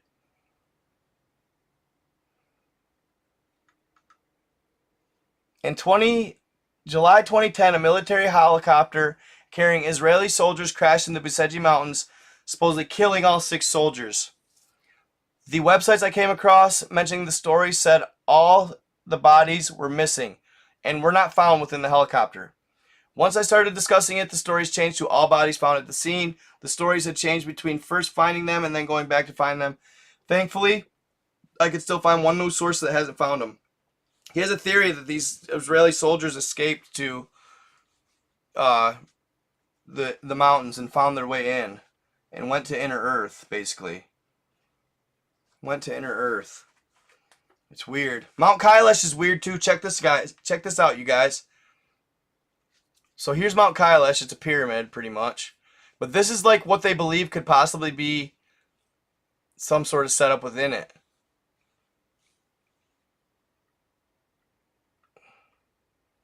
And then, like, look at these beings, y'all. him right here. And look at, they're all just chilling in meditation. So these two lakes, they believe somebody, I don't know, man. Like, look at this thing. Ugh. Look at that. Got multiple arms. Crazy stuff.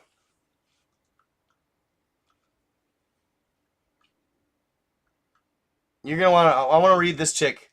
Madam Helena Petrovna Blavatsky. She's renowned. She's very renowned. Blavatsky, the famous psychic and occultist who founded the secret Theosophical Society during Hitler's rule, claimed to have had contact through psychic means with the Brotherhood of the Mahatmas, a group of ethereal beings who purported to run the world from their Tibetan headquarters.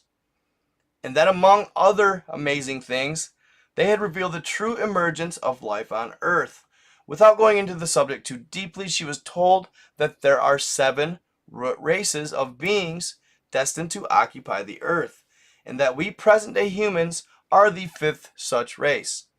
After us, there are still 2 more yet to come. Apparently, the 6th will evolve out of us and go back to occupy Lemuria. Then the 7th and final root race will leave this planet altogether and start over again on another planet.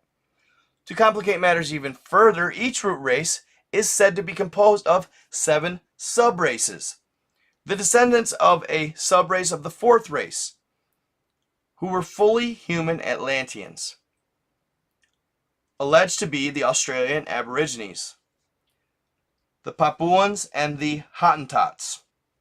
Interesting.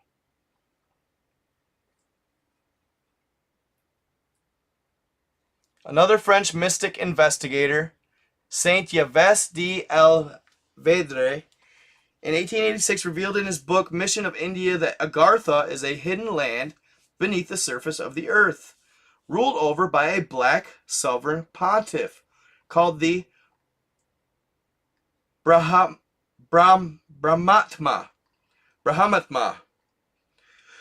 He goes on to say that the realm was shifted underground at 3200 BC at the beginning of the Kali Yuga, or Golden Age. Wow, that's actually the beginning of the Golden Age, 3200 BC. Interesting. And that Agartha has known technology such as artificial lighting, mechanized transport, and even air travel, far in advance of our own modern tech, for millennia. Periodically, Agartha sends emissaries to the upper world, about which it keeps astonishingly well informed. Agartha also has huge libraries which enshrine the whole wisdom of the ages. Many great secrets lie there regarding many esoteric and spiritual subjects, including amazing skills and abilities long forgotten by those who dwell on the surface today. Jocelyn Godwin's absorbing book, Arctos, the Polar Myth. His book bears a great resemblance to Bulwer Lytton's book, The Coming Race. I wanted to read that, The Coming Race, which also tells of an underground world of high-tech beings possessed of that mysterious virile energy force. Or, you know what that is, Dre.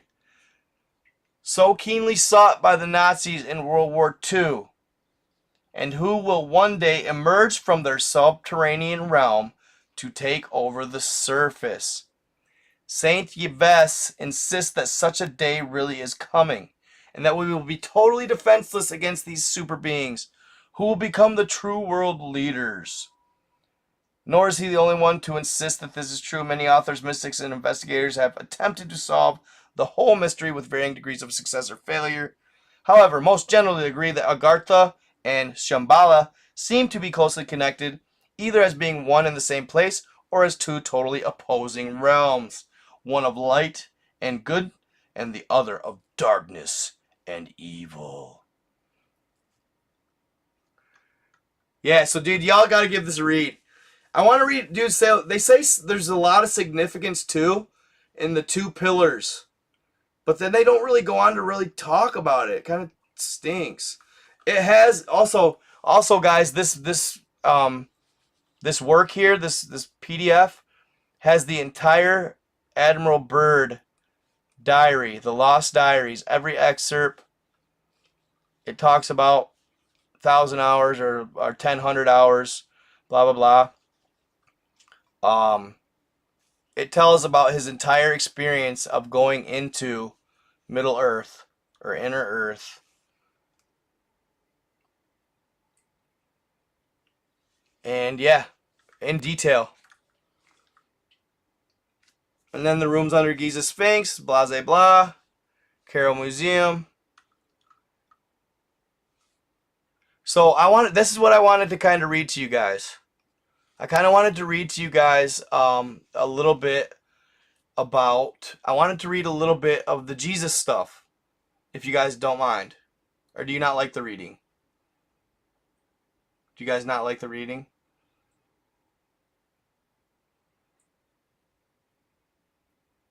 No, we don't pass judgment here. If we pass judgment here, we kick them out. I don't care what you think or believe. I don't. Alright, cool. Alright, I just didn't want to, because, you know, with the chat being over here, I can't really, I mean, here, maybe I'll just drag, oh, look at that, I got YouTube's all maxed out over here. Yeah, I'll put it right there. No, yeah, this is a really, really interesting, little bit here. So I'm going to X that out. I need to shut some of this crap down. Bing, bing, bing, bing. Killer Control Center, bing. Alright, we're here. This is where we need to be. Okay. Here, hold on real. Oh, yeah, that's what I need. We're just going to do a quick, no, I'm not taping this chair. Get out of here.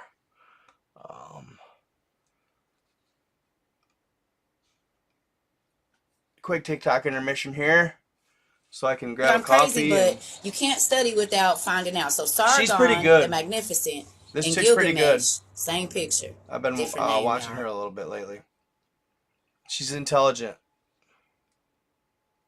Starting to get a nice little following going. Speaking of, have you been trying, Misty? Guys, I'm literally shitting my pants. Full blown shit in the. I read somewhere that What was your worst time? Yes, hello. I want to talk about the Well of Hell. Not to be confused with the Gates of Hell in Turkmenistan, which is also called the Darvaza Gap. If you're on TikTok cool. Live, this had a lot of views. Yes, hello.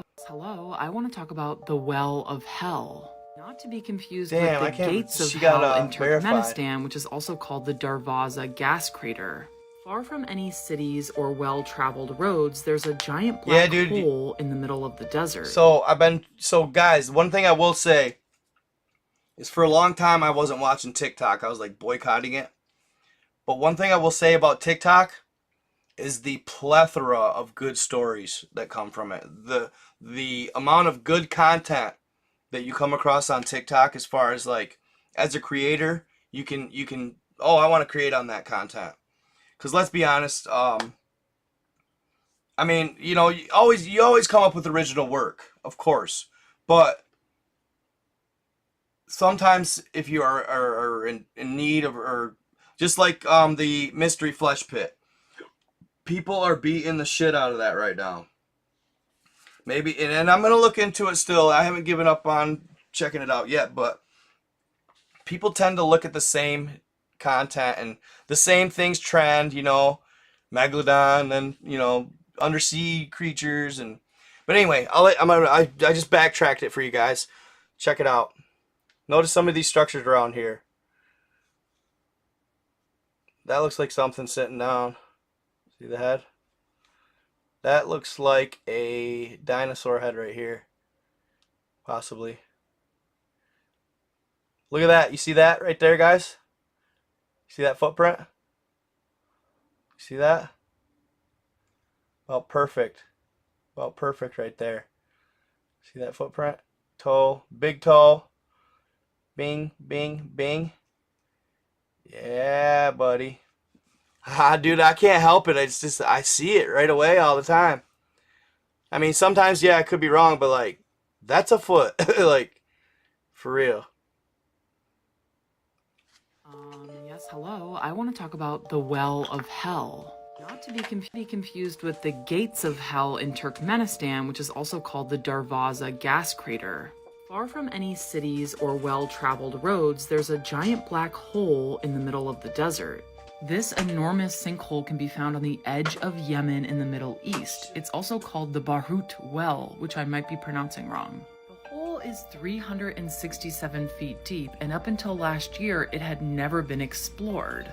Local legend states that the Well of Barut is a prison for uncontrollable jinn. A jinn is a shape-shifting spirit, or a genie, or a supernatural creature from pre-Islamic Arabia. According to legend, a jinn will claim the head of anyone brave or foolish enough to descend to the bottom of the well. However, the Omani cave exploration team made it safely to the bottom and were able to explore the strange alien landscape at the bottom.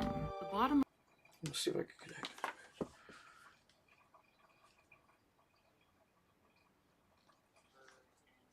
Yes. So when I walk away, I can hear it for you guys. What? Those are cool looking.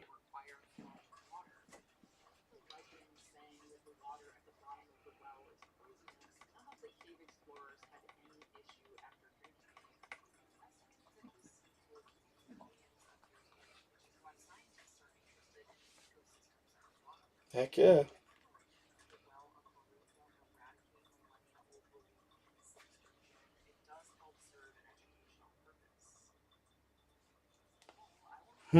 Interesting.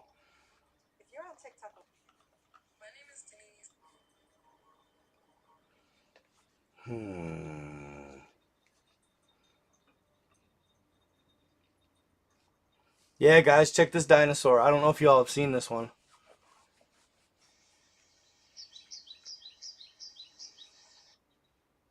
God, that's loud.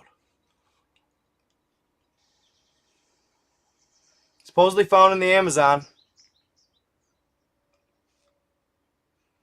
That, I mean, I don't know how much more real it gets than that. I mean, that looks like seriously legit rotted ass corpse. False wear of the feathers, like people know. God. You guys see? Dude, this should have went viral as hell. Even if it was a little, who knows?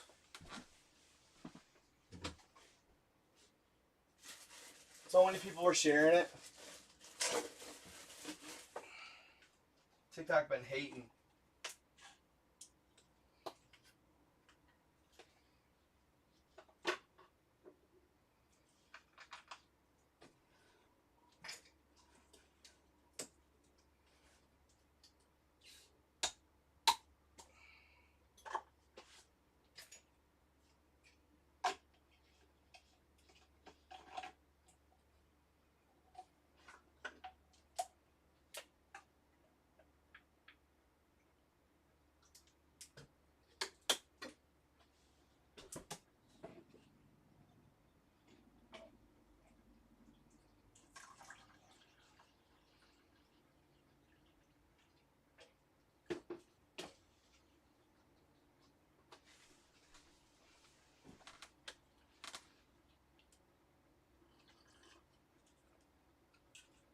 Everybody's like, oh, it's fake. Who knows?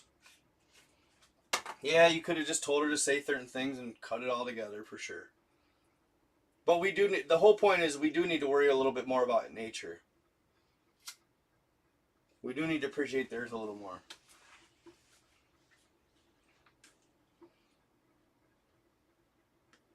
Yeah, and she's right. Nature does see your ass. Nature does see you. They made up. Hold on here. Bing.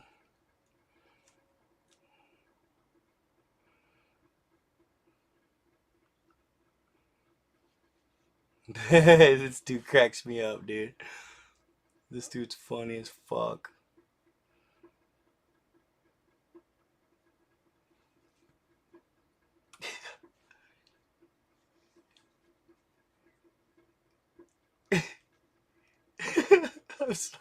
It's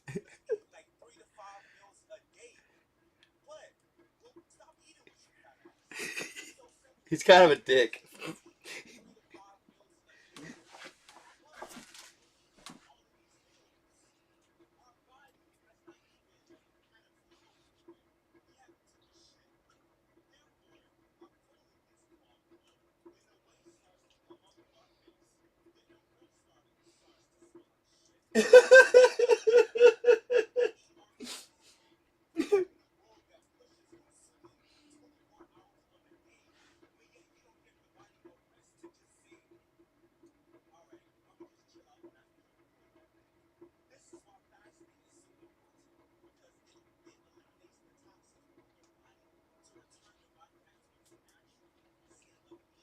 Yeah, he does say he has intelligent stuff.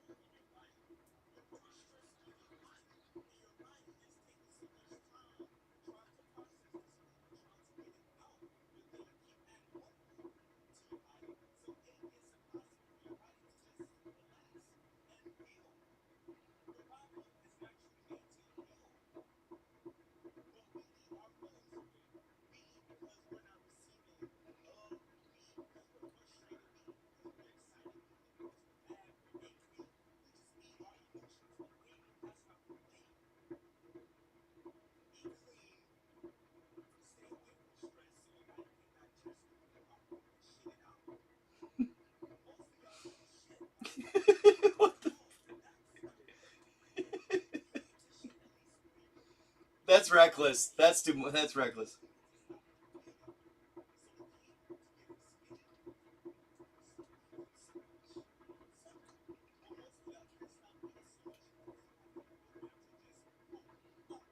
That's an American thing too.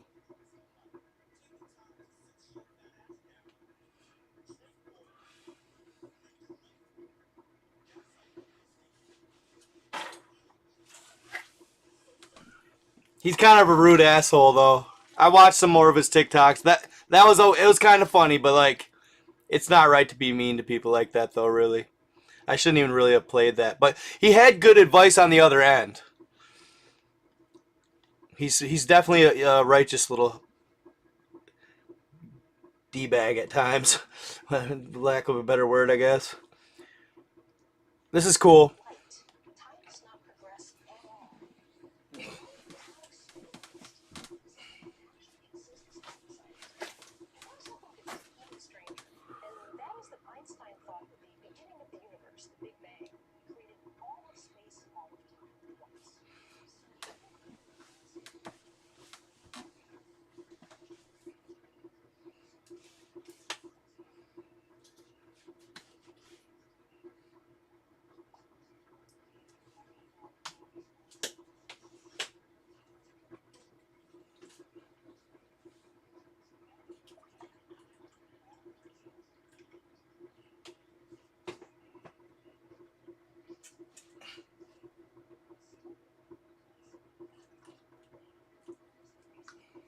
I have a hard time with that.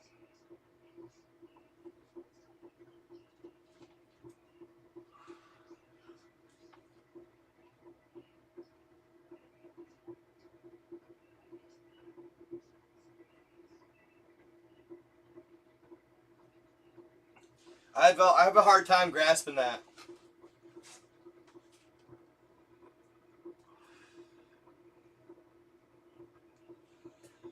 But I do slightly believe that he's possibly onto something because somebody I've been recently talking to lately, he always tells me he'll see me down the track. He always tells me he'll see me down the track. When I hear track, I think that I'm hearing. I hear basically that time is linear and it's on a track, literally. And that's, you know, it's just hard to grasp. I want to show you. This chick sings such a cool song here. Hold on. Where is she?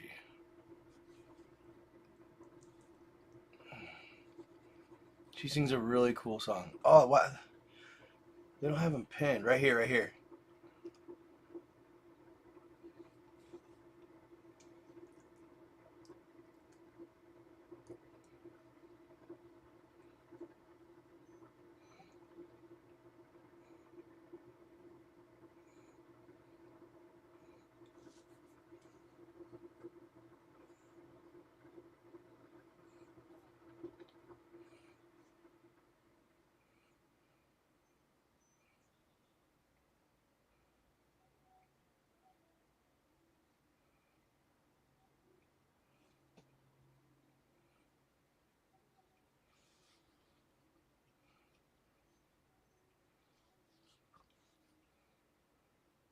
She's really good. The only thing I don't vibe with is the only thing I don't vibe with her. The only thing I don't vibe with her is the hairy armpits. I can't do it, man. I can't do it.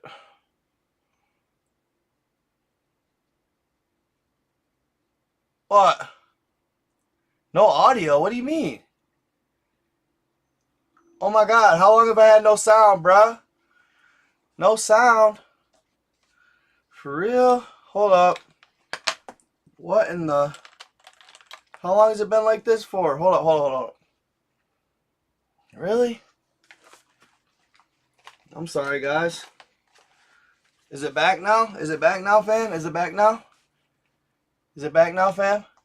I'm sorry, guys. Is it back now? It's because of this. I had it unhooked, but I had it Bluetooth. Sorry, guys. That's weird. I apologize, guys. My bad, y'all. Damn. Damn. Why wouldn't it... Why? Because I connected to Bluetooth. Why? Why did it steal it from you guys? My audio's low? Hold up, bruh. Hold up, hold up, hold up.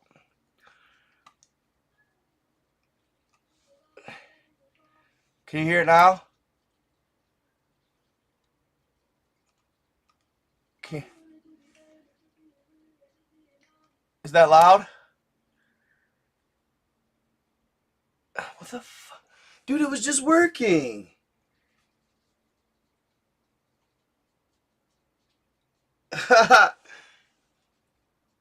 Now that, was that better?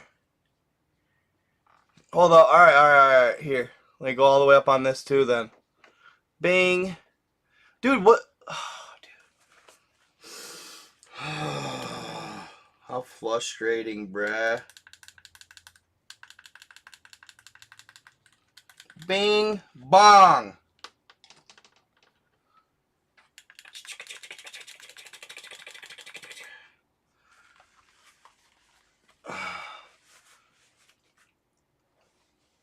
You probably, yeah, but that, hold on, let me try this one more again. Here. Hold on, I'm gonna get the chat out here on YouTube right here.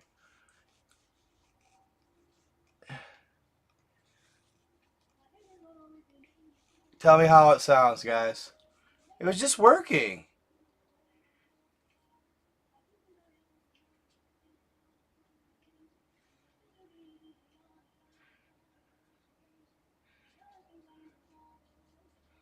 Does that sound better or no?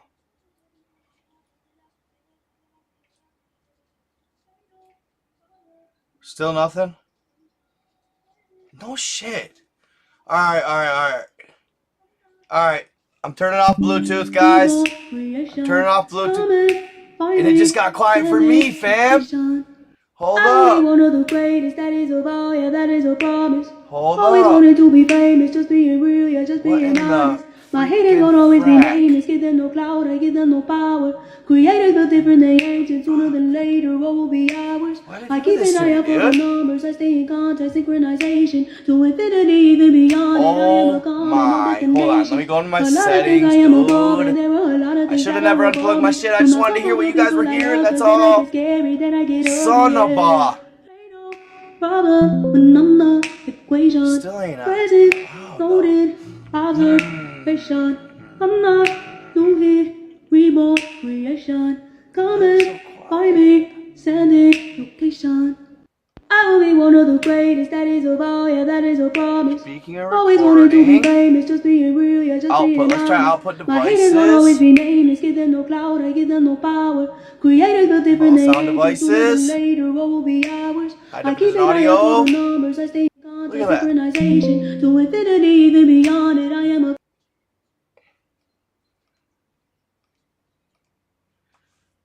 Hold up. Is default for audio. Spatial audio. What? Microsoft.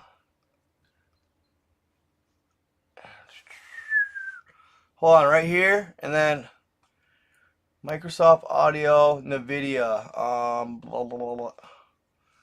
Home, don't allow. Saying check for driver updates.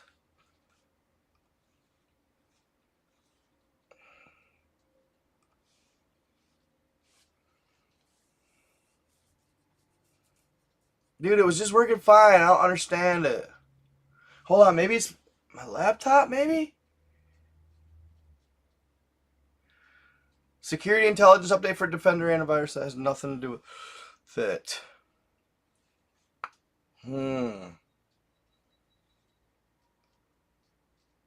LG Ultra Gear, okay.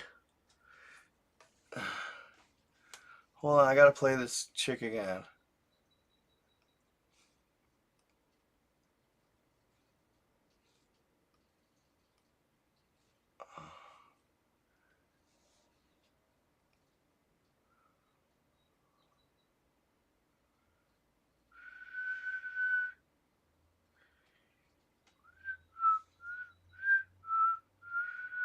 I guess I'm just going to turn all the mic access on here for one. I hope I didn't. I wonder if maybe I connected my Bluetooth. That's so weird, bro. Like, why is it doing that to me? I don't know, bruh. Let's go here. High definition, more volume settings.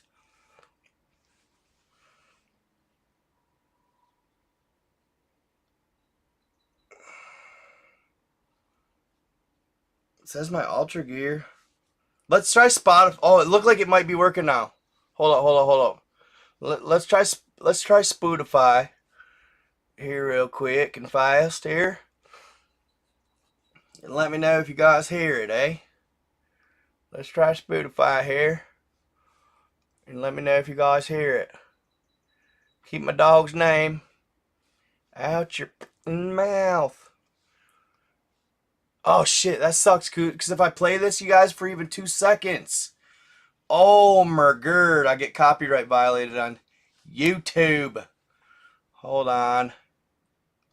Let me go to TikTok again.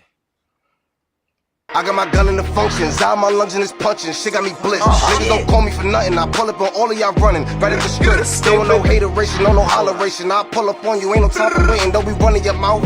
Or I'ma get your mouth, ain't no conversation, all those niggas be heated. Cause if I said it, then I mean it. You was speaking like a demon. Now people with a vegan look. I don't got time to turn off another rhyme before I hear another line about you and your guys. Why would that happen, like you you really guys? slide, somebody really gonna die. Niggas be... Is that better, guys? God. Why would my headphones do that, bro? It don't make no sense. Bluffing me, I be clutching up in front and get hit in your muffin. Right up in public, yeah, I spend for the dumb shit. That's the end of discussion. I ain't gonna talk too much. I be at the beat, and we all too up. Don't run when I do walk up.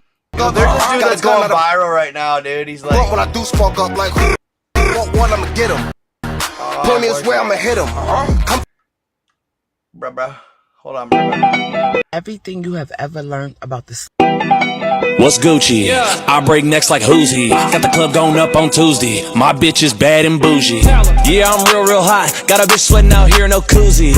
Let the bass go knock. 808 thump and it kick like Bruce Lee.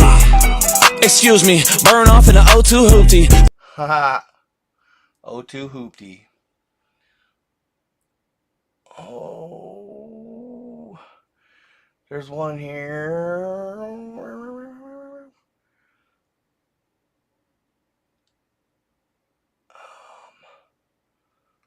This guy does a good job here. Put it right in our face. Look, I'm just saying this. We live in a dome. Watch this video. Oh, come on. He just totally... Dude, that's old news, man.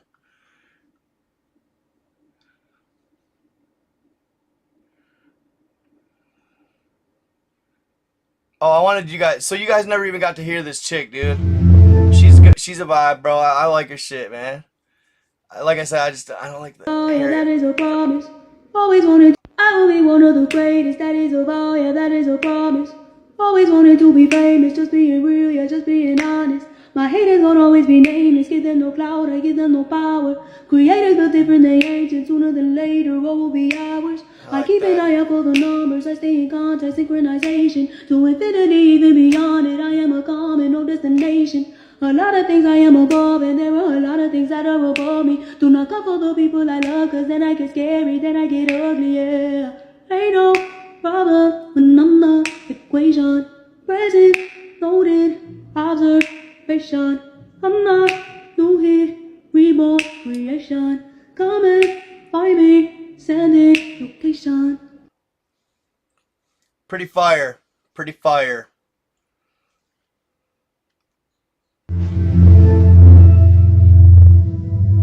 Said this is my spouse. Keep her name out your mouth. That's getting so old, bro. What is the most insane? Okay, so we about to fuck them up. I can't believe I came for this shit. Let's go. This shit is crazy, Mike. I like rap. Ha! See, it's a couple things you probably can expect. Chasing a dream when I'm dreaming on a jet, huh? On this road, I done missed a couple steps. Passing gold, think it's time that I collect. Big dog, pull up with them big paws. Jumping like I'm crisscross. Never been a follower. I done took my wrists off. Please don't get me pissed off. Throw them like I'm frisball. They gon' have to follow up. Did it with my own money. I ain't had no money. When you see my grind, I'm on my time. I don't owe money. Did it off of show money. Plus, I get my whole money. Tell them that I know money. They can never follow us. I've been in and out of cities, running out of states. I've been eating every meat and running out of plates. If I touch it, then I touch it. Ain't nobody safe.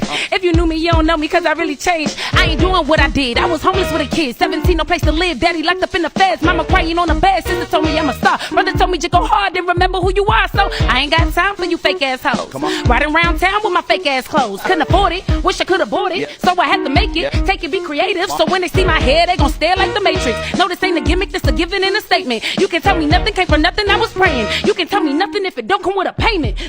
Now I got a boss up. I done did some shows and I done ran and took the cost up. Chicken noodle soup on the stove. Now it's pasta. Garlic with the lobster. Made from Valdosta. Now I'm speaking proper. Champion for years. Got a KO like a boxer. Asking when they rapping. I just caught another Oscar. Sick when I spit. I'm the patient and the doctor. Dreaming all season for endorsing center sponsor. Image like Obama, huh? Fucking up the summer, huh? Made from my mama, huh? Beating like a drummer, huh? Now they wanna rumble, huh? See me in a tunnel, huh? Fix them like a frontal, huh? Shit, this crazy. Intelligent intellect with impeccable introspect on my energy. Infinite in my melodies. Different. Came from melanin wisdom. I ain't settling with them. It been running through my blood. Got it inherited with them. So I can't drop the sauce. I may top the ball. Should play hard, you lost. I say off, you're off. Go big from Ross. I'm too clean. I floss. You X'd out, you cross. You X'd out, you cross. Somebody tell my daughter that I love her. She the best. She can't find another mother. Oh, my mama, we been fucking up the summer. Fuck the comments. I'ma need another rubber. Yo, that shit crazy. We about to fuck them up. Good shit. I can't believe I came. Dude, that gets me going in the morning, bro. I like rap music in the morning. Don't you guys? Do you guys? How you gonna hate on that, B. Balderson? You're white. You're white. What are you talking about? Trash? Really? Trash, bro? How you gonna hate that, dog? All right. I got you, Dre. I got you. You've been saying it. I got you, dog. Right now. Right now. Where's my Insta? Where'd it go? There it is. Bing. Bang. That don't look right. Blue chicken? What the freaking frack? Alright.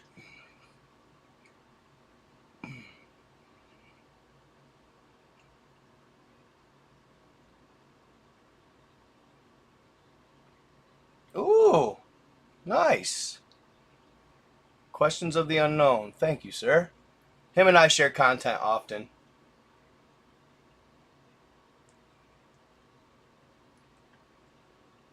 Okay. Where's Drizzy at? Where's Drizzy? Thought I had you. And... oh, right there. Boom. What, though? For real? And that thing worked, y'all?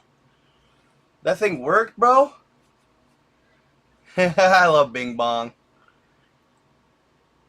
You're half black? Okay, I'll give it to you, B. Balderson. Can you flow, Balderson? Can you flow?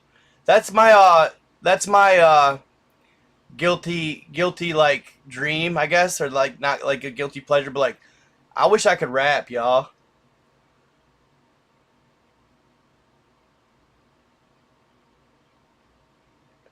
Yeah, sure. Go ahead and share a site. Yes.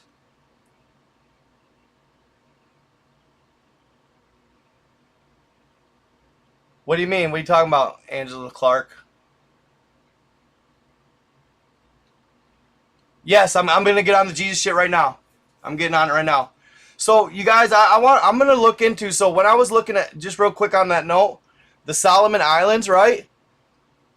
When I was looking into the Solomon Islands, y'all, dude, King Solomon, I didn't realize was David's son, his heir, right? You know, they said that King Solomon had the ability to talk to animals, and he also had mechanized animals all around his throne, that when apparently, I don't know where he went or whatever, he disappeared off his throne. I don't know if he was overthrown or what. I know that what happened was, a big part of it was everybody got pissed off because he was a lush for the ladies. So he had a lot of wives, right?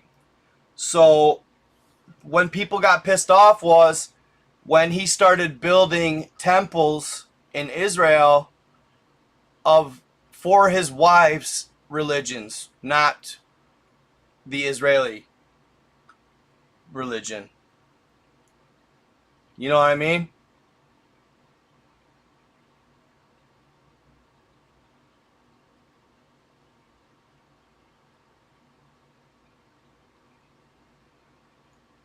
Yeah, I heard he was probably a womanizer. Bro, if you think rap is dog crap, you don't really understand wordplay or beats or vibes, bro. You can't think rap is dog crap, dude. What do you listen to? Screamo? Probably. Okay, hold on. I'm going to grab a Tum real quick, and then I'm coming back. I promise I'll read the Jesus stuff.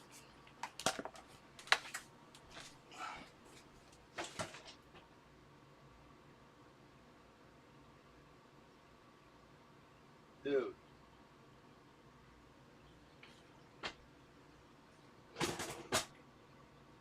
What the? There they are.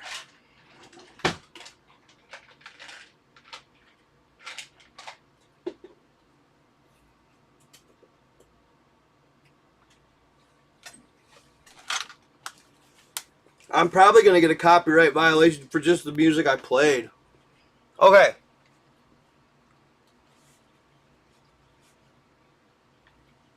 Dude, rap's good, dude. Some of it's good. I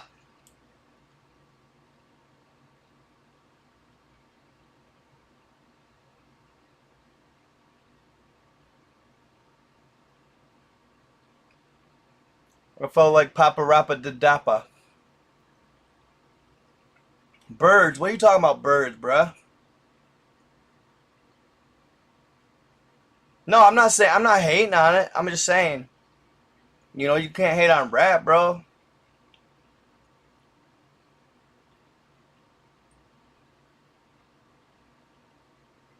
Yeah, it takes crazy skill, exactly.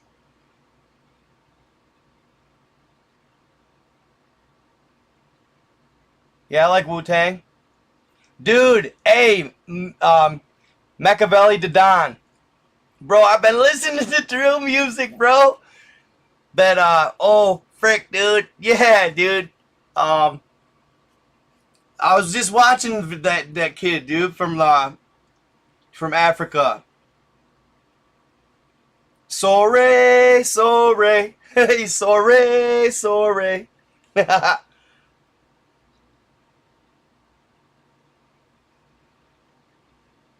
What? What logos? Them Legos.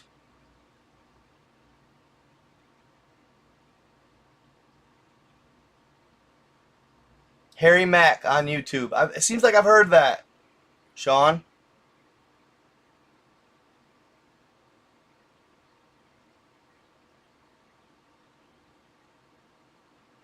What do you mean? What are you talking about, Enlightenment, Monk? Your Telegram channel got good documentaries and videos?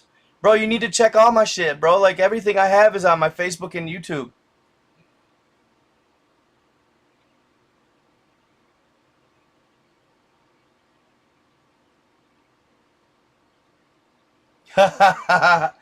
Puff Daddy, my God, bro.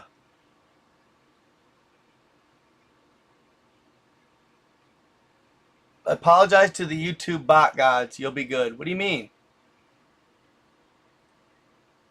I don't know. I have to look into that, Woke the God.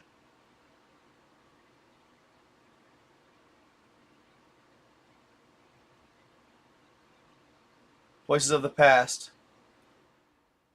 I watch your material, KIU.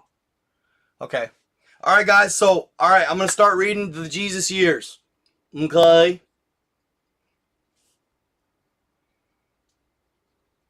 Andromedon Council. Okay.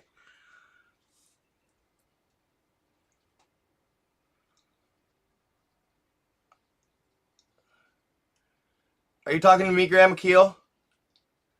Oh yeah, that was absolutely Travis Scott, absolutely. 6 new video documentaries of the realm. I guess I'll have to look at that, bro. Let me see.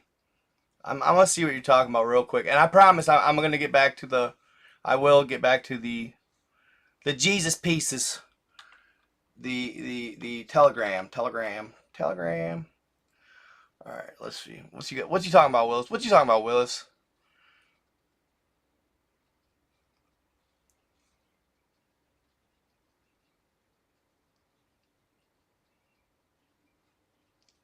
Okay. Okay. Yeah. That's just my chat, though. That's not even my actual. This is my group. Nobody commented on the size of my giants. Can anybody comment and tell me, is there anybody on my chat right now that looked at the giants I found?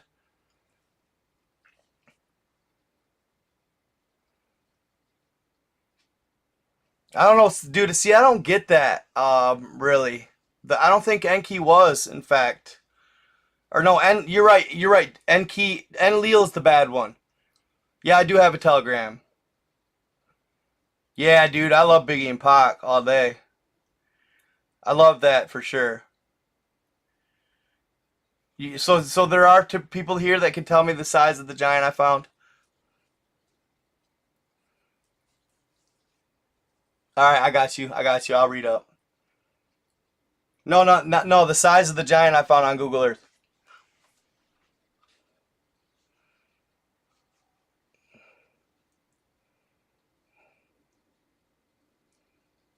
I can't send coordinates, bro.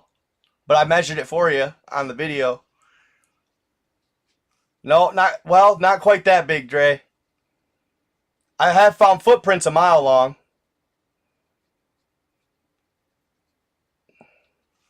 Yeah, check them out on my webpage, nightgod333.com.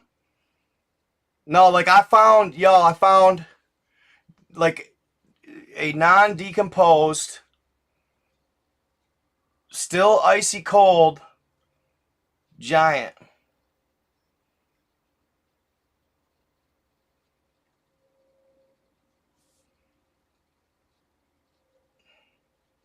No, I found giants all over, yeah, Misty, but like this one right here, this giant I found I've been holding this find on Google Earth back for probably 8 months now because I was just kind of nervous to share it.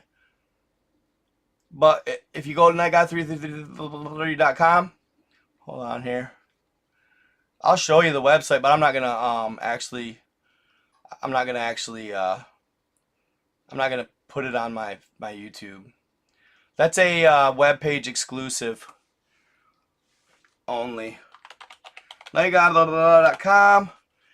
Okay, right here, guys. So right here. Oh no, really? Hold on, right here. Titans on Google Earth. Bing bong.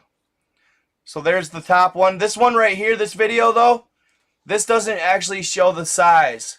I forgot to put it in this top video, but the bottom video, it does.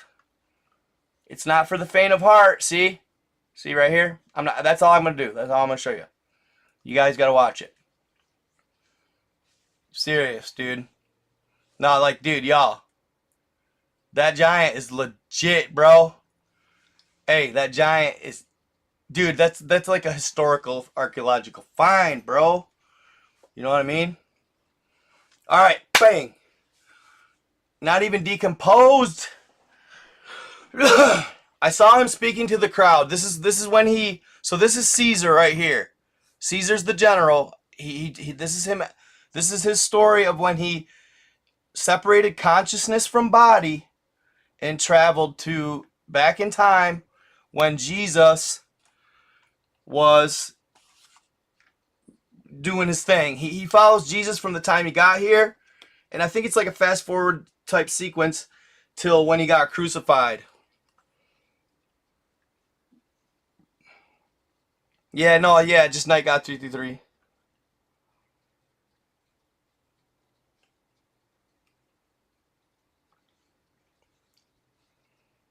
Thank you, Sam. I appreciate you.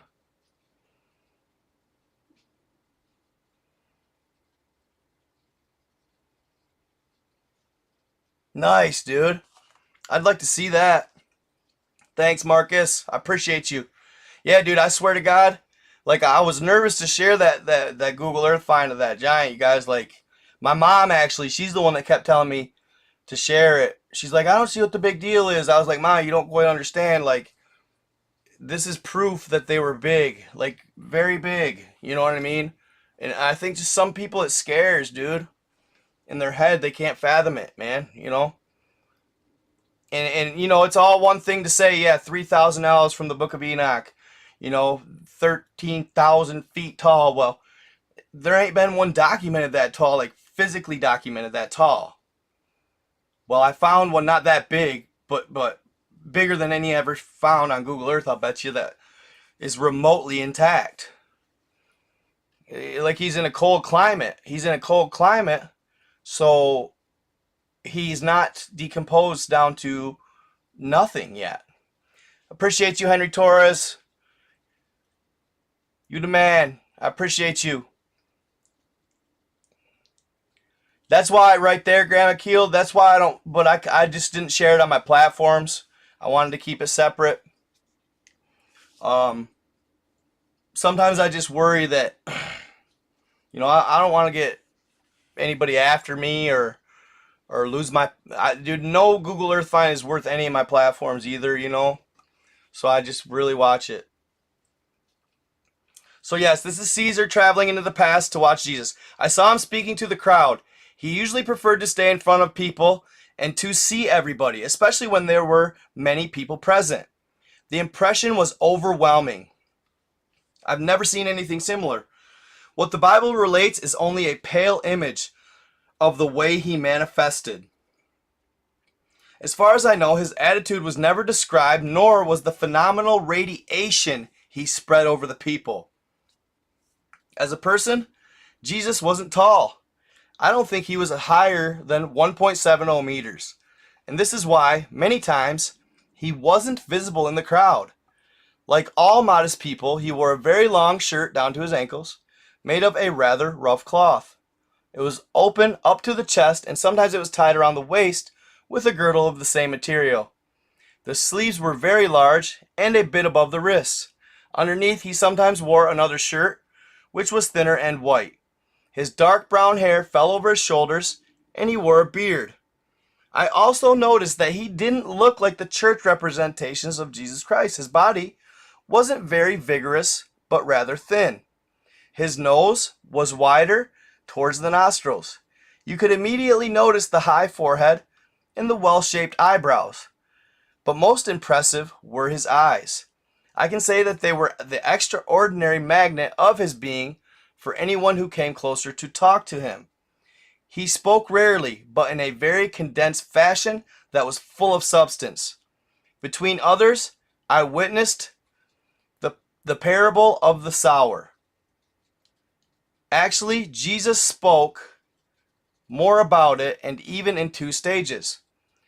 Do you want me to tell you by what the circumstances was inspired to tell this parable? I'm saying that right?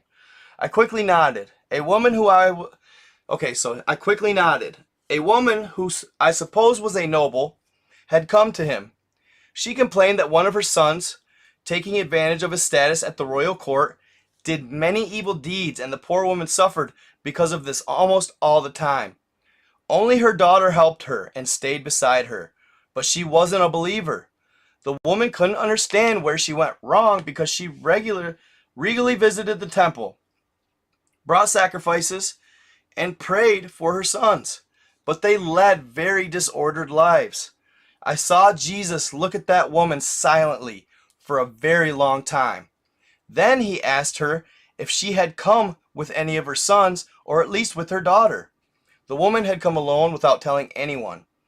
Then Jesus started to give her advice, telling her that her prayers were more valuable than the violent fights she had almost daily in her family, and that it was better to stop them. The woman looked at him troubled because she hadn't mentioned anything about this, and then started to cry, understanding that the person in front of her was much more than she ever imagined. Afterwards, she made a sign, and a servant came and brought a sack of flour and a sack with food as a gift from her. I believe that was the moment of divine inspiration which triggered in Jesus the impulse to tell the parable of the sower. I've never heard of that or read it. First I saw him looking at the sack of flour, and then, judging by the way he looked, he got ready to talk. I understood that he already knew the course of the story. He started telling the parable, but soon a group of Roman soldiers on horseback came. I realized that Jesus knew their leader. They withdrew from the crowd to talk, and I saw that the Romans showed Jesus some papers with a seal. Because it was already dusk, the people started to spread and didn't wait for Jesus to return and continue. Only long afterwards, I think 2 or 3 weeks later, and in a completely different place, when only those close to him and a few others were present, was he reminded of the parable which he had begun and was asked to continue. Jesus said that he knew very well what he wanted to say, and it was not for the many, but the few. He added to that fact that people has scattered without waiting for him to return and continue the story. This has deprived them of its hidden but precious content. In a way, he underlined that what happened then was just like what he was about to say in his parable. Nobody spoke in those moments, and his presence, standing like that, was so majestic and dignified that I saw that everyone present had bowed their heads. Looking at the ground, I noticed this extraordinary effect several times when Jesus spoke to the people, and especially during his memorable preaching on the stairs of the huge temple after this so-called entrance into Jerusalem. Actually, things were more complicated back then. His entrance to the town took place over 4 days because many events happened which are not described in the Bible. Some of these aspects are too delicate to talk about. What I'm trying to tell you is that at a certain time, favorable circumstances were created, and a group of people asked Jesus to talk about what happens after death. In those moments, Jesus was descending the steps of the temple. He was accompanied by 2 young women and 4 of his main disciples. I saw him stop and turn a bit to the right where several persons stood. Then a few bizarre things happened. This is weird right here. This section of events is not described nor remembered in any text. It seems that a strange forgetting of time has covered those who were there. I saw Jesus suddenly look to the right towards a small group of people. Out of that group, a strange man came out. It was a man who seemed to have blonde hair and a very negligent aspect.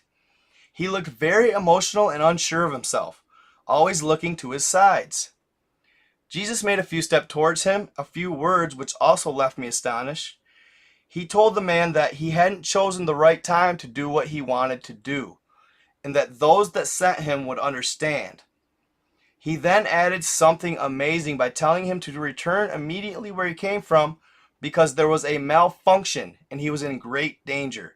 So he had to have been a time traveler. That's all I can think. The man looked Jesus in the eyes for a few moments, then suddenly seemed to soften and then had convulsions. In a low voice, they exchanged a few words that I couldn't hear. Immediately afterwards, Jesus withdrew among the people, and then 2 things happened simultaneously, which I still can't explain. A short, threatening, and very powerful roar was heard all over the settlement. And almost immediately, many people started gathering in front of the temple at the base of the stairs, asking insistently for Jesus to talk to them. I asked Caesar, you didn't finish telling me about Jesus speaking to his disciples on the hill. You're right, but I wanted to give you an overview of the situation first, as well as some concrete facts.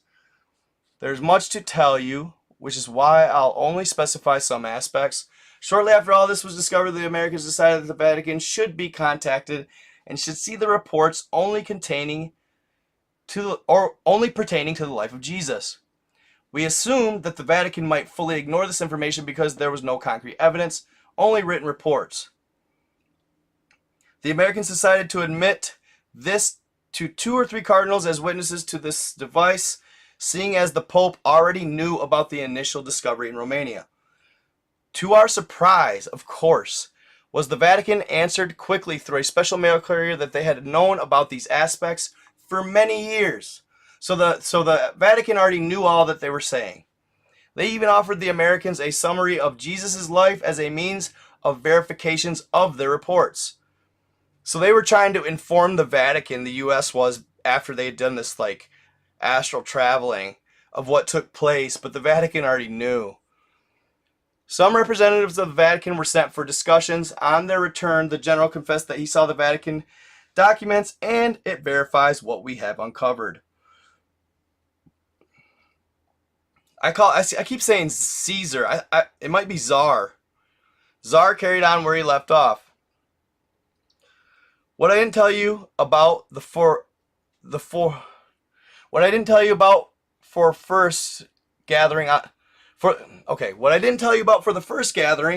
was on the hill was that there was also 3 women beside Jesus Christ.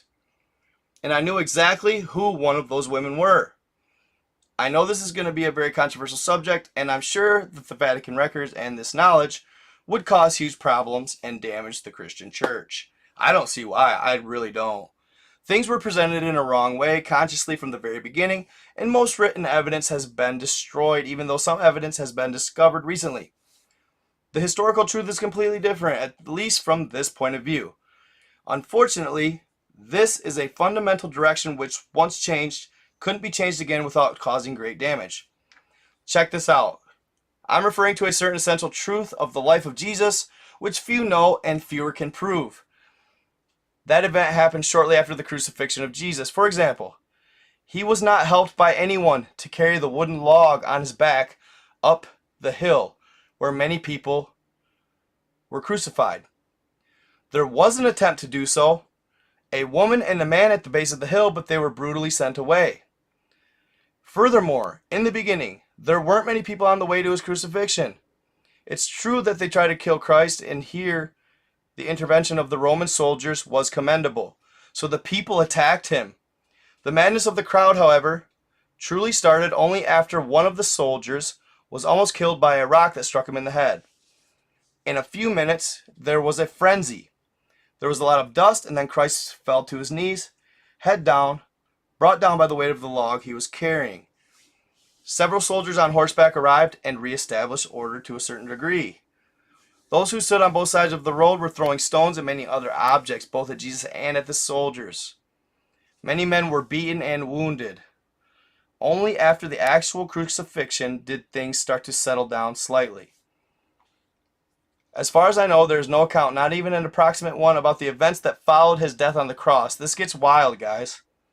In general, texts have only described the fact and characters, many of whom do not coincide exactly with the ones mentioned in the Gospels, but not other very important phenomena that took place in that short interval. I must admit that the phenomena that happened in those moments were truly frightening and would shake the conceptions and knowledge of our current society. Those who witnessed it could put no words into explaining what they were witnessing. And obviously, you guys, this information hasn't been verified. This is just basically a study done by a gentleman of a book. For entertainment purposes only.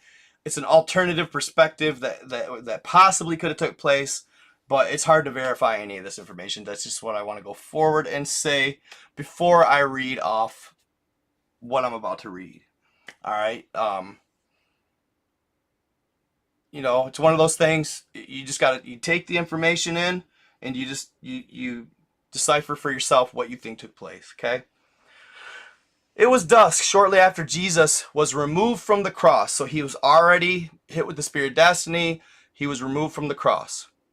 After he was removed from the cross, I saw very dark clouds gathering very quickly in the sky, and they began to concentrate above the hill, descending very low and only a few dozen meters above the people's heads. I also saw lightning and threatening storms that were higher than the others. I then saw the signs of a terrible earthquake, and I understood why those human beings were running with no apparent purpose, being caught in a panic. Some collapsed on the ground together with the crucified men. On the opposite side, a massive landslide occurred, which practically tore the small hill from a third of its base, making it look like a straight sheer wall down.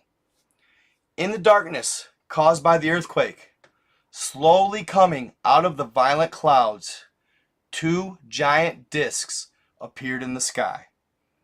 Their edges were marked by some intermittent signaling lights, which were orange and blue in color.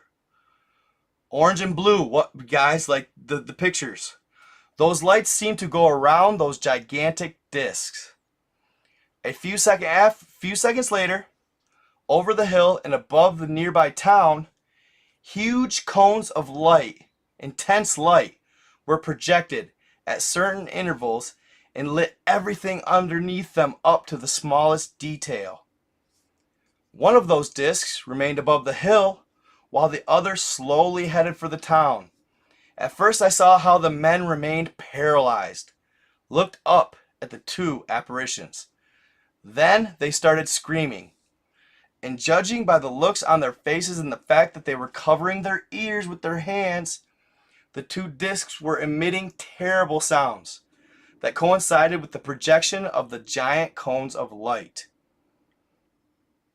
I recovered quickly from the memories which had flooded my mind and asked Caesar, very interested, to tell me what was the ultra secret element in Jesus' life that wasn't presented by the Christian church.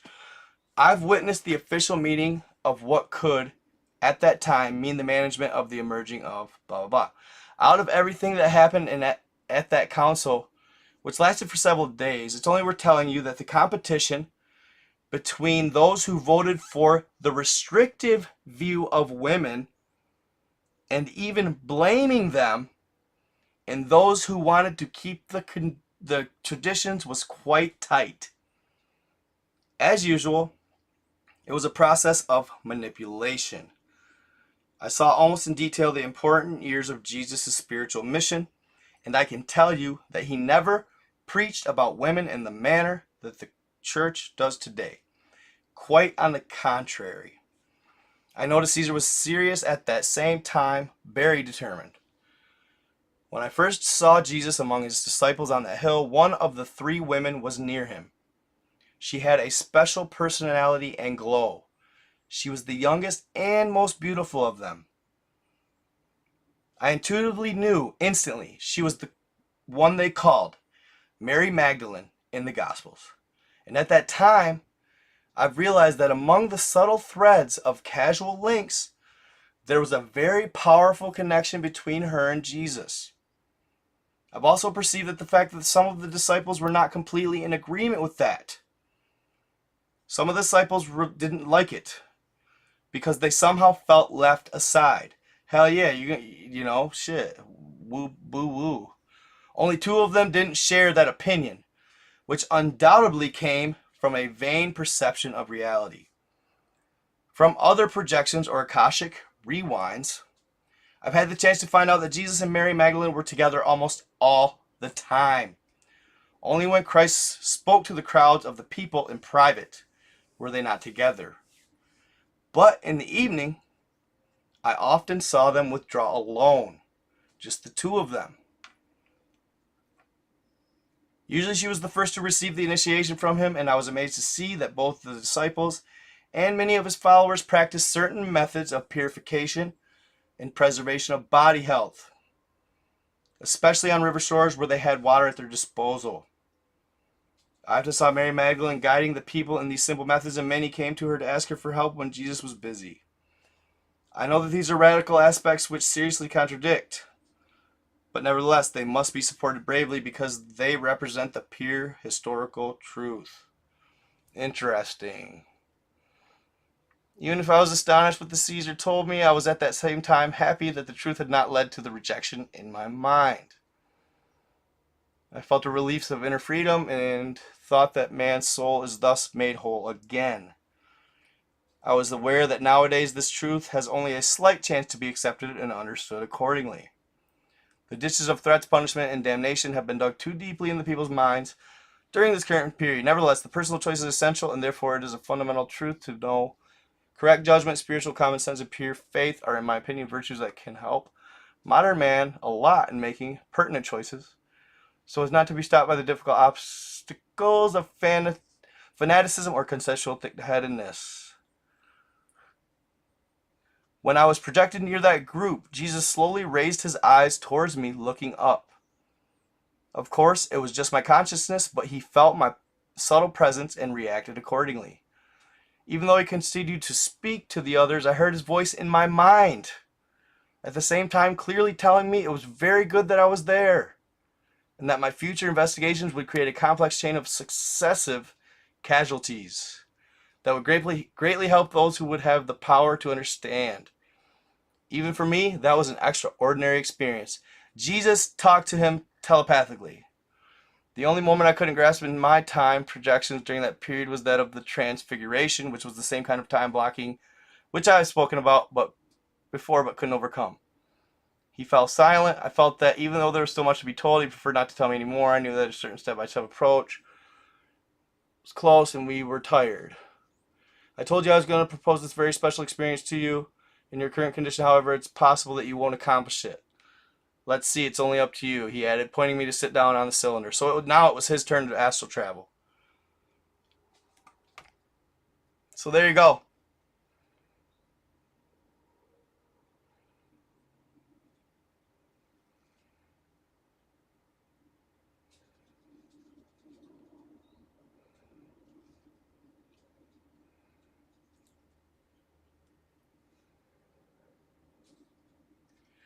Yeah, I don't know if I believe that though, Freedom 21.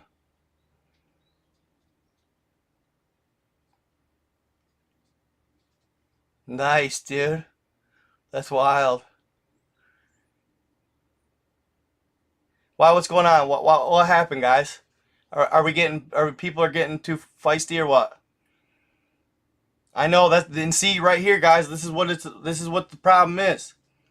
This is what the problem is, though, right? We can't agree on Jesus, man. You know what I mean? We always fight about it, and that's not what we want. That's not what the idea of religion was supposed to be, right? Religion was supposed to bring us together. Instead, it's divided us. It's actually one of the most dividing elements of mankind. Yeah, you got to keep an open mind, people. Sure, cool. He could very well. Yeah, truly, I believe Jesus. I don't know if he was necessarily just black. Do I believe that he had black in him? Yeah, sure. But I also believe he was a indigenous descendant as well. I think he had even maybe ancient Aztec, all kinds of different. He's a melting pot. What up? What up? So basically what was that saying? Basically what that saying was that Jesus was very much so in love with Mary Magdalene, and they regularly partook in they laid together mostly is kind of what that I took from that. Generally they kept it clean, as they only would wait till they got by bodies of water, etc. And even though even some of the disciples partook supposedly, but whatever, at the end of the day, the goal is to experience all facets of the body that he inhabited of mankind. He had to experience all experiences of mankind, and to fully embrace and understand, us, if he was, since he was a divine being. I've even read some excerpts on here that said Mary Magdalene had powers similar to that of Jesus, healing powers, etc. It is a shame. It's sad that, because this was a huge source, especially in old times. It sucks that it got twisted a little bit and contorted for the hatred or the pressing down of women. You know what I'm saying? I think things could be entirely different between man and woman to this day. That narrative of Eve ate the apple, that drags along, and that puts in the back of a man's mind. I don't think about it because it's whatever, but like back then it kept in the back of men's minds, well, if the women didn't eat the apple, if they wouldn't eat the apple, it's just a blame game. You know what I mean? So it created this narrative to oppress women, in my opinion. Yeah, there you go. Sure, there you go. I've heard that even yeah, I've heard that story of a Roman soldier. Actually, yeah, I've heard that story, but I don't believe it for a second.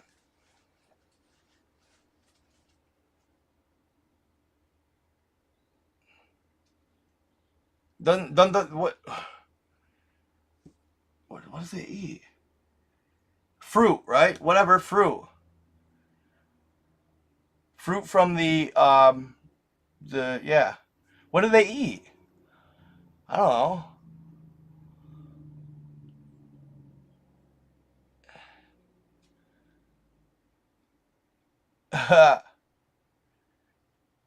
Yeah, dude, I had good examples of women in my life.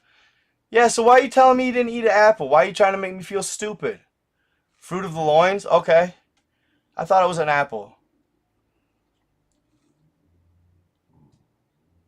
Yeah, I've heard about Lilith.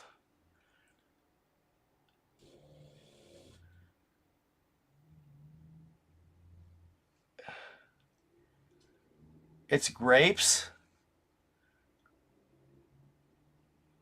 Grapes, bro? I've never ever heard that.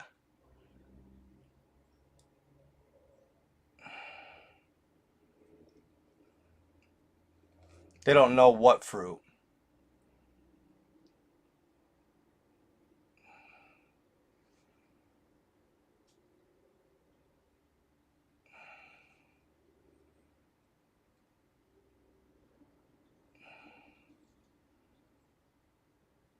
It was a pomegranate? Okay. Oh, no, you're good, Curtis.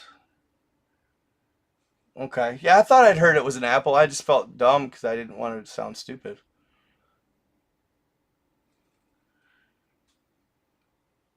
So the Bible... So, dude, I would love to get a hold of an ancient, like... So, have you guys heard of this White Hat Society, guys?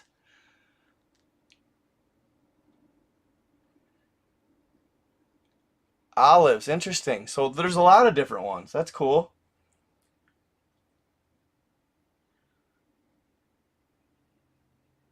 All right, Ursula, I like it.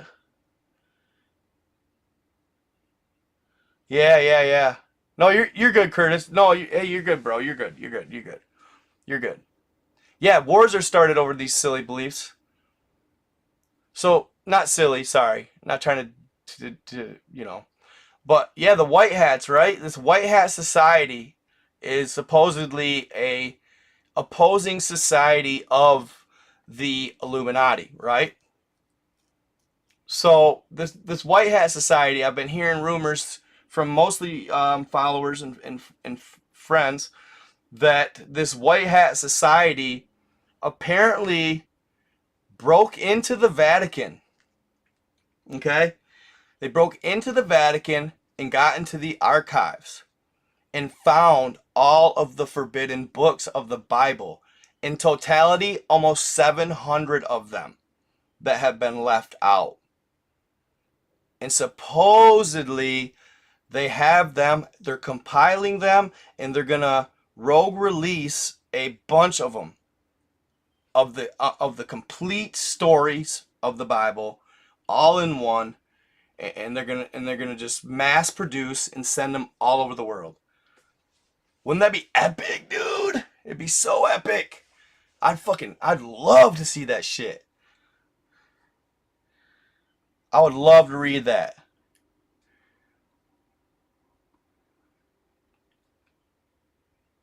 See, that's the problem. Like that. See, so Ursula said, religion has caused more than 3,000 years of war.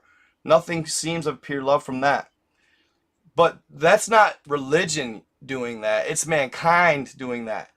That's what shows you how early we are still yet in our existence on this planet. We're still babes, man. We're still babies. We got a lot of ignorance to overcome, and a lot to learn quick. We just, you know, I don't know how to explain it really. Like, I feel we've been influenced and pushed to the negative harder than the positive as mankind. I feel that the evil factions were actually more influential on us than the good factions attempted to be. I feel that the evil factions infiltrated on a deeper level than in the good factions played by the rules and were more hands off. So, and what stinks the worst about it all is the few, meaning, you know, the ones in control more or less all over the world.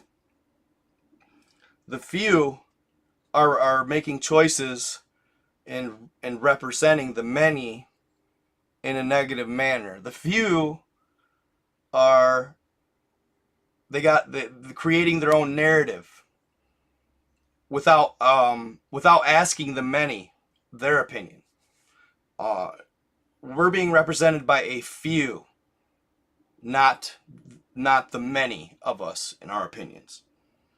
How do you get that? How do you get the opinions of the many? I don't know. That's a good question. I mean, you know, we do have these. To me, at the end of I'm all for like voting for presidency on these bitches, right? Everybody got one. Why not?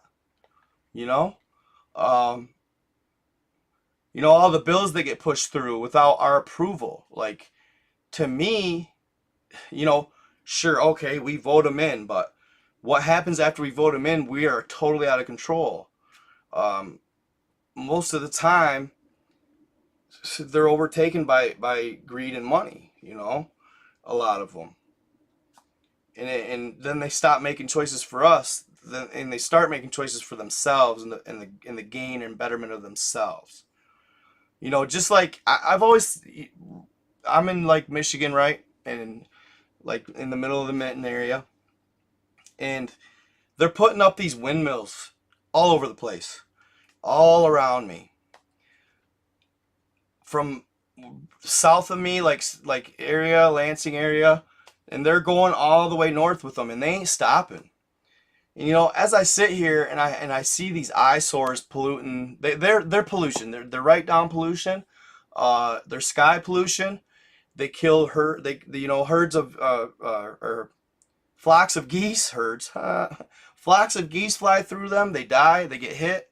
Those blades on them windmills go 180 to 200 miles an hour when they spin, right? And they're producing energy, right? I haven't seen a single dime saved on my electric bill. A1 and A2. Okay, they're saying that these windmills are sending energy to like a Detroit area, like I've heard like from Section 8 housing to welfare housing to I've heard all kinds of different theories, okay? And nobody asks the questions. Like nobody is bold enough to challenge where the hell are the electric's going. I feel like so I see all these windmills going up, right? And these big farmers, they get these big fat checks every month if they allow the government to put these windmills in their fields, right? And I see these semi trucks carrying a single blade that is an oversized load, and it's got to cost so much gas. I've heard it costs $100,000 to transport one blade. Okay, so here's my question. They're using our taxpayer dollars, right? So what's wrong with the idea, since we all pay taxes? So instead of these massive megalithic freaking blades and they're so expensive to maintain, they depreciate twice as fast because they're so big. Why aren't we putting a smaller regular wind turbine that's maybe 20 feet tall in the back of every taxpayer's yard so we can get free energy? Why aren't we taking the billions they're spending on these stupid ass eyesores that you can hear go woo, woo, woo? And I swear to God, guys, since they've gone up around me, it has been, and I understand this. My uncle used to say it all the time, and I used to laugh at him. They don't create wind, right? I hate to say it, I think he was right, they do. Because it's been windier around me than it's ever been. Once they get going, and they have a momentum, they'll create wind. Right? Okay? So why not put one of those, why not build a smaller, more practical one that's more maintainable and put one of them in the backyard of every tax-paying citizen? So we can at least, even if the energy is not free, supplement our bill, plus and or in a power outage or electrical failure scenario, we all have power still. Because our electrical grid is shit in this country, okay? And that should not be the case. Also, I have a theory about where the fuck the power is going for these massive windmills all over the fucking countryside. There's no way all the energy is going to Detroit and going to welfare housing. They are storing that energy in cells, and they're either placing them underground in dumps for a doomsday scenario so they can have power for 1,000 years after something goes down, or something along those lines. They're keeping it and they're storing it in massive cells somewhere for themselves, for a doomsday scenario where they have to go underground and bunker it for freaking 100 years. You know? I guarantee it. I know it. I look around and I'm like, damn, that thing's producing some hella energy, dude. Where the fuck's it all going? You know? It just irritates me.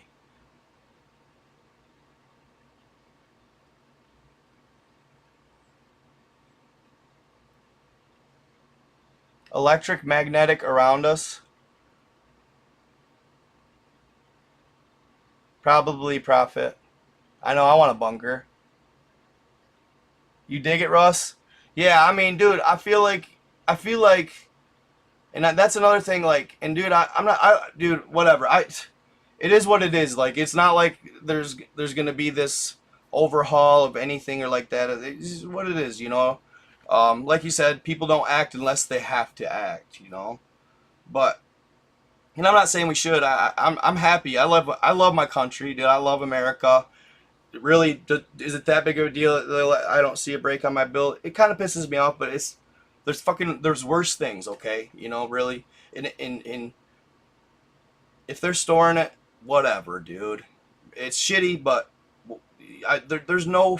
I know there's just no fucking way that there's anything at all running that this power around me is getting supplemented to that takes it all.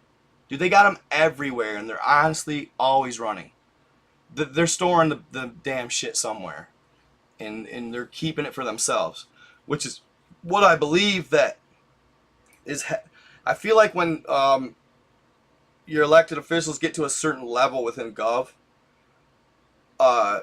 when they here at the beginning they did care about the people, but when they get to a certain status, they find out something. And they start worrying about self because they find out something.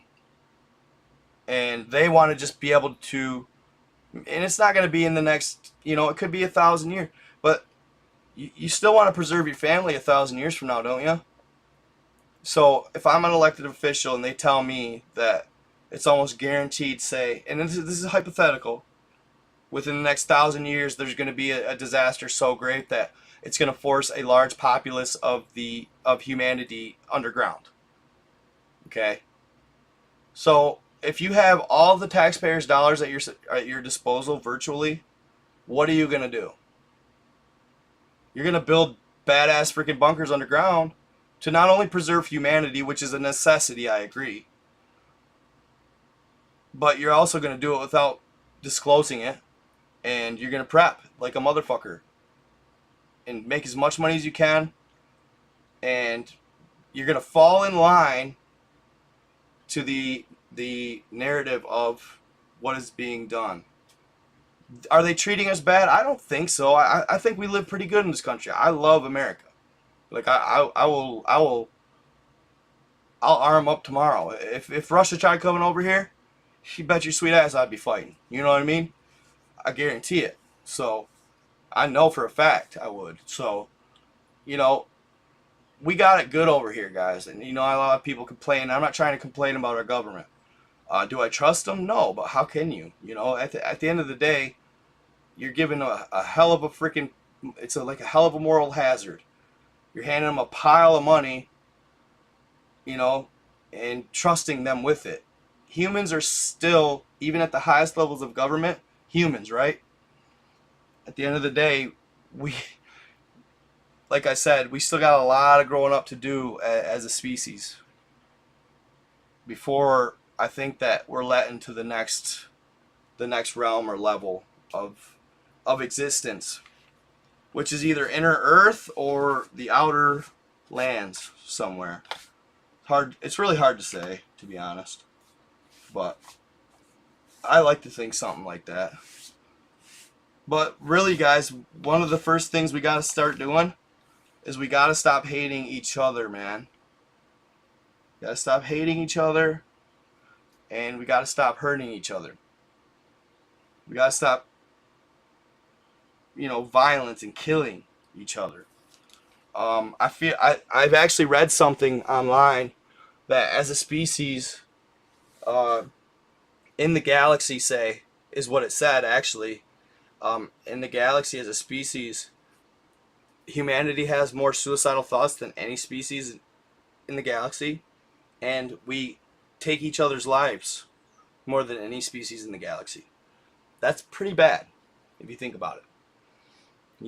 Like, I think that other species in the galaxy have more unity within their species because they understand it's important to have that unity within species if you want to survive against the other species. You know what I'm saying? So that's what we're missing. And they don't, it's not skin color and shit, guys. Like, we got to look at it like it's us as a species. Say, and this may not be the case. I'm just using them as an example because it's the easiest example to come up with off the top of my head. Grays, okay? It's not whites versus grays and blacks, or blacks versus grays and whites. No, it's blacks and whites and Mexican, Israeli, all of it, Middle Eastern, Chinese, all of them. We are here. Say the grays are here. That's what it's got to be. You know what I'm saying? That's really what it's got to be. And we've had, so, they say we live in a dome, right? But we live in this bubble right now, and we're not aware of what is out there. So we have, like, literally we have time to hate each other. Whereas, I guarantee you there's species out there that don't. It's like, oh, the color of your skin makes us different. Well, at the end of the day, I know that my ass is choosing the other the human over the fucking reptilians that are gonna come down and fight. I guarantee I'm gonna be like, hey bro, we're teaming up. We're going against, you know what I'm saying? It's just one of those kind of things we should start thinking about ahead. And we need to think more advanced on the level of and it doesn't necessarily have to be versus, because it might not just be a fight, but it's like humanity needs to come together as us versus the galaxy. More like a Star Wars like thing. Us, humanity versus the galaxy.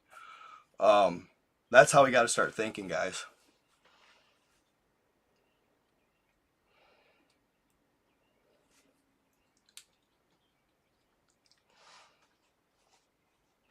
Yep, for sure.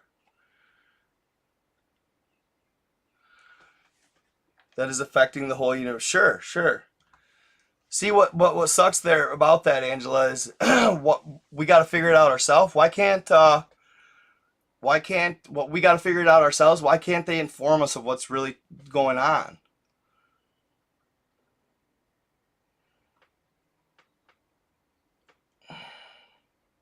The blues alien. What you talking about? And that's okay, Prophet Marcus. I understand where you're coming from, my guy. Sure.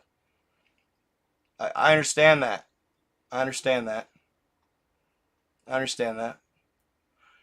But should we hate the whites as a whole, or should we understand there's certain whites that are in power or whatever? You know what I'm saying? I think that there's good whites, and I understand with the oppression and all that shit. Trust me, I have what did one kid call it? This old follower of mine,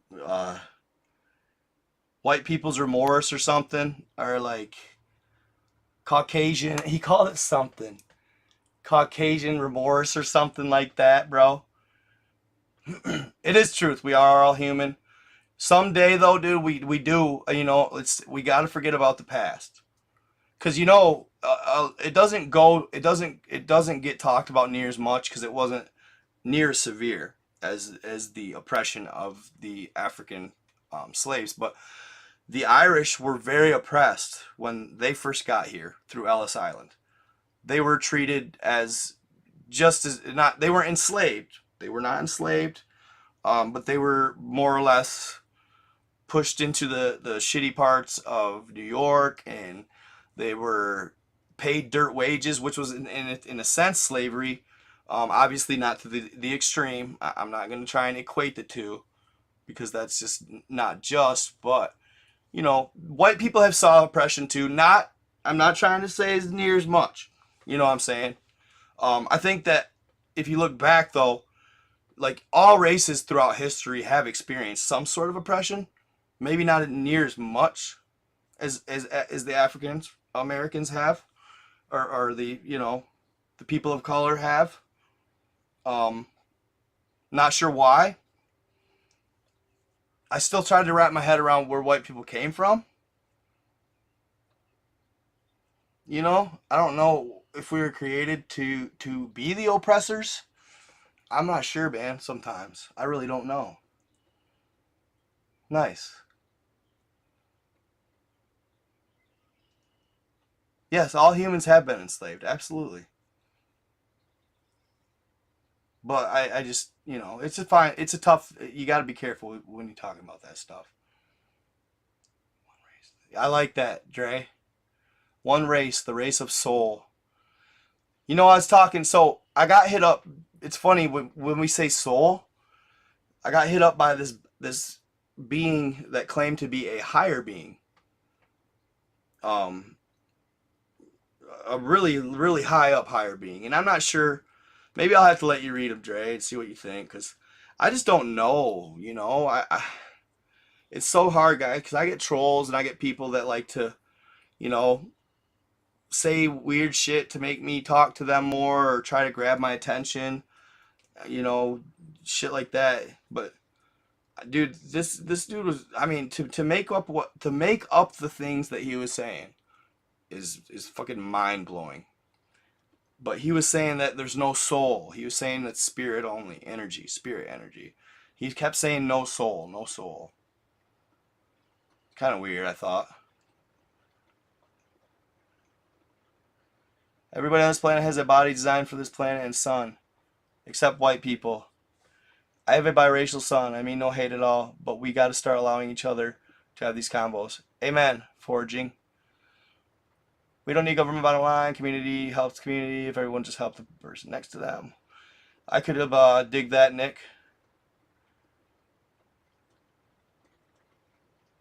Are we sure Jesus was born white, though? Are we sure? One advanced unified people. No, I'm not. We're not by no means trashing white people. I think I don't think anybody's really trashing white people. Of course they do, though. Of course the pics depict him as a white man. 30 years ago I quoted this and don't know why or how, didn't know Atlantis even existed. But the seas shall rise, cities shall fall, and Atlantis shall be revealed. Interesting. Disco conspiracy, huh? Why are you calling yourself a recovering conspiracy theorist? That's funny. Yeah, I feel it. I feel it's a European construct for sure. Thanks, Prophet Marcus. Appreciate you. So I think he was a melting pot. I think that Jesus could have had all types. I feel that he was a melting pot of all the different types of races. I think he possibly could have had white, black, indigenous, Spanish, Mexican, Israeli, Jew, all that. He did have dark skin, I feel, though. Yes, I've read that he had copper skin. It really, there you go, Grandma Keel. You just said it. Who cares what color his skin was? Sure. They implemented the picture of white Jesus with the Vatican and Ptolemy, tyrant of Egypt. Wow. Interesting. The Bible says he has bronze skin and hair of wool. No kidding. Yeah, Jews have had it pretty bad. Good point, Gun for the Gifted. The Jews have had it pretty bad. No, not much on the new, no, pyramids found offshore by Cuba. I watched something the other day, though, about the crystal pyramids, again, in the Bermuda Triangle. You know, the pyramids are vast, man. They're all over.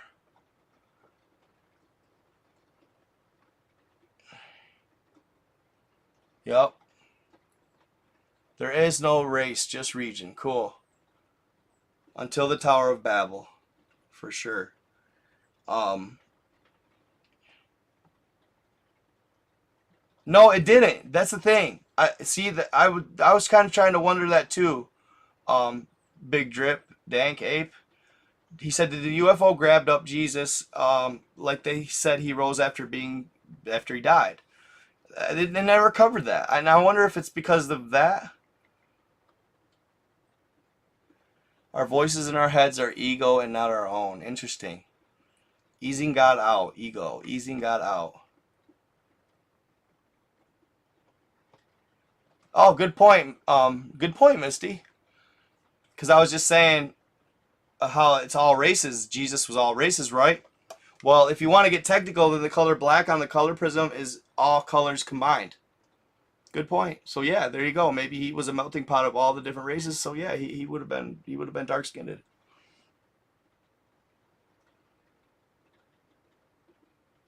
The sun, like sunlight.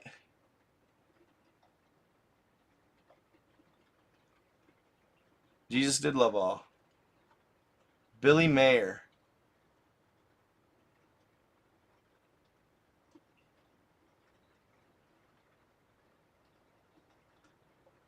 Yeah, you think so?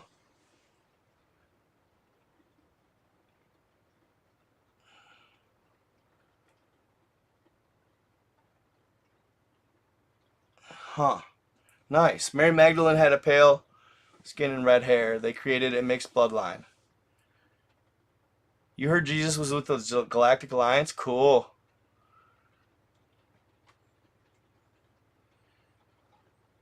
The current... Nice. Wow. Thought that was white. He went to Io and he marries Holy Allah.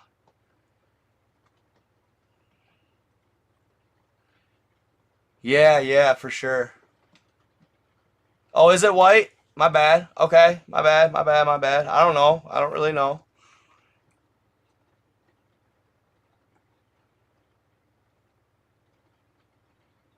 Sure, maybe. That's possible, too.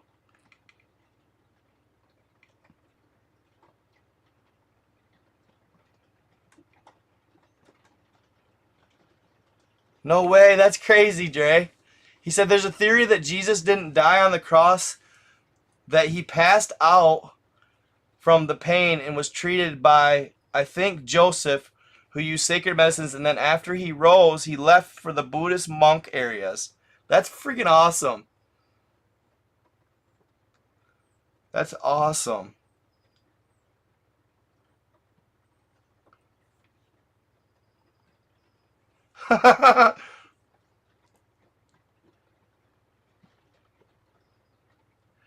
Oh, yeah. Didn't he travel back in time and take pictures of dinosaurs and stuff? Yes, I've heard Jesus had a twin brother as well.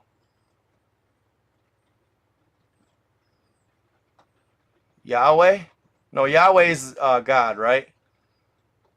Yeshua and... I don't know.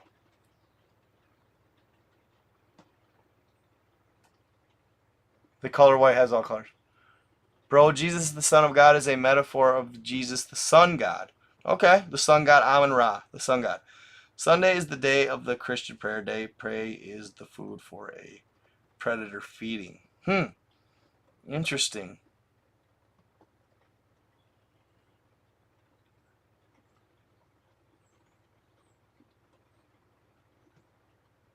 All right, B. Balderson.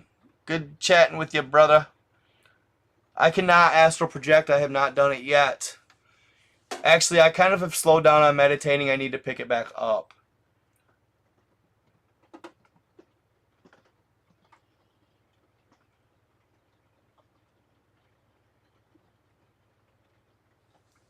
Interesting. So this guy that contacted me called himself, like, he talked like he was, he almost talked like he was God, bro. It was really weird. And like, I know that sounds tacky, you know what I mean? But I don't know. Like, I always approach things with an open mind and don't just disregard them right away as total quackery. I listen and at least decipher and think about it before I just say, oh, this guy's full of shit. Just because the things that he said and told me and if he made them up, bro, this guy is a genius level thinker. I can't believe that he would even, you know. Yeah, I've heard of the TREP3, TR3B or whatever, yeah. Yeah, I bet you are tired. I am too. Bobby, I've heard of that Bobby Hemmett too.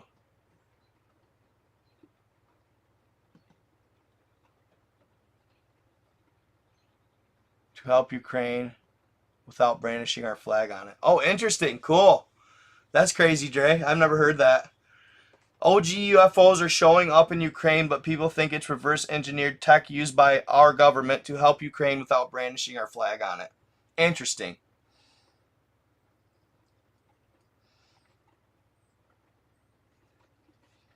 We got 2 ears and 1 mouth for a reason. Do more listening than talking. 2022? I don't know. It's hard to say. So this being that hit me up,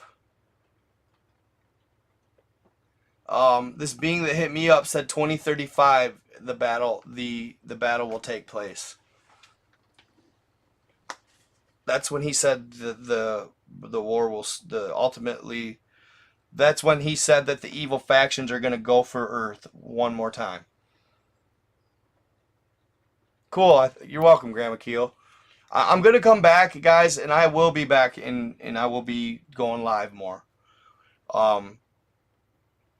I'm done, you know, putting this and my goals and stuff aside for anybody.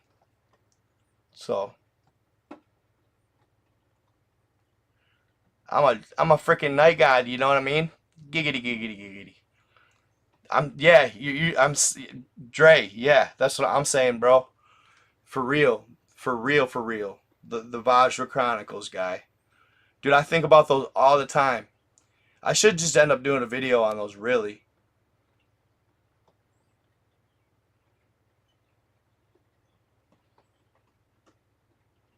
Yeah. You know, you told me not too long ago, Misty, you did. Remember?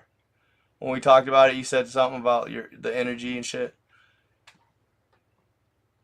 Ha, cool, Marcus. That's what's up. What's that supposed to be, God? Are you watching me or something, man? Is that what that's supposed to be?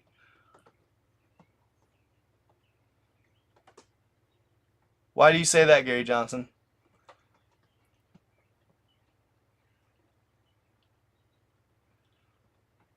Cool.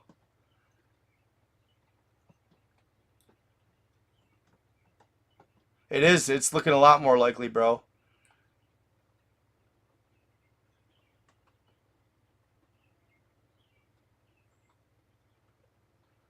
Absolutely. You did, too. Oh, shit. She says now. What do you mean?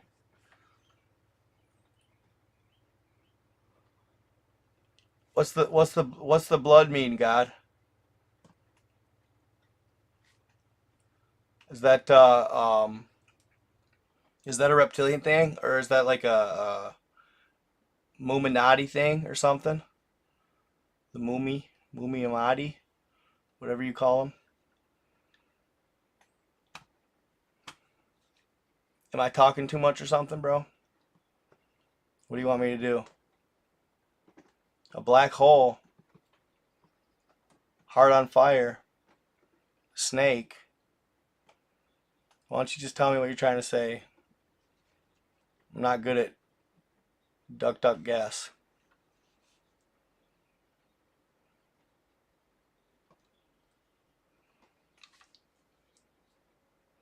Hey, Devlin, welcome to the Giants.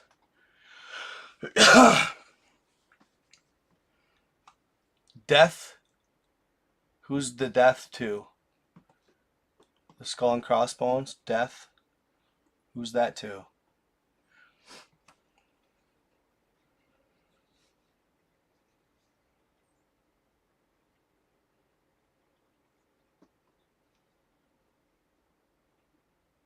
Ooh, good point. I believe that. Yeah, I have already, bruh. I have already with the Fallen Angels. You should check out my videos. Much love from Sudbury, Ontario, Canada. Love your content. Thank you, Devlin. Devlin Foyston. Devlin Foyston. Lockdown was for many reasons, but one thing was blah, blah, blah, 5G towers. Yeah. I'm so getting up early for your lives from now on. I had no idea you went live. Yeah, I do. I actually was a lot better about it for a long time, but then when Facebook hit, it just got a little overwhelming, but I'm starting to kind of gain control of it, and yeah, I'm getting better for sure. For sure.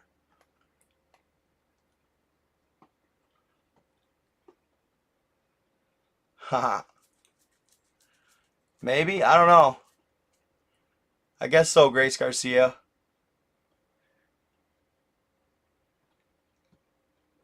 Recovering from my heart attack. Enjoying this channel. Damn, dude, a heart attack. What will we be thinking about you?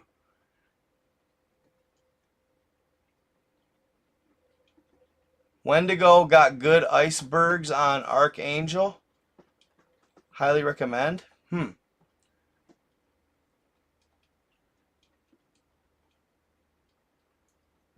Where? Wait. Where's Rennie?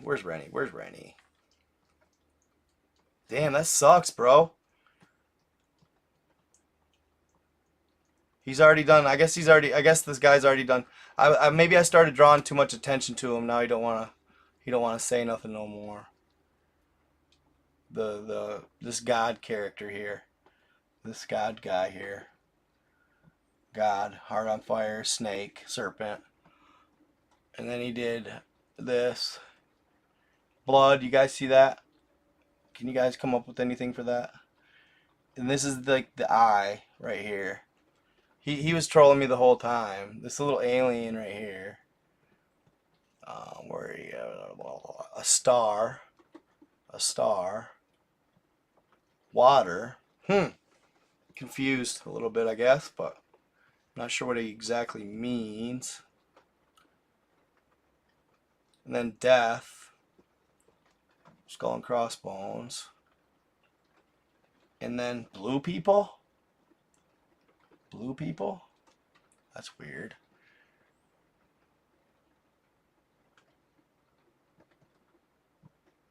Where's he at? Eye, brown. Huh.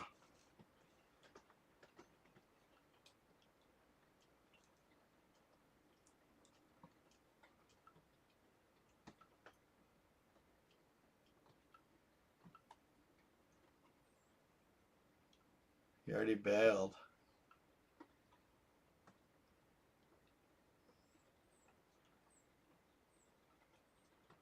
Well, he wasn't here very long.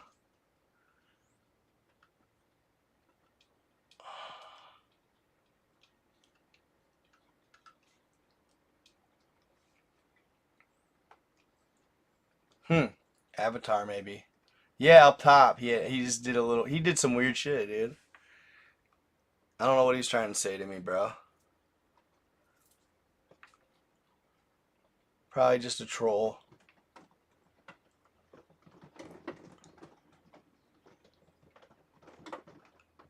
But it's like shit like that though, guys, like truth be told.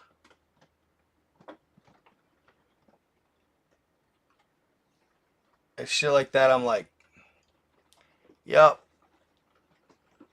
Glad I got my CPL. Glad I got the glizzy on me at all times.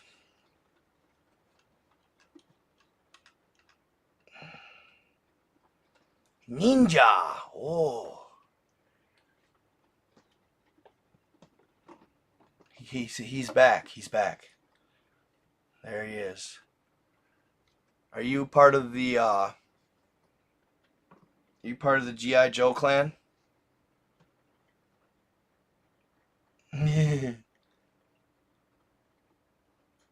On China, huh?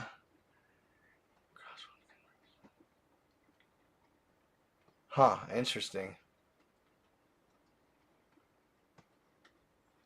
No. No way. No way.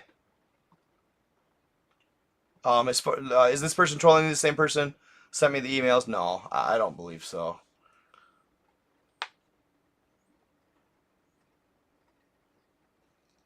How to build a relationship with a cryptid creature. First of all, if you approach a cryptid, okay, depending on which one, I personally would not mess with any cryptid other than Bigfoot myself, just because the other ones are too untrustworthy and too unpredictable. You know what I mean? So I wouldn't mess with any cryptid other than Bigfoot. So if you do think that you want to approach or I don't know, more or less, yeah, approach Bigfoot, first of all, yeah, even Bigfoot's sketchy as hell, but yeah, he alright. He's, you know, it is what it is, bruh. He's obviously here, dude. You know what I mean? He must like something. He loves my stuff, really. Deep down, he just loves my content.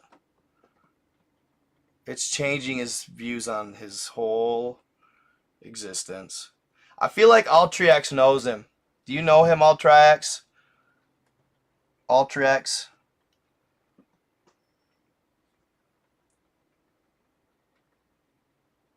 Yeah, exactly. Well, so here's the thing, Reese Peace. So okay, what are you trying to? I don't get what he's trying to say here, guys. Let's see what we see. Let's see what you guys say. Rocket ship up to the above waters. Okay. Oh no, are you saying nuke? Oh, you're saying nuke, bro. Oh, I know what you're saying, guy. You're saying they're gonna send a nuke into the waters. It's gonna explode the waters, and a tidal wave's gonna come. Maybe. Is that what you're saying, bro?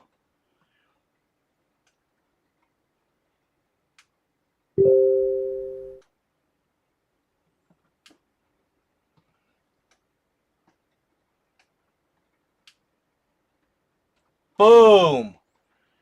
Bruh. Hey. Oh, shit. Actually, dude, that's in the Chronicles, dude. Dre, you know that, bro? No. It's not going to be another flood, brother.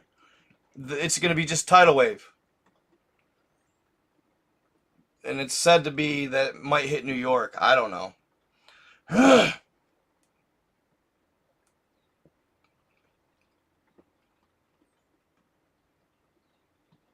I don't know if you understand, though. Water hazard.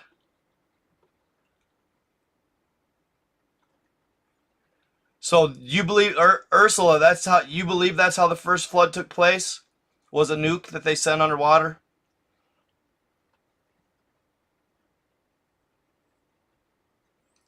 They did say, and it wasn't the Atlanteans. I was told that that was not the case. So you're saying we should be in a plane? Be in a plane when this happens there, bud? Yeah, I've heard of the Great Mud Flood. Yeah, I thought it said in the Bible that God wasn't going to flood us again, but I don't know.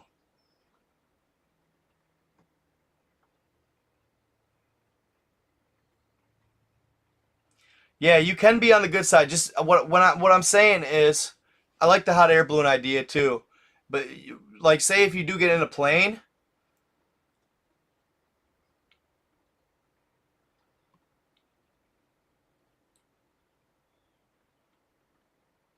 Interesting.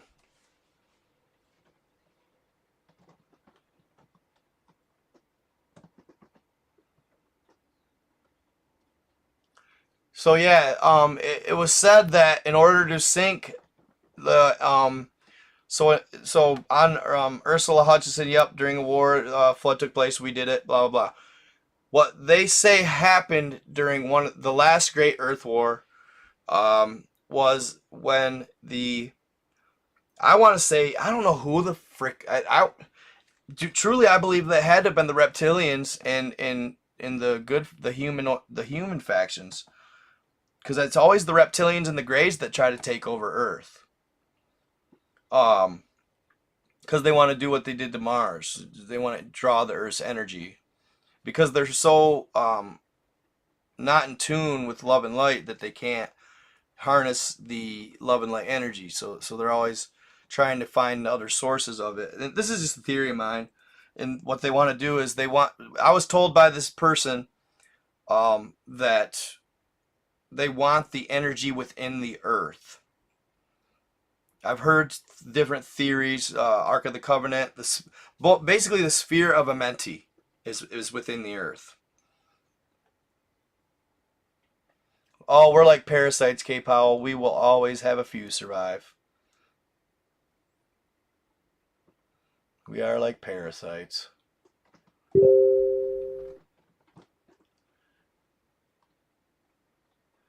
Black hole, black hole, black hole. I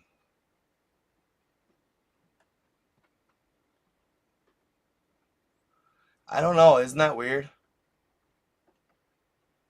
Oh, the parasites took us over. Interesting. I've heard that theory. So yeah. Anyway, I don't know. I had to have been it had to have been the Dracos. The Dracos are known throughout the galaxy as a warring faction by nature. So they wanted the Earth again, and they've been here a long time. The Dracos have been here longer than the humans have. Okay, and they want this planet. So it was probably the Dracos versus the Atlanteans and Lemurians. So what probably took place is the Dracos sent that. So in order to sink the land of Mu, Mother Earth, in order to sink that, they fired a nuke down in to the Mariana Trench, a Nara 1 rocket, a Nara 1 nuke. Probably arguably the biggest nuke ever made in the history of the Earth, even bigger than the nukes we have today. Was fired into the Mariana Trench in order to sink Mother Mu. And if you go to the Mariana Trench, I urge you. Actually, here, I'll show you. I got Google Earth right here. Let me show you something here. Okay. Alright, so if you go to what was it? Alt, right? Yes, good. So check it out. Here's the Mariana Trench. Okay? Pretty sure, yeah. It's Mariana Trench right here. So if they say they did fire this nuke right down into here, right? Look it to the right of where they fired, okay? And the goal was to sink Mother Mu, the land of the Lemurians, okay? Look at all of this. You know, people are always like, oh, that's just mountain ranges underwater. I beg to differ, and I hate to tell you, but you're just flat out friggin' wrong. Previously a pyramid, previously a Pyramid, pyramid, pyramid, pyramid, pyramid, pyramid, pyramid. Some sort of landmass. And they may be volcanic now, but at one point, all of this, I'm talking out to here, this was all the landmass of Mu. And that bitch got sank diddly dank by that Mariana Trench nuke. So I for the longest time I had a theory basically that when they did do this, guys, when they shot this nuke down there, right? So they talk about how there are pockets of water. There's fresh water. There's pockets of fresh water all over under the Earth's outer crust in the subterranean pockets. They say there's actually up to 3 times more water under the surface of the Earth than the entirety of the ocean. So to Ursula's point, what if when they fired that Nara 1 rocket, it got so deep into the Earth's crust that when it exploded, it broke open, say, one of those pockets of water under the Earth.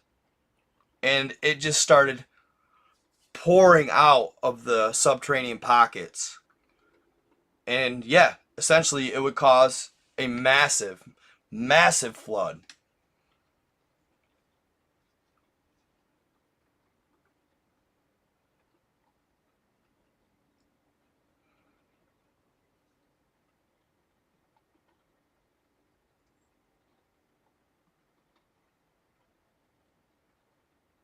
Why will the truth cause many to die?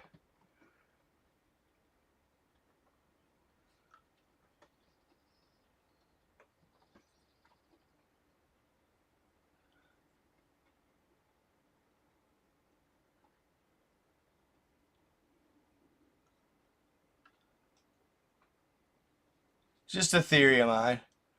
And I'm on the same page as Ursula Hutchinson.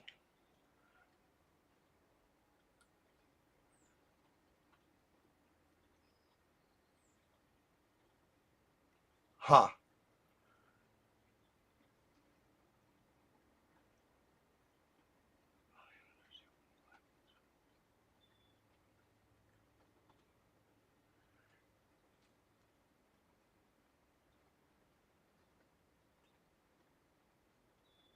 Yeah, for sure, for sure. Nice.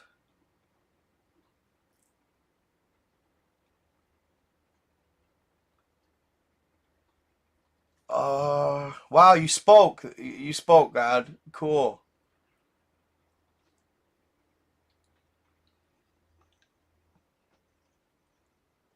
I thought it was so you're saying it was Atlantis, Dre? I thought it was just the mother Mu. I thought it was Lemuria, bro. Just because Atlantis was said to be in the Atlantic Ocean, you know? Sorry, we're gonna pick my freaking crap. All right. Yeah, so I thought Atlantis was somewhere possibly like maybe in this cluster, and then ran over here. Possibly this was Atlantis as well, maybe. But that's actually where, you know, that's the Azores Islands. Wait. There it is. Shift. It's shift. Ha ha ha. So I want to show you guys something about these Azores Islands real quick. Check this out. Check this out.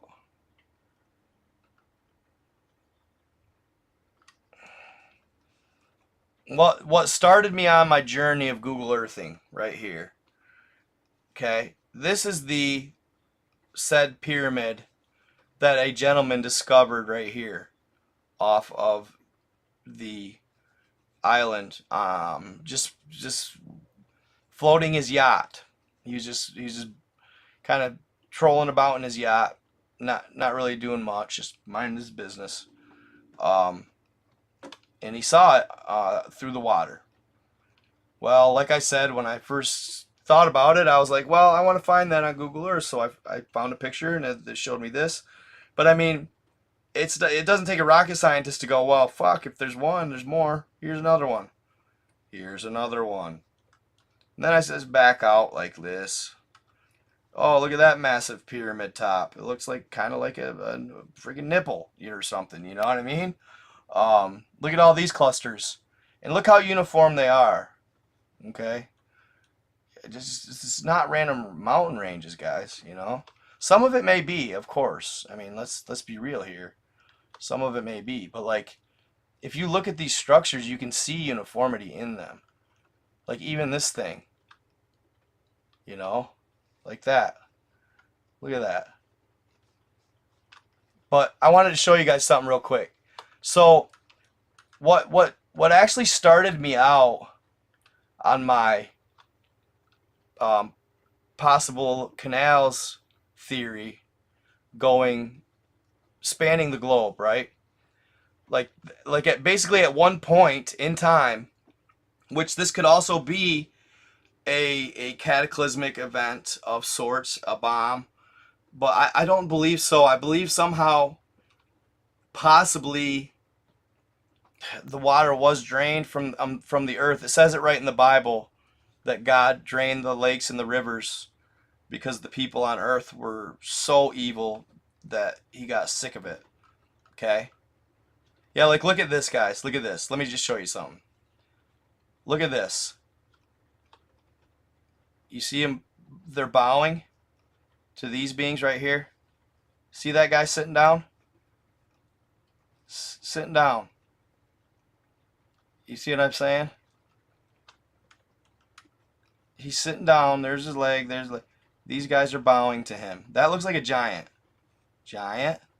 Or Anunnaki, possibly. Who knows? And that, right? See, I get, dude, this stuff, that's why sometimes I gotta watch it. Like, if I know I need to do something, I literally can't start going to Google Earth. Because I will totally fall in. It's subduction, man. So, anyway, I was looking around for the whole area here. And check this out, guys. This is right near where the pyramid I found was, or whatever, the pyramids. Check this guy out. Do you see the beard? See the beard? There's a beard right here. There's a beard. And then you got this face right here. He looks Buddhist, right? You got this face. And then you go down here and zoom in a little bit. His crown is 3 pyramids. 1, 2, 3. And there's his face. Pretty blatant. Eye, nose, beard. Okay? Now look at underwater here. You guys see the sprocket? You guys see that sprocket right there? It's like a bike sprocket. And then you got pipes. Pipes. It's like some sort of machine. And look at, you can almost even see the rocket thrusters right here. See those rocket thrusters? Boom, boom, boom, boom. This whole thing is a machine of sorts. And I thought maybe it was possibly to pump water. Can't go underwater or nothing, but possibly. But that's what kind of got me started. And if you look here, you see all these points leaving these islands. Look at that. Boom. Boom. Backside. Boom. Boom. Boom. Then you go like this. Up. Up. Where's north? Right there. Then you go like this and follow this fault right here. See that fault? And it keeps going. And then it goes left. Boom. Then it goes north. Way north. Look at that. See that? Fault? That they call the fault? See all these trenches? Check this out. I'll blow your mind right now. Keeps going. Keeps going. Keeps going. And check this focal point out, you guys, right here to the left. There, I believe, could be your inner Earth entrance. They're just not showing it. But you can back out and kind of see the focal point here. That's your northernmost point here. But anyway, here's your trench. It continues. Continues. There's another one possibly. And then it stops where? Boom, right here. At one time, notice the ice. At one time, I believe, they literally ran out of water on this planet. So what they had to do was build a network of canals to the poles. To the poles where there was miles of thick ice. Okay? And then they had to run it down here. Here. Like, look at this guy. And then they ran it here. And then it was the hub. Look at it. It distributed it down here. Over here. And you can still follow all these canals all the way through here. Look at all these shits. Look at these ones. This is a pretty elaborate network right here. That's a little like focal point again, town, whatever you want to call it. And then it splits off again. That canal goes to that island. That one here. These ones keep going down here. Yeah. And a lot of people don't know this, but Mars actually has a vast network of canals, exactly like Earth, that run from the poles because they somehow ran out of water. Probably from possible nuclear war. Who knows what. But look, you could even argue, I mean,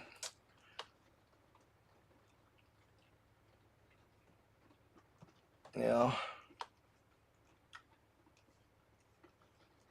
mostly from the North Pole, but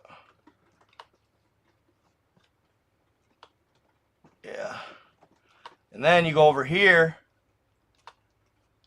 and look at this trail. Here. Ooh, what we got? Down here. Trail. And these trails ran all the way through. All the way up.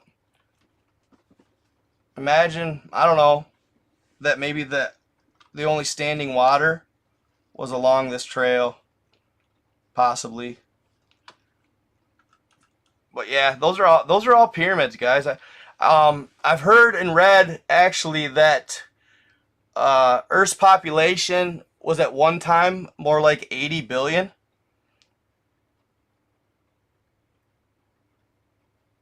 $80 billion. So, yeah, John Carter's awesome. John Carter's awesome. So, Ultra X, you're talking about a great Earth war then.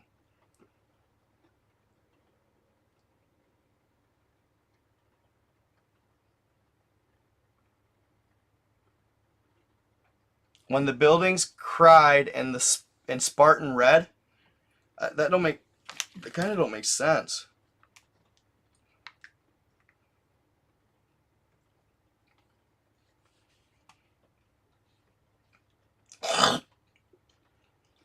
No, dude, I've heard dude, when you've looked at Google Earth as much as I have, bro, I've seen every type of being you can think of on this freaking planet, dude. And there was a lot of them at one time. And what the time I'm talking about, pretend God, the time I'm talking about would be like the, oh shit, the Book of Enki, the First Great War.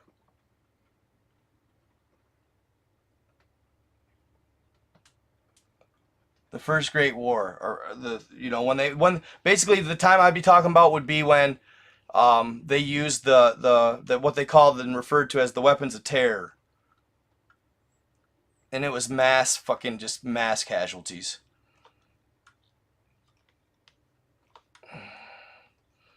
So I want to show you guys something here. Hopefully I can see him. Oh, by Hawaii. I know you can see him on your phone pretty easily. See these guys? Check these out. Okay, the water kind of skews it a little bit. But do you see how this has these little lines emitting? Pew, pew, pew, pew, pew, pew, pew, pew. To me, it looks almost as if a nuke went off, or a bomb, or a meteor hit right here. And these are all around the Hawaiian Islands. Let me see here. There's another one. You see it? How it's got perfectly, it's like almost looks like a sun. You can see it better on your phone. Right here, there's another. Here's a good example. Like, see all these? Boom, boom, boom. Do you think that those were nukes? Like, see that?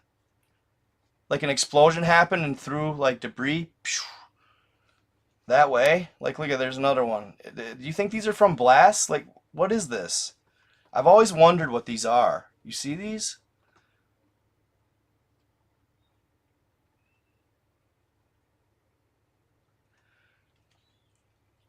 Hey, you know what though, there, Mr. Paul Caesar, that knows it all? I actually watched a documentary that proved my theory was right. They went down and they looked at the oh fuck, the Baltic Sea anomaly or whatever. The Baltic Sea anomaly.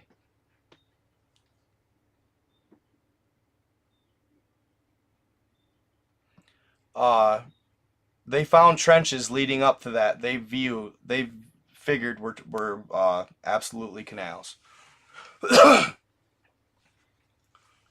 Prove that that's a fault, dude. And even if it is a fault, could water not be running through them? Why couldn't it be? It even said in the Bible when God drank the oceans dry, and the rivers and the lakes. Why would they say that in the Bible?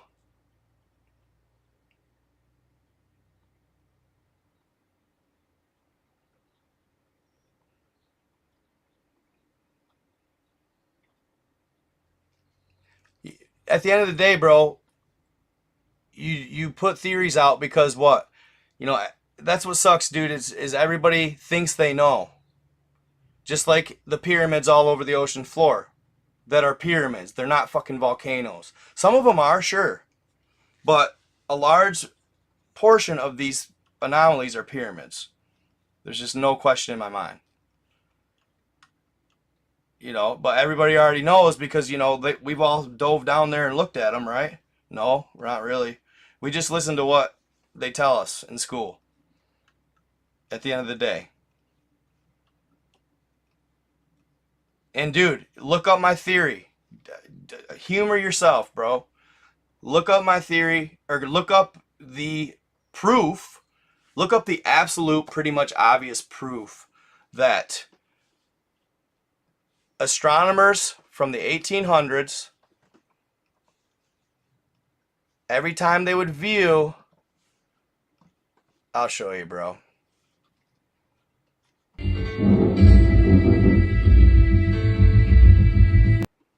Every time that they would view Mars through their old telescopes.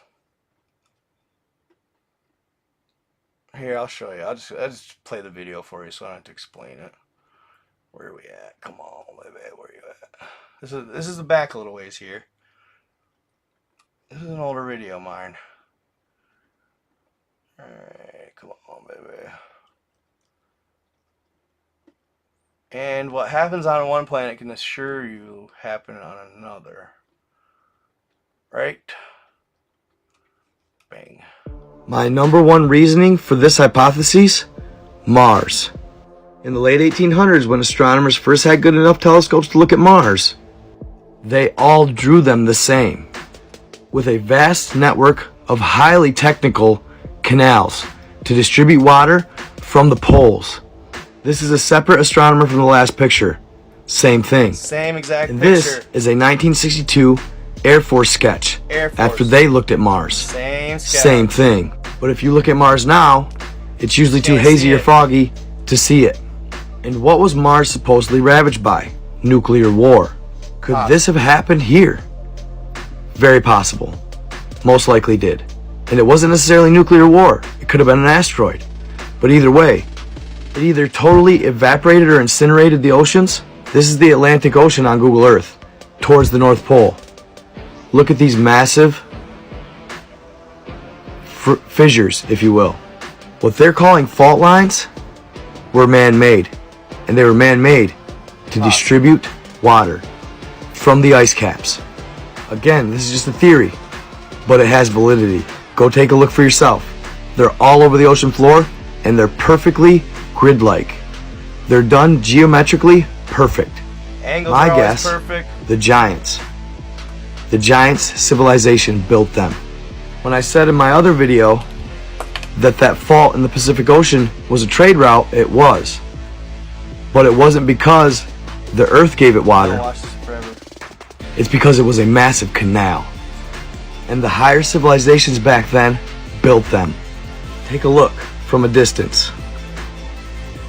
Up to the ice cap. All the way down. Then it breaks off. Even further back. Boom. Guarantee it. Otherwise, why wouldn't those two faults continue to the land? It was either a nuclear winter or an asteroid. When it first made impact, it had the force of 1,000 nuclear bombs. This would evaporate the water. This was said in scripture. At some point, the oceans burn up. Then nuclear winter, ice age. My guess would be that massive asteroid that they found under Antarctica, the crater that's 300 miles wide. So this would have been pre-Great Flood. And eventually, they probably figured out the subterranean pocket full of fresh water. Either that or the higher beings knew about it and they cracked it open. Again, this is subject to scrutiny, but take a look for yourself. I'm telling you, you heard it here first. Like it. Boom. There's validity, bro. There's validity.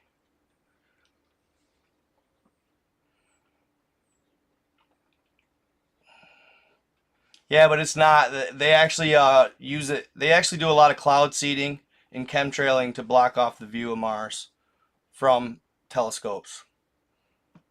But back in the 1800s, we could see Mars clear enough to draw the exact same network of canals from astronomer to astronomer. Come on, man. And now we can't? It don't make no sense, bro. They're hiding it.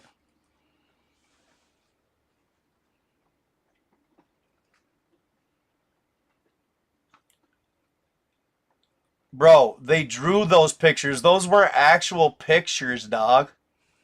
They drew those pictures of those fucking... Bruh. Those weren't actual pictures of Mars canals, my guy. They drew those pictures according to what they saw through their telescope. Man. Bruh. I don't know. Trust Google Earth that was made by the CIA. That's $1,000 million worth of satellites. That look down on the Earth with a perfectly... You know what I'm saying? Like...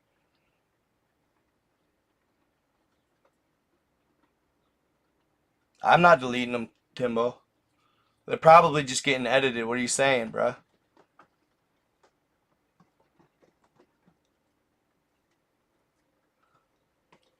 Google is legit. Guarantee it. For the most part.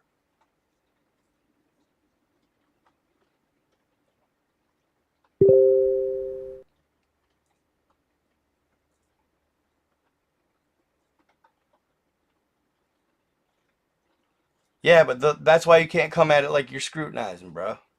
You know what I'm saying? It's hard. Exactly. It is hard to know what to believe. But if nobody tries to think of anything different, then what are we doing, you know? Even if it is outlandish, somebody's got to be bold enough to sound stupid. Because you know what, dude? Everybody, dude, there's been so many people in history.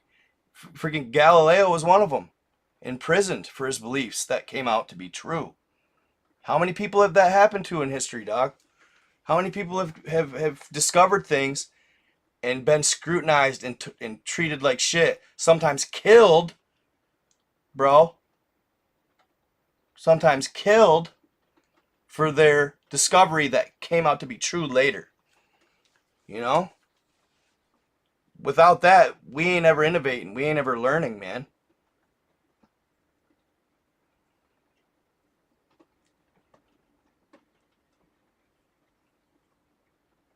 You know, a lot of people laughed when I said on that one video, dude, when I said that they were building pyramids on the ocean floor before oceans even existed. Now that was an early hypothesis, but people were like, before oceans even existed, they've always been here.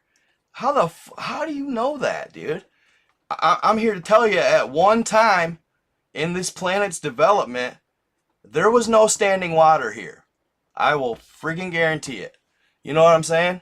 Like, how do people think they can just, like, that's one of the major problems with humanity. We have got this false sense of we are so freaking smart, dude. And we're just simply not, dude. We're not. We don't even compare.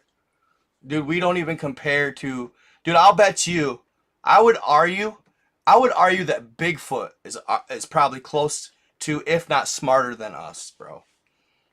They just would rather forage and live that lifestyle that they live than go as far as we have and try and reach. They have seen all that there is to see as far as the technology goes, as far as the UFOs go, all that. They don't want all that technical ass jargon. They don't give a shit about it. They would rather just be with family, be love, and then forage and live on Earth. You know, Monstro always says, Mother Nature will provide all that we need, right? If we just stopped today, got rid of all tech, okay, and we had to go back to indigenous ways of living, and solely rely on Mother Earth for survival, then we'd live. You know what I mean? We'd actually live. Now, it'd be hard to give up the amenities and all the luxuries of life, but nevertheless, what did they call? So the Golden Age was described as what? The Golden Age was described as there was no discrepancies over land. Everybody lived in a what they called the bush, these thickets that grew vines and like domed out. They like grew vines and like domed out, and each family had their own little area of thicket, and they could just make their homestead there. The fruits and everything were huge, right? Fruits were massive. The plant life provided all that we needed to sustain life, and there was no violence. Everybody got along. Everybody was happy. There was no violence, no hate, no jealousy, no greed. It was the Golden Age, bro. And that was just simply existing on this planet without having to, have all the bullshit.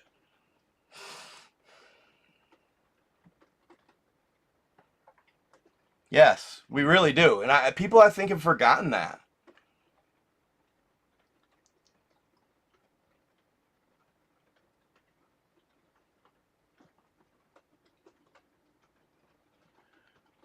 I like to think so, Dre. I think it'd be cool.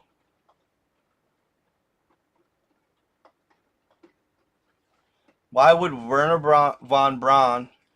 What was I watching the other day? When they said something like Werner von Braun was involved in this. Oh, it was so you got, oh dude, I gotta do a video on this, fam. I really gotta do a video on this. I'll show you here. And hey dude, what was your name? Czar? Pulsar. Good debating, bro. Good debating. Yeah, I have, Pulsar. I've looked into the expanding Earth theory. Yes, sir. And that could be possible. Very possible. I like to get challenged and just try. You know, that's what it's about, dude. I didn't take no offense to it, and I hope you didn't take offense to maybe if I seem like I got a little attitude. I just hate when people come at me like my idea is just dumb. Because, dude, there's really no idea that's dumb. You know what I mean? Like, every idea that's came true, like, you know, Tesla was dumb. You know what I'm saying? Like, people thought he was dumb for his oh, I always do this. Thomas Edison thought Tesla's alternating current was dumb. You know what I mean? Like, so. Yeah, why are we working? I don't know, because they tell us to.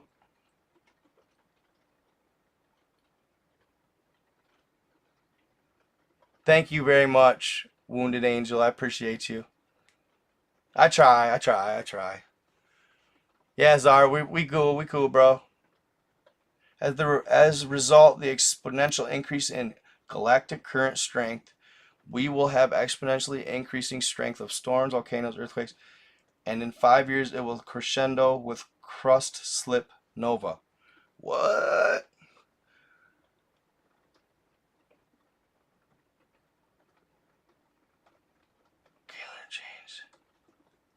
Huh. The attack on our second brain, which they call the pineal gland, is why we are not what we are supposed to be. Absolutely. The calcifying of, right? Fluoride, they say, etc. But no, dude, so I was watching this, y'all, I was watching this. What you talking about? How you gonna come at me like that, dude? God damn. Can't let a guy get on his feet, man.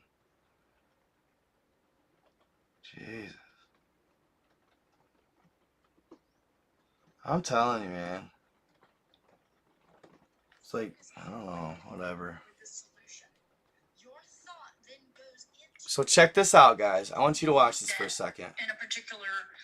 I got sent this, and I'm going to do a video on it here. This is awesome. I watched it for quite a while. What is it? The chronoscope and the chronovisor. Chronoscope, chronovisor. Sounds cool.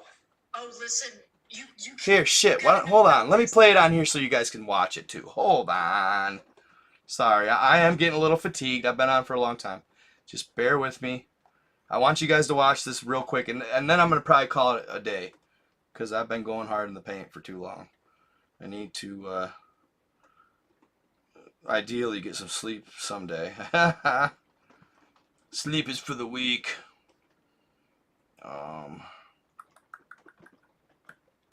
I got 87 at Outlook. I see. Bing bong, bing bong. Paste and send. This is cool, guys. This is really freaking cool. I've never heard of this. It's definitely something worth watching. Mail here, mail time. There we no.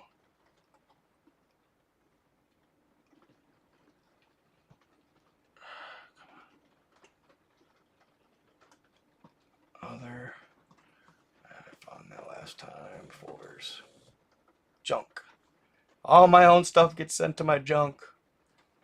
Okay. Move to inbox. So it is no longer junk. There it is.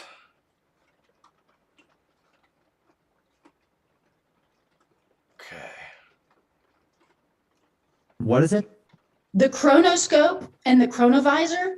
Have you heard about those devices? Sounds cool. Oh, listen, you got to know about this. So it kind of reminds me of Polaroid cameras and how they work, you know, how the film develops as it sits. So obviously they took, and this is based on Marcel nuts, Vogel y'all. talks This is about nuts. how he was able to borrow the Delaware camera. The Delaware camera came out of England. Caesar, and it was owned by the Delaware family.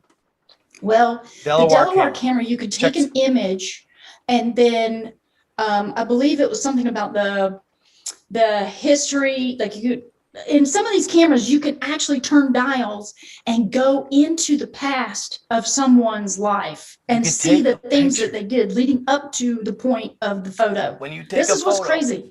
And, it comes into Project Looking Glass and all that stuff that's going on. There is growing concern that there will be a global social credit system linked to your search habits. You want to keep your information safe, secure, and anonymous when you surf the web. Go to virtualshield.com/leakprod. And former scientists Werner von Braun helped him build it. Werner Made von of Braun. cathode rays. Hold on. Check this out. This is a cool story, y'all. Right here. The chronoscope. So it was either chronoscope or chronovisor that was invented by an Irish woman. And she took a photo of one of the bishops, I believe, of the Vatican, or she took a photo of someone that was very important and turned the dials. And of course, these people are scandalous. So she, right there. Oh, you found it. Yeah. Found out he's having affairs and all that. They realized that this man that she had taken a photo of had done all this scandalous, slept with other women, and he was married, and you've done all these nefarious things. So they basically devised a plan to discredit her and do all these vile things to her, and then she eventually ended up disappearing. But yeah, these things are amazing. They use crystal technologies because Marcel... It says, let me jump in. Listen to this. Sure. According to Brune, the chronovisor was developed by Father Pellegrino Bernetti, a Benedictine monk. Bernetti allegedly kept the device secret until the early 1960s when he confided in Brune and told him that 12 scientists, including famed physicist Enrico Fermi and former scientist Werner von Braun, helped him build it. Made of cathode rays, antenna, and metals that receive sound and light signals on all wavelengths, the chronovisor purportedly allows the team of scientists to document events of the past, including the crucifixion of Jesus Christ. The machine, therefore, could validate the teachings of the Bible or discredit them simply by providing a first-hand look into the past. If that's true, boom. That's the Project Looking Glass type technology, possibly. Bending light somehow. Hello. Yes. Wow. You just taught me. You just totally schooled me. Thank you, Ellen. No, this is why we need to connect, is because there's so much information. So there was a woman, she's an Irish woman, and she created the chronoscope then, because I always got those confused since they were, one was chronovisor and one was chronoscope. It's funny, it's called chronovisor, coronavirus. And I don't know. I had it's weird how it's Dan close. Willis on my channel also discussing the Delaware camera and how he actually experienced it. So it uses, all of these things use crystal technology, which is part of those tubes that they have in there. Like they have different things in there, different components that use crystalline properties. And Marcel says that if you add one drop, it's like 1 microgram or something of silica to a solution of water, that it will hold the memories of your mind. So what you can do is you have an image in your mind's eye and you focus on a plate with the solution. Your thought then goes into that plate and can be looked at in a particular microscope, or like the Delaware camera did. It's crazy. It's thought transference, and it goes into crystalline solutions and it holds that memory. This is crazy new technology, but I guarantee you that those other people on the other end of our society, that they already have this knowledge and they've known about it for a long time. Oh yeah. Well, so I'm looking up that camera. How do you spell it? Yeah, Delaware. So it's I think it's DE and then LAWARR. It's three different words. Delaware camera. Keeps coming up. Delaware camera. No, not a Delaware camera. I want the Delaware. Let me see what I can find. Delaware. Keeps taking me to like Delaware camera. Get yours today. 4.4 ratings out of 200. Okay, I found it. On. Let me. I'll share this with you on my. Okay, let me give you from multiple participants can share a screen. Yeshua's Jesus. Yahweh is God. Is this on Etherforce? Yahuwah, right? Let me. I can give this into the chat here. Let me go. Bam. Here, you can go to Etherforce. Stand by. There it is. The Etherforce. Yeah, listen. Get yours today. Dude, what's with the voice? But it talks about Marcel Vogel. Here it is. The Delaware Psychotronic Camera Project. And this person claims to have worked on this project with Marcel and claiming it to be a interdimensional imaging device. It was imported from England to the lab, 5 feet tall. Whoa. Wow. Man, if that's legit. Here's the schematics for it. Gang. Yes, exactly. Like, why aren't we making this ourselves? Let's make one. Oh, let's make one. Yeah, Yahweh and Yeshua. Do Yeshua. it. Here it is. Wow. Yeah. Look at this. What if I told you that a woman created We got to it make all? this. It looks like an old brick cell phone right there. that. That thing does. Like that. That the mother Hello? is actually all. I'm ready. That God even has a mother. Those bricks emitted a ton of radiation, EMF radiation, versus these new ones are anyway. Yes. Yeah. Everybody got scared with 5G and like, oh, 5G. 5G sucks. It's so weak it won't even go through a raindrop. That's why they want those antennas on every corner. Yes. I don't need 5G. Every time 5G's on my phone, it's slower. So I don't know. I don't get it. Oh, no. Well, you know what it is too. I don't know. Did you? Well, there's another person that I came across on that 5G thing. Barry Trower was a microwave weapons expert, and he said absolutely they use that for military applications before it was ever, said that it's going to be in the telecoms companies now. And I'm like, that's a weapons. What if God is a she? A weapons program. It's a broad spectrum though. When they say that, like, are you talking about 28 gigahertz? Are you talking about 14 gigahertz? I mean, what's the frequency? Because 5G is like this huge spectrum. But it wouldn't surprise me if it's more for like tracking. That's what I see it for, right? Because you've got pinpoint accuracy with 5G, where it could just be Why do you say BS connected to the Internet of all things, whereas like 4G and 3G and radio waves actually are it's a different frequency, so it'll go through the body. Like, I'm like, what's worse, 4G or 5G? I mean, so yeah, I don't know, but it's interesting. I just don't know about the whole 5G thing. It gets weird when you keep going. Yeah, I mean, we don't need it because if there's touting that it's so great, why do we need it everywhere? Right. But yeah, so look at this. This is what the camera system's supposed to look like. Here's the photos. Yeah. Mm-hmm. Wow.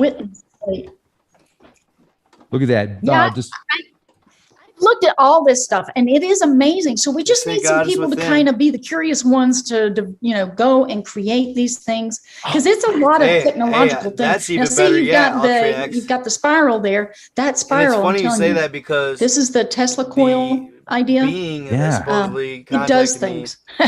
Said we need to know this stuff. And a princess. I used to be into like pyramid power big time, where I was making cardboard pyramids, and I was getting the ones made out of titanium alloy, and I was aligning them magnetic north, and I was doing all these experiments, and it was pretty cool. And I don't know, maybe the food lasted longer. I did some experiments with water and food and other things, but really, I mean, we need to figure out like the math, like what we're looking at here, but also add the tech behind it. So, cardboard pyramid, super cool. You might even be able to mentally make it, work somehow. But if we make like this titanium alloy pyramid that's got these schematics and it's got all this other Tesla stuff in it, then maybe we can make a flux capacitor or something, Yeah, you know what though? I mean, do you know how much the Russians have studied pyramids? Like I've been all down that trail too. Oh, where yeah. the Russians, they've done all these experiments, and they found that the best type of pyramid was actually made of fiberglass. Because and it was at a 144. It was like a steeper angle. Because all it's doing is it's harnessing the orgone energy from the earth. And the orgone energy, you know, it swirls up in the pyramid. So the pyramid is basically, if you look at it, it's an upside down scalar wave. You know, like a scalar wave is kind of like this, and the pyramid is basically, you know, funneling the energy that's being emitted from the earth going up into the tip. But as it goes up, it's spiraling around on the inside. Almanac, 12 tribes, 12 I had a friend over to my house. I have a copper pyramid sitting on the living room floor. It's a meditation pyramid. And she came to my house for the first time. She'd never seen the pyramid. She stopped dead in her tracks when she saw it. She was like, I can't get near stuff like that. I can feel the energy coming off of it. I was like, well, don't be afraid of it. So this is what's weird too. So she's type O, you know, she's one of those O people with the blood type. And well, I hate to tell she was afraid of O negative. I can't she's one of the rarest blood types. I can't believe that. And so she's got more copper in her blood. Literally. So, yeah. I mean, so she's, you know, she has weird experiences, but she comes to my house and she's afraid of this pyramid. I'm not trying to put you but later that blast, evening, because she was staying the night, she goes, I was going to bed. You know, it's about 11:30. I was like, I'm going to bed. And she had her music playing on her phone. She comes out of her bedroom. She goes, you know what? I think I'll go sit under that pyramid. Because I told her, I said, it's just for meditation. You know, it just, it takes your intentions and shoots it up into the cosmos. And she was like, okay, well, you know, I think I'll go sit under it. And I was like, well, that's good. She's embracing it, you know, like she's not afraid of it. So she went in there and she was listening to music. At 1:30 in the morning, I wake up and I hear her music playing. And she wasn't back in her room because her light was on. I was like, well, I guess she fell asleep under the pyramid. Well, it's 6 a.m. in the morning. It's dark. You know, she's knocking on the door of my room. She's like, Ellen. I'm like, what? She's like, are you awake? I'm like, well, I am now. She's like, do you have someone else staying here? I was like, no.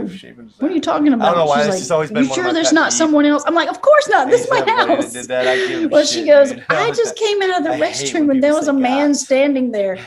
So this is what happens. I think it activated something in her DNA or something in her consciousness. She goes, there was a man standing there. She's like, so I'm going to stop her. Enki is God. He wanted to feel what it is to be loved, so went in Mary's womb and decided to say it was for a purpose to brainwash us. He was fascinated with our souls, yet the Anunnaki wished they had. Oh, you can't hear me clearly? You can't hear me clearly? Can you hear me better now? Can you hear me now? Good. When the greyhound chases the wolves away, the 12 hunters may try to kill the greyhound. Guess the symbolism.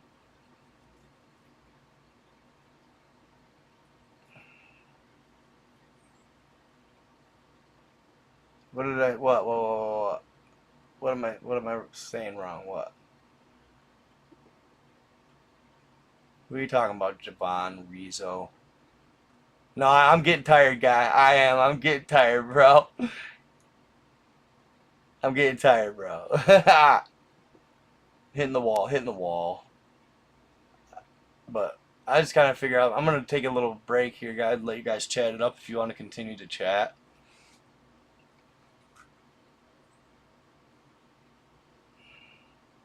It's because I know a lot of people are waking up right now. Yeah, Jacob's smart, dude. He's definitely very knowledgeable. He's the first one to put me onto the Ascension Bible, which is a really, really cool read, dude. The Ascension Bible is a really, really intriguing, interesting storyline of events. Alright, yeah, I know, I will, William, I will. Yeah, for sure, guys. Yep. That's why, yeah, I really like what we're doing here. I do, but dude, I don't mess with Discord at all. Like, I just can't get I don't know if it's, I don't know, I just can't get a freaking traction on there. Check out my Telegram. That's a little more poppin'. I have 874 subscribers on my Telegram. And yeah, like, hold on here. And I try to post videos on there, but at worst you guys can chat or whatever. But it's this one, not Night God Chat. Ignore Night God Chat. Most of my good stuff is in this Night God with the black and gray Night God symbol. I might even delete this little thread here. I don't know. Can I delete it?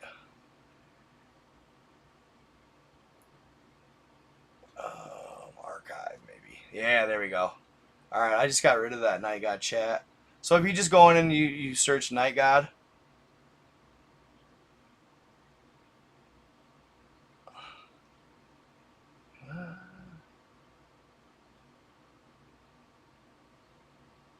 Hey man, check out the cool. Check out the it says, hey man, check out the Cozy Rev mirrors. Time travel through infinite reflection. Wild. Oh, I will, bro. I will enlighten. My bad. I will. Kurt McCord. Why does that sound familiar? I don't even know. Beth Anon. I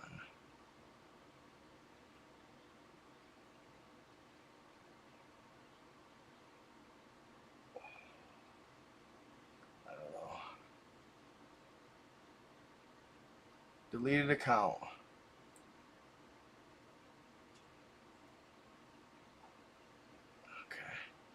Yeah, I'd like to see and you guys also, dude? Hey, would you guys do me a solid also? Would you guys go out to my Twitter and follow me out there?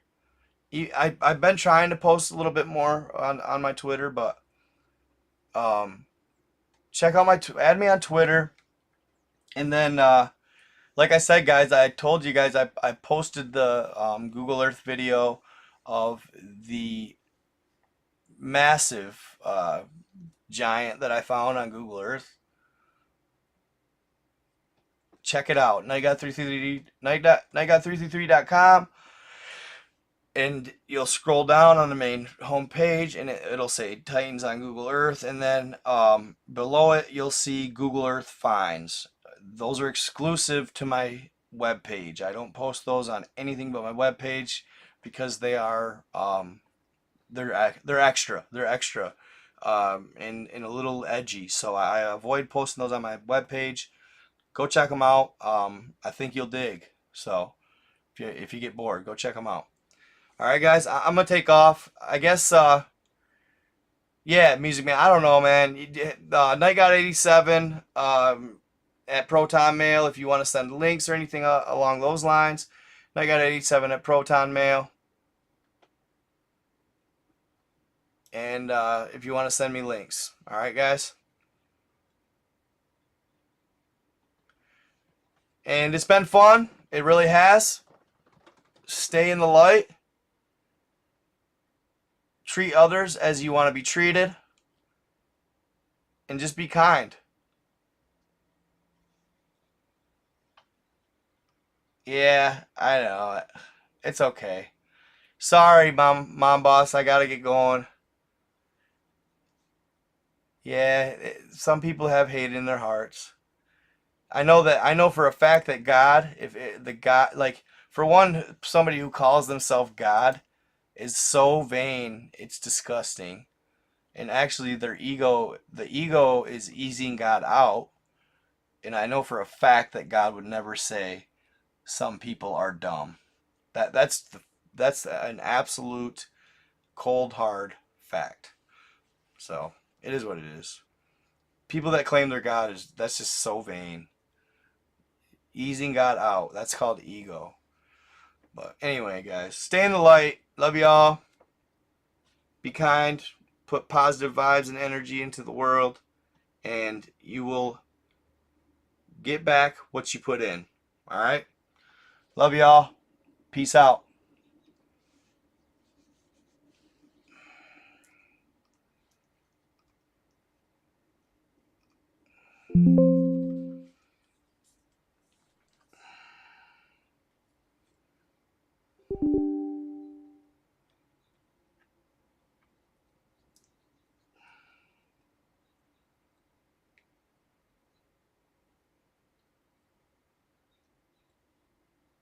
The fuck?